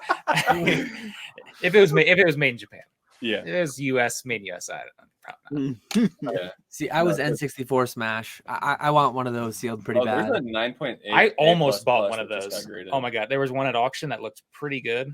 I think I put a bid of 13,000 and went for Yeah. like 18. I was like, Yeah. oh my god. You were like, how much do I pay? And then we like, I mean, it's not my money, but you were like, it's gonna be 10. I'll bid 10. And I was like, yeah, 10 sounds good. And you're like, okay, I'm gonna bid 10,000. And then you're like, I lost it. I was like, oh, that sucks. You're like, I bid 13. Went for 18. that game in like 9.2. Yeah. Which is, you can still have a dent. Yeah. You know, it goes for like $120,000. Yeah, because someone just got a 9.8 A++ graded, which is essentially a perfect grade. For what? For Smash? Smash. A N64 9.8? Smash? A++? Yeah. Heritage showed it off at whatever, they were just like at somewhere. That's gonna go for $500,000. Yeah. And then like one guy, a dude in the Facebook group, he's like, yeah, so since it got announced, like, here it is. I own it. How much you guys think it's gonna sell for? And everyone's like, what? That might be $1 million. I don't know. It should Unreal. be. That game was amazing. Yeah. That's Yeah. crazy. No, I just love talking about it just because, like, I don't know. I get so much more out of thinking about playing the games than like I get out of almost every single Pokemon card I could ever think of. What's it cost for grade a PC game though? VGA is probably like $50 or something. Yeah, except you have to figure out how to do VGA. Yeah, so VGA grades PC games. WADA doesn't. It's basically, you couldn't have a better comparison between PSA and Beckett, where like if you want to submit to Beckett, So you have boomer. to print out your paper, you have to sign it, you have to write out what everything is, you have to, figure out your insured shipping costs by referring back to the last page and seeing that.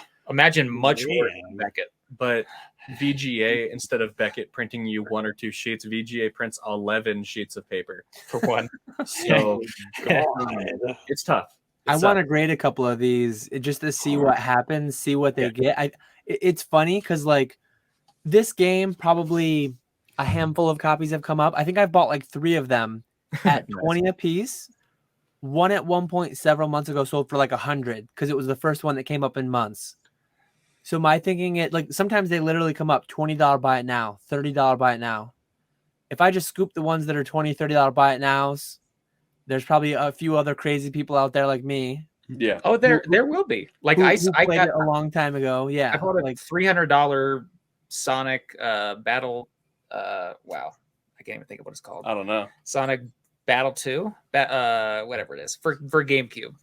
It was like $300. I graded it, sold it for $1,900. And literally, it sat for like 6 months. And one guy was like, "I really love this game. Yeah, how about this?" I'm like, "Okay, yeah." yeah." I mean, that's literally all Like, it takes. it's such a weird, small market. Adventure 2 Battle. Sonic Adventure 2 Battle. Yeah. But it's kind of crazy, but it's so much different than Pokemon. It's like we take Pokemon for granted. We really do. Because like how in liquid Pokemon, this stuff is. Like besides like the ultra weird like trophies that like you'll see someone post on Instagram or they're like, new trophy discovered. And it's like, what? And they're like, this was just, shown off for the first time in 25 years. And it's like, oh, okay. What? Like, that's crazy. But like in general, it's like, if you have the money, you can buy literally anything, like you could buy a PSA 9 illustrator. Logan had money. He bought a PSA 10 illustrator. Like everything is kind of there. You just have to have the money. And it's just crazy how big Pokemon's base is. Yeah. Like how, like it's like just like Charizard SWSH 50, $50, $10, $50, 10, 50. You can just they just keep going. But it's like, I sold a Skies of Arcadia for Dreamcast for $2,200. A few months later, I auctioned it, another one, $400. Yeah. Like that's the range. That's the range. There's I set literally my like a handful of people. I sent my Skyrim to auction, one of them, because I have 2. I have a 9.0 and a 9.4. Yeah. I was like, what happens if I just send one to auction? It's going to do really poorly, I think. Yeah. I know. But it's like, I just want to see what happens. Yeah. I think we just, we'll there's just, it's so liquid.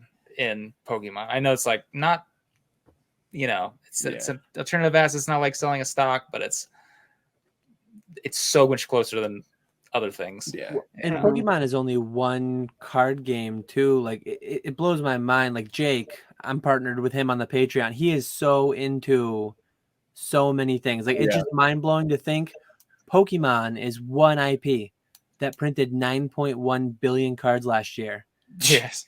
There's Dragon Ball, there's Yu-Gi-Oh, there's Metazoo, there's Magic, there's Flesh and Blood, there's Weiss. There and those are all the modern ones. And then there's all these dead ones that people are buying. There's all these ones 100 years ago that Jake is buying. Like there's over a trillion. There are trillions of trading cards printed. Oh, I would not doubt that at all. Well, Pokemon alone is 40 billion now. Yu-Gi-Oh's over 30 billion. Magic's over 30 billion. I mean, I'm already up to 1/10 of a trillion in just the past 25 years, 3 IPs. There's north of 1 trillion trading cards printed, and it's mind blowing because like Star Wars cards, sports cards, they might. Well, that's 9.1 billion might not be the most. Like a single sport could have done more than that. Yeah. That's it's sports is different. Where's all this money coming from? I don't know people who buy these things in real life.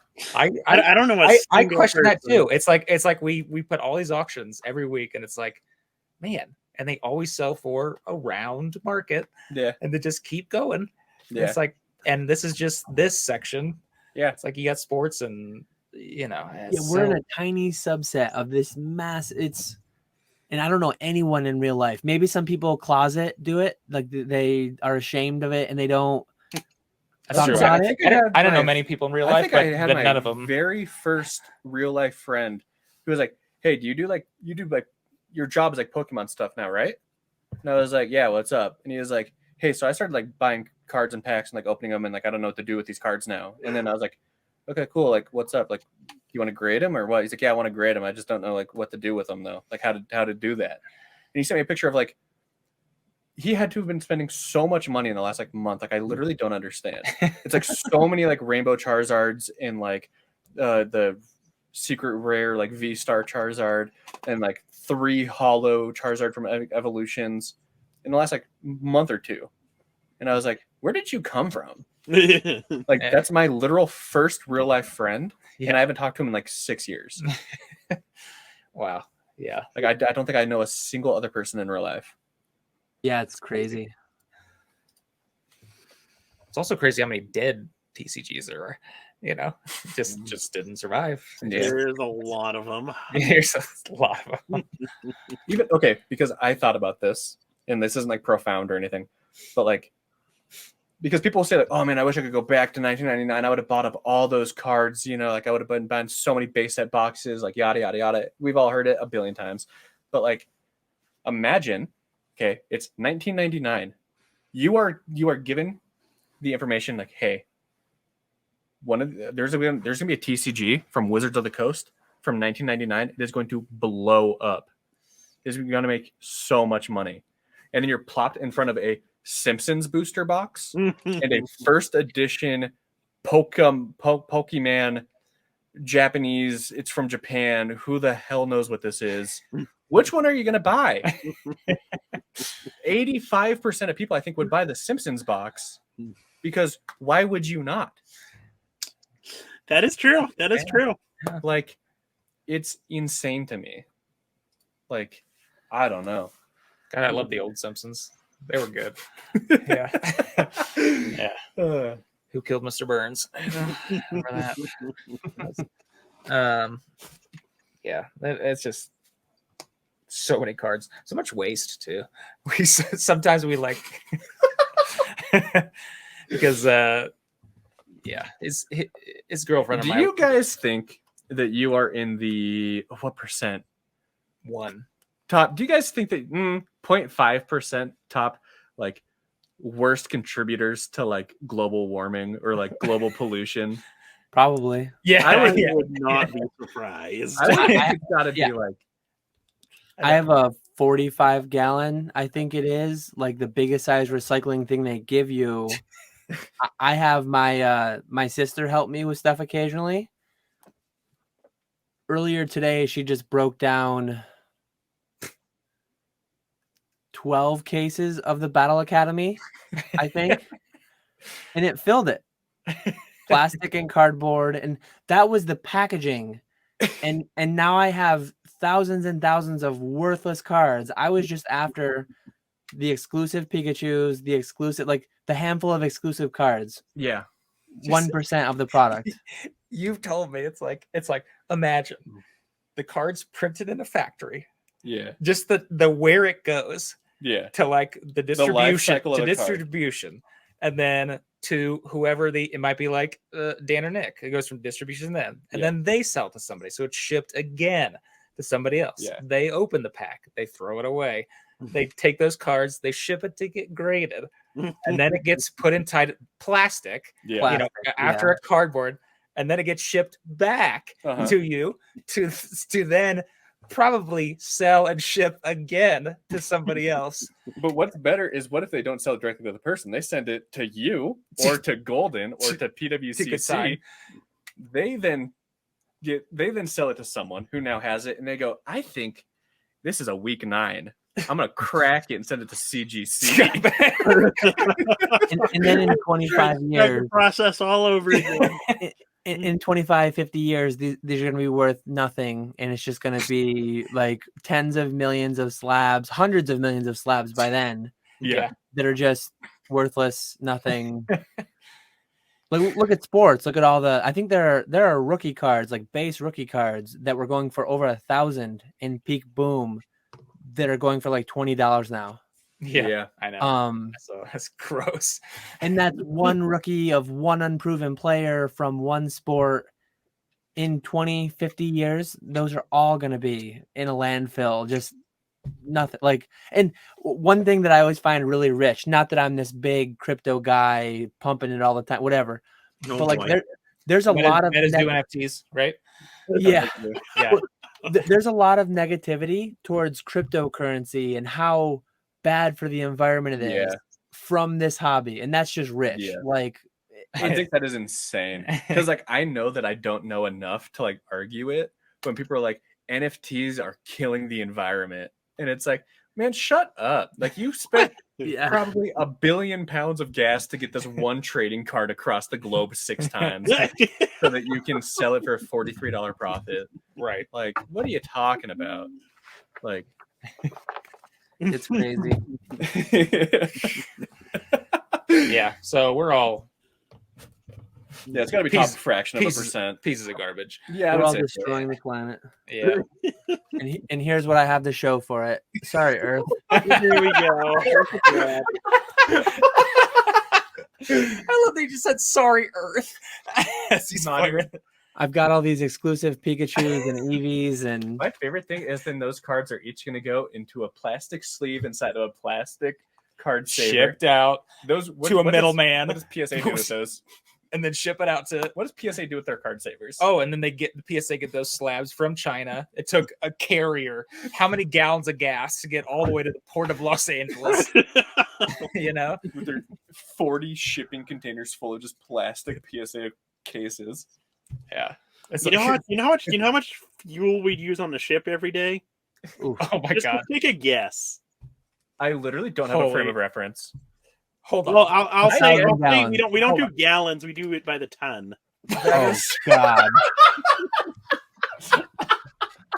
Let's see how many gallons of diesel are in a ton. It's lighter than water. I know that. Oh my god! How many tons? I want to say like 10, but I don't know. If that's... I was gonna say 1,000 gallons, which would be like a few tons. Is it? Oh my god! 300 tons. No, how much is that? That's weigh? too much. Oh, way to guess 30 over. 30 tons. 10 does. 30 tons. Has to be 10. 2 or 3 tons. 30. What did you say, Dan? 2 or 3 tons, like 1,000 gallons. James was closest. 12. We usually it was between 12 and 14 a day. 14 tons of fuel. Hey, where does that go? How far do you go on 14 tons? Yeah, how far do you go in a day? How many miles? It's like $350. And how many Pokemon cards did you how many Pokemon card containers did you ship? No Pokemon cards, Oh my unfortunately. God. I literally want Dan's next thumbnail is to be the title "Sorry Earth," and then him doing the money thing. I wanted it's Sorry Earth, I need to make cash. Nick not putting his shopping cart back while pouring gasoline in the ground. Pouring tons of gasoline. Also in the bottom left, there's a receipt for the waitress with a zero. Tip zero. Zero. That's so funny. Oh my God. God. I think we've lost it. Yeah. Once Well, you we can crack- officially once you crack say 4 hours. Yeah, this is the longest podcast ever. Yes, let's go. we did it. What video games do you like? When are you gonna buy a sealed video game? I don't think I'll ever buy a sealed video game. No, What are we doing here? I liked them growing up, Do you know- but I do you know- was never. Do you know huge he fan of them. doesn't like Team Rocket? What does that mean? Team He's Rocket? the, he's the only that person got me on. out of He's the Pokemon. only person on Earth I've heard that doesn't like it. That's crazy. I just bought a half a box from specifically me. remember. He just have a box for me because he likes to make money. Doesn't matter. Thanks, Earth.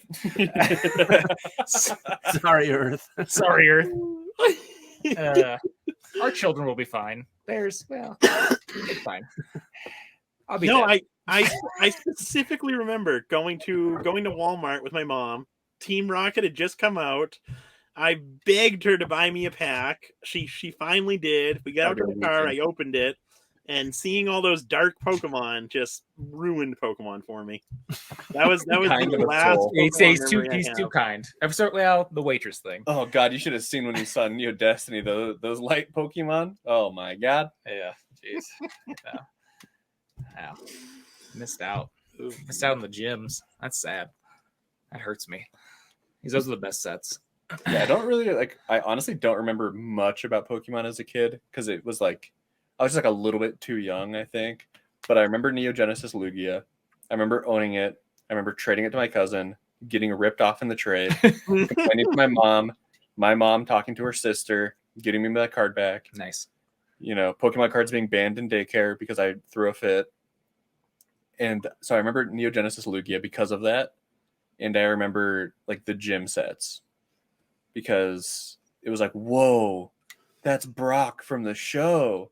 Or like, that's Misty from the show. I went to legendary collection, but I literally got an e-reader for my Game Boy, and I said I did one, and I said this is the dumbest thing I've ever seen, and I stopped. Yeah, That was it. that's tough. I literally slid it. It was like an Ampharos or something.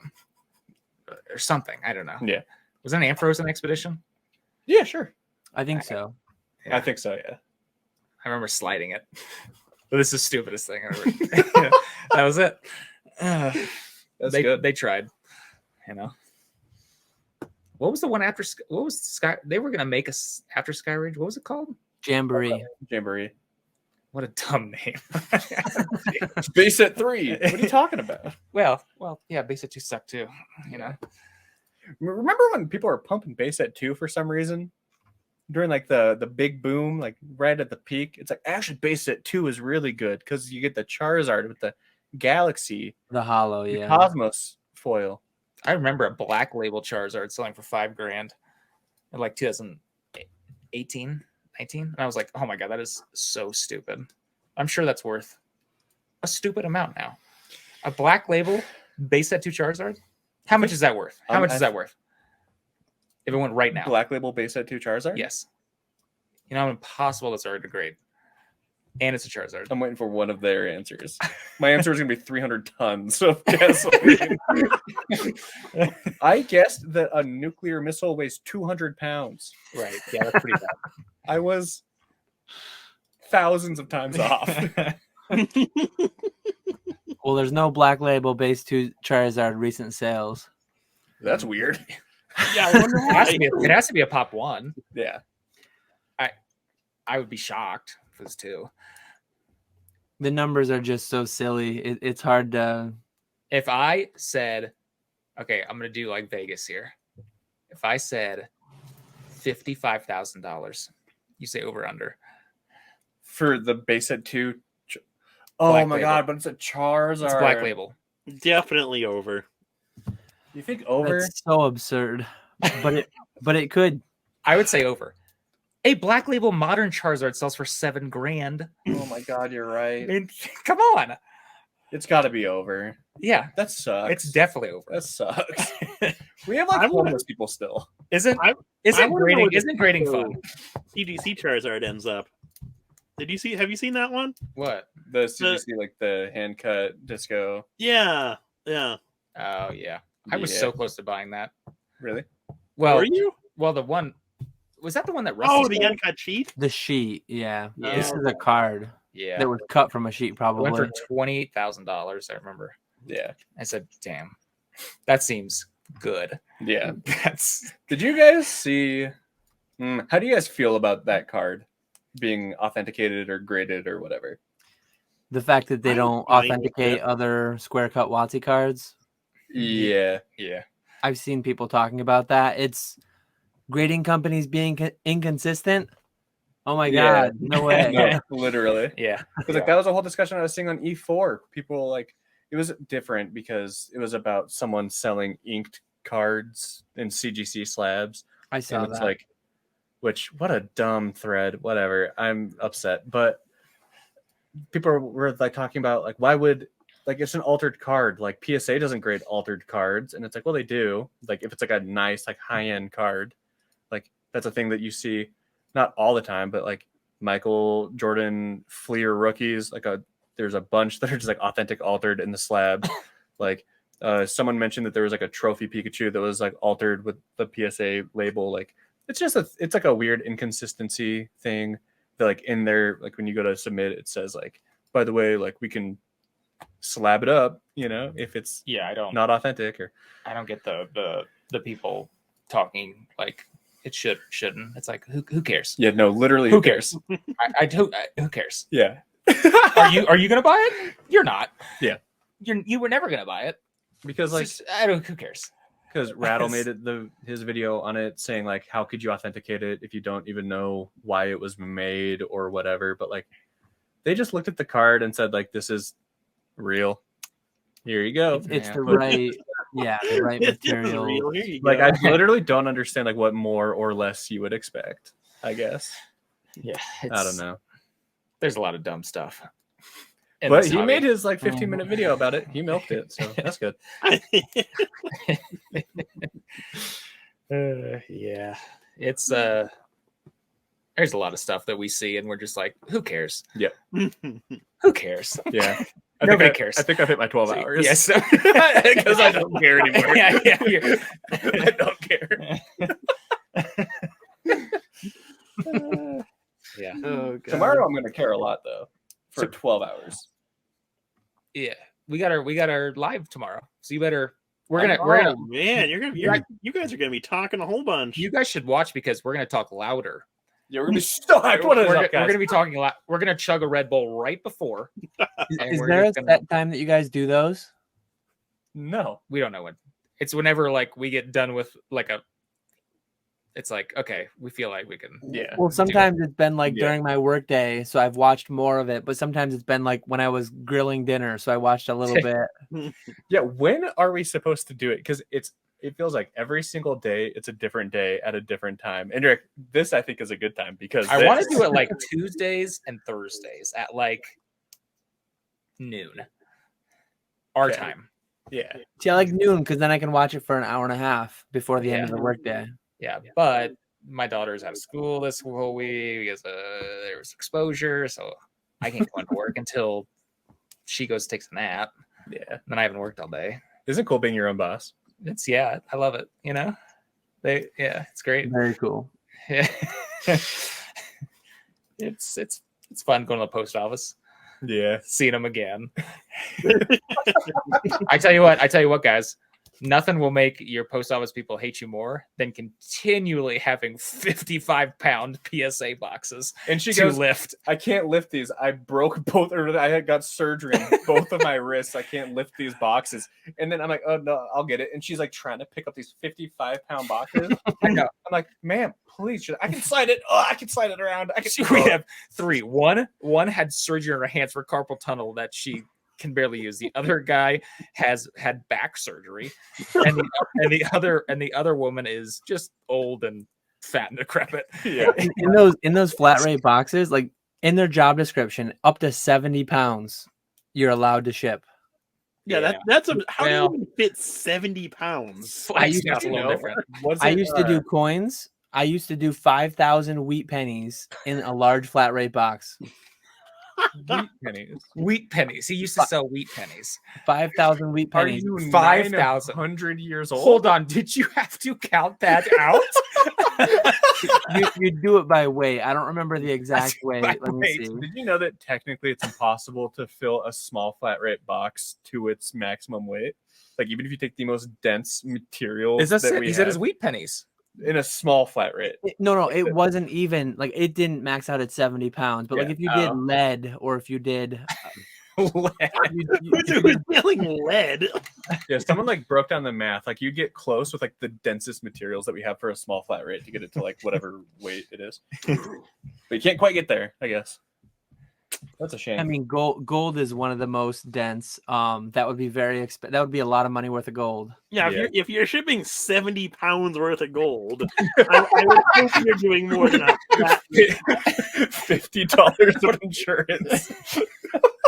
Oh, I still cannot believe Nick does not have insurance. He's sitting with like a $5,000 card, and he's like, "Well, hope it gets there." You know? I still cannot believe that. He's been in a hobby since like 2009 or something. That's You wanted to correct you and say 2008. yeah. No, 2009. That was right. Yeah, 2009. Yeah. How much was a base set pack in 2009? Okay, so I know that in 2013, 4 years later. 4 years later, when I was opening Legendary Treasures boxes for $100 a piece. Yeah. At that time, oh god, Primetime Pokemon made a video that I went back and watched, and he has his like Primetime Pokemon here intro. And he says like, "This is the most expensive box I've ever bought. It was $300 or something." I'm like, 300? What are you talking about? Like, why was I buying Legendary Treasures? I remember I went to the card shop and bought like 3 or 4 Legendary Treasures boxes and then came home. What was I doing? I remember the end of 2016, I could buy a base set unlimited box for $700. I remember. I saw it on eBay. I'm like, I should buy this. Yeah. As I did. And then it went to 800, 900, 1,000. I'm like, Lauren, look, could have made money. Because 2008, that's when, I don't know if you guys have ever seen him, Machampion Investments. He has like some pretty cool videos, but he has a first edition base set box that he bought in 2008 for $880 off of eBay. That's crazy.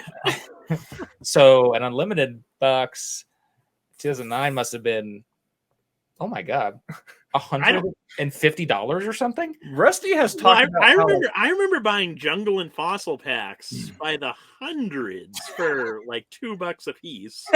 Yeah, no, I can show you my Oh my Amazon God. purchase on my Rocket and my Jungle pack. My Jungle was like $3.99 and my Rocket for some reason was like $12, and I bought it anyway because I didn't know what I was doing. I bought it off of Amazon. Do you ever hear that and think like, man, I just need to sell everything right now? It's like this stuff. Go up. This stuff I've isn't. had the thought. Yeah. Yeah. Yeah. Gross. It is crazy. No. What do you think? Call it a night? I think we did it. I think we did I it. My think phone we died. I don't covered even know what time it is. It's 11:09. Cool. Good. I think I've got office hours in 6 hours. Less than 6 hours. I don't think somebody's gonna beat this. If they do, we'll be back. Yeah. If somebody beats this, I will be back. Yeah. There are longer videos out there from other people. I know Professor Oak and Basic Trainer did one over 5 hours. Yeah, it was like a 5.5 hour one. I would still have 3 more hours in me right now, but you guys seem to be. Good. You know, I'm good. Yeah, Not it's only, me. what, 2 a.m. there? yeah, you see the sun starting to shine through the. Yeah, my alarm's set for a little over 5 hours from now. Well, that's what happened during our the last podcast where we talked about Charlotte. Yeah, we didn't start until it was like 11 or 12. And then we talked more after too, I think. Yeah. But by the time we finished, it was like 3:30, 4 o'clock, and it was starting to get light out when I went upstairs. It was absurd. God. Wow. You know, I remember seeing that video. I was like, why is this 3 hours long? And then like the beginning, it's just a really small little like timestamps, really small, and then Collecticon like review or whatever. I'm like, God, I really want to go. Like they're talking this much about that. I'm interested to see how Nick timestamps this one because we've kind of been all over the place the last little bit here. You know, it's gonna end at best practices for selling off eBay. You're not gonna have how many tons of gas? I was just about to make that joke. Yeah. That there needs to be one that's how many tons of gas does a ship use? Yeah. And the 4 people who look at timestamps would be like, "What is this?" Yeah. Yeah. You know. All right. But yeah, Oh my very, God! I very need much you guys appreciate. to send me the like viewer retention. I need to see Oh, how many. God. What is the lowest? What part? Dude, ours are like 15%. Yeah. Us 4-hour one? So what happens when you get the 4 hours? It Let me has see to if I can pull one up. be like I've actually never looked at that myself. it has to be like 4. I want to 4%. see it for this 4 hour long video. 4%? It has to be. We have 100. We have 100% likes on our last podcast Good job, guys. with 2,600 views on a 3-hour 50-minute podcast. Wow, that's pretty good. Jeez. I rarely look at the analytics. You know what's so funny? What? Is that he tried to end it, and I said, whoa. Now we're gonna add like 20 minutes probably. Here's another timestamp. Analytics of this video. 20 minutes. I don't even know where to see Oh, there's retention. Oh God. Look at the very Oh, end. Look at like the God. last 5 minutes. No, because I think it's going to spike up at the very end. No, I I probably don't think shouldn't so. show it, should I? Or should I? No, just show it. It's We're gonna go up. it's pretty bad. I'm sure it is. Hold on. What's it end at? But what's it end at? 9%. That's decent, actually. That's So pretty one good. one out of 11 people. So 250, 200, yeah, like 250 people watched the whole thing. What our last one? What the very last? That's crazy. Look at 4 minutes in, 4 out of 5 people clicked off. They're like, this Probably is better. That's probably better than ours, honestly. They're like, this is 4 hours. What is wrong with these people? I want more PokeRev. Okay, Yeah, what are you guys going to get PokeRev on? 30% of people stopped after 30 seconds. On ours. Yeah. 69% of viewers are still watching around the 30-second mark. Okay. That makes you feel bad about myself. We only have 54% At 30 seconds? at 30 seconds. Half the people. Half the people heard a new video. They heard Nick's intro. They looked and they saw 4 hours. The And they intro clicked off. needs to be better. I think you guys have the most incredible intros. I think it is the polar opposite. They like weigh each other out perfectly. I love it. Okay, hold on. But they got to be better somehow. I don't The know new, what you the guys new do. intro just has to be, do you want to become rich beyond your Yes. wildest dreams? Yeah. Yes. Watch all of this podcast. Listen to this entire podcast for all the tips, secrets, tricks that they don't want you to know. At a There we minute. go. Okay. Okay. We had our last podcast was 2 hours and 3 minutes. After a minute 15, 68% dropped off. What Ours, does it end at? What do we end at? I can't get that fine of. At the very end, we had 13%. That feels decent. The, What do we have? 9? 9. Damn. You beat us. average percentage views 15.8%. Average view duration 19 minutes. Yeah, ours is 14.5% with 33, 38. 33 average. minutes average watch time. That's pretty good, That's actually. On a Crazy. 240-minute video. That means that you got someone. How funny is that to think that you got someone for 33 minutes and they went, nah, this is probably enough. And then they stopped watching. Well, no, the thing is, like, let's see, 4 minutes in, only 22% of people are left. Yeah. So strong. of those people who are left, almost half of them made it the distance. Damn. That's pretty crazy when you think about it. That's a crazy way to look at it. Yeah. Yeah. So if you made it 4 minutes, flip a coin, you made it 4 hours. That's crazy. That is crazy. That So kind of everyone- tells you like the human Everyone who's psychology. listening now, there's at least 200 people will hear what I'm saying right now. That's crazy, honestly. You know, think about it. That is insane. We appreciate you. Whoever hears this, we appreciate you. Whatever demented person has stayed this long. What are you supposed to do? You're supposed to say, put something in the comments, right? What can they put in the comments? Never punished. Never punished. I feel like listening to this whole podcast might be punishment. Yeah. Well, you know. I'm just glad that I'm here, you know? Yeah. I've been looking forward to this for months. That's God, 200 people. Imagine That's visualize 200 people. That's unbelievable, honestly. How many people fit on an airplane? I have not known 200 people in my life. I have not known. Definitely known 200 people. No, like literally, I have not like said, "Hey, how are you doing?" Like they have introduced their name. I do not know 200 people. Never. Yes, you do. No, I haven't. I find that very. You don't know how hurtful. antisocial I am. Yeah. I'm pretty antisocial, but I graduated with 90 people. I mean, What? I graduated Yeah. with like 500 I people. graduated with 100. Yeah. I graduated with I had 90. like 350 in my class. Jeez. Let's talk a half an hour about high school. Oh, man. Let's see how low we can get the viewer retention rate. I Can wonder we if we get can go under 5%. Yeah, can we get under 5, which would still be 100 people.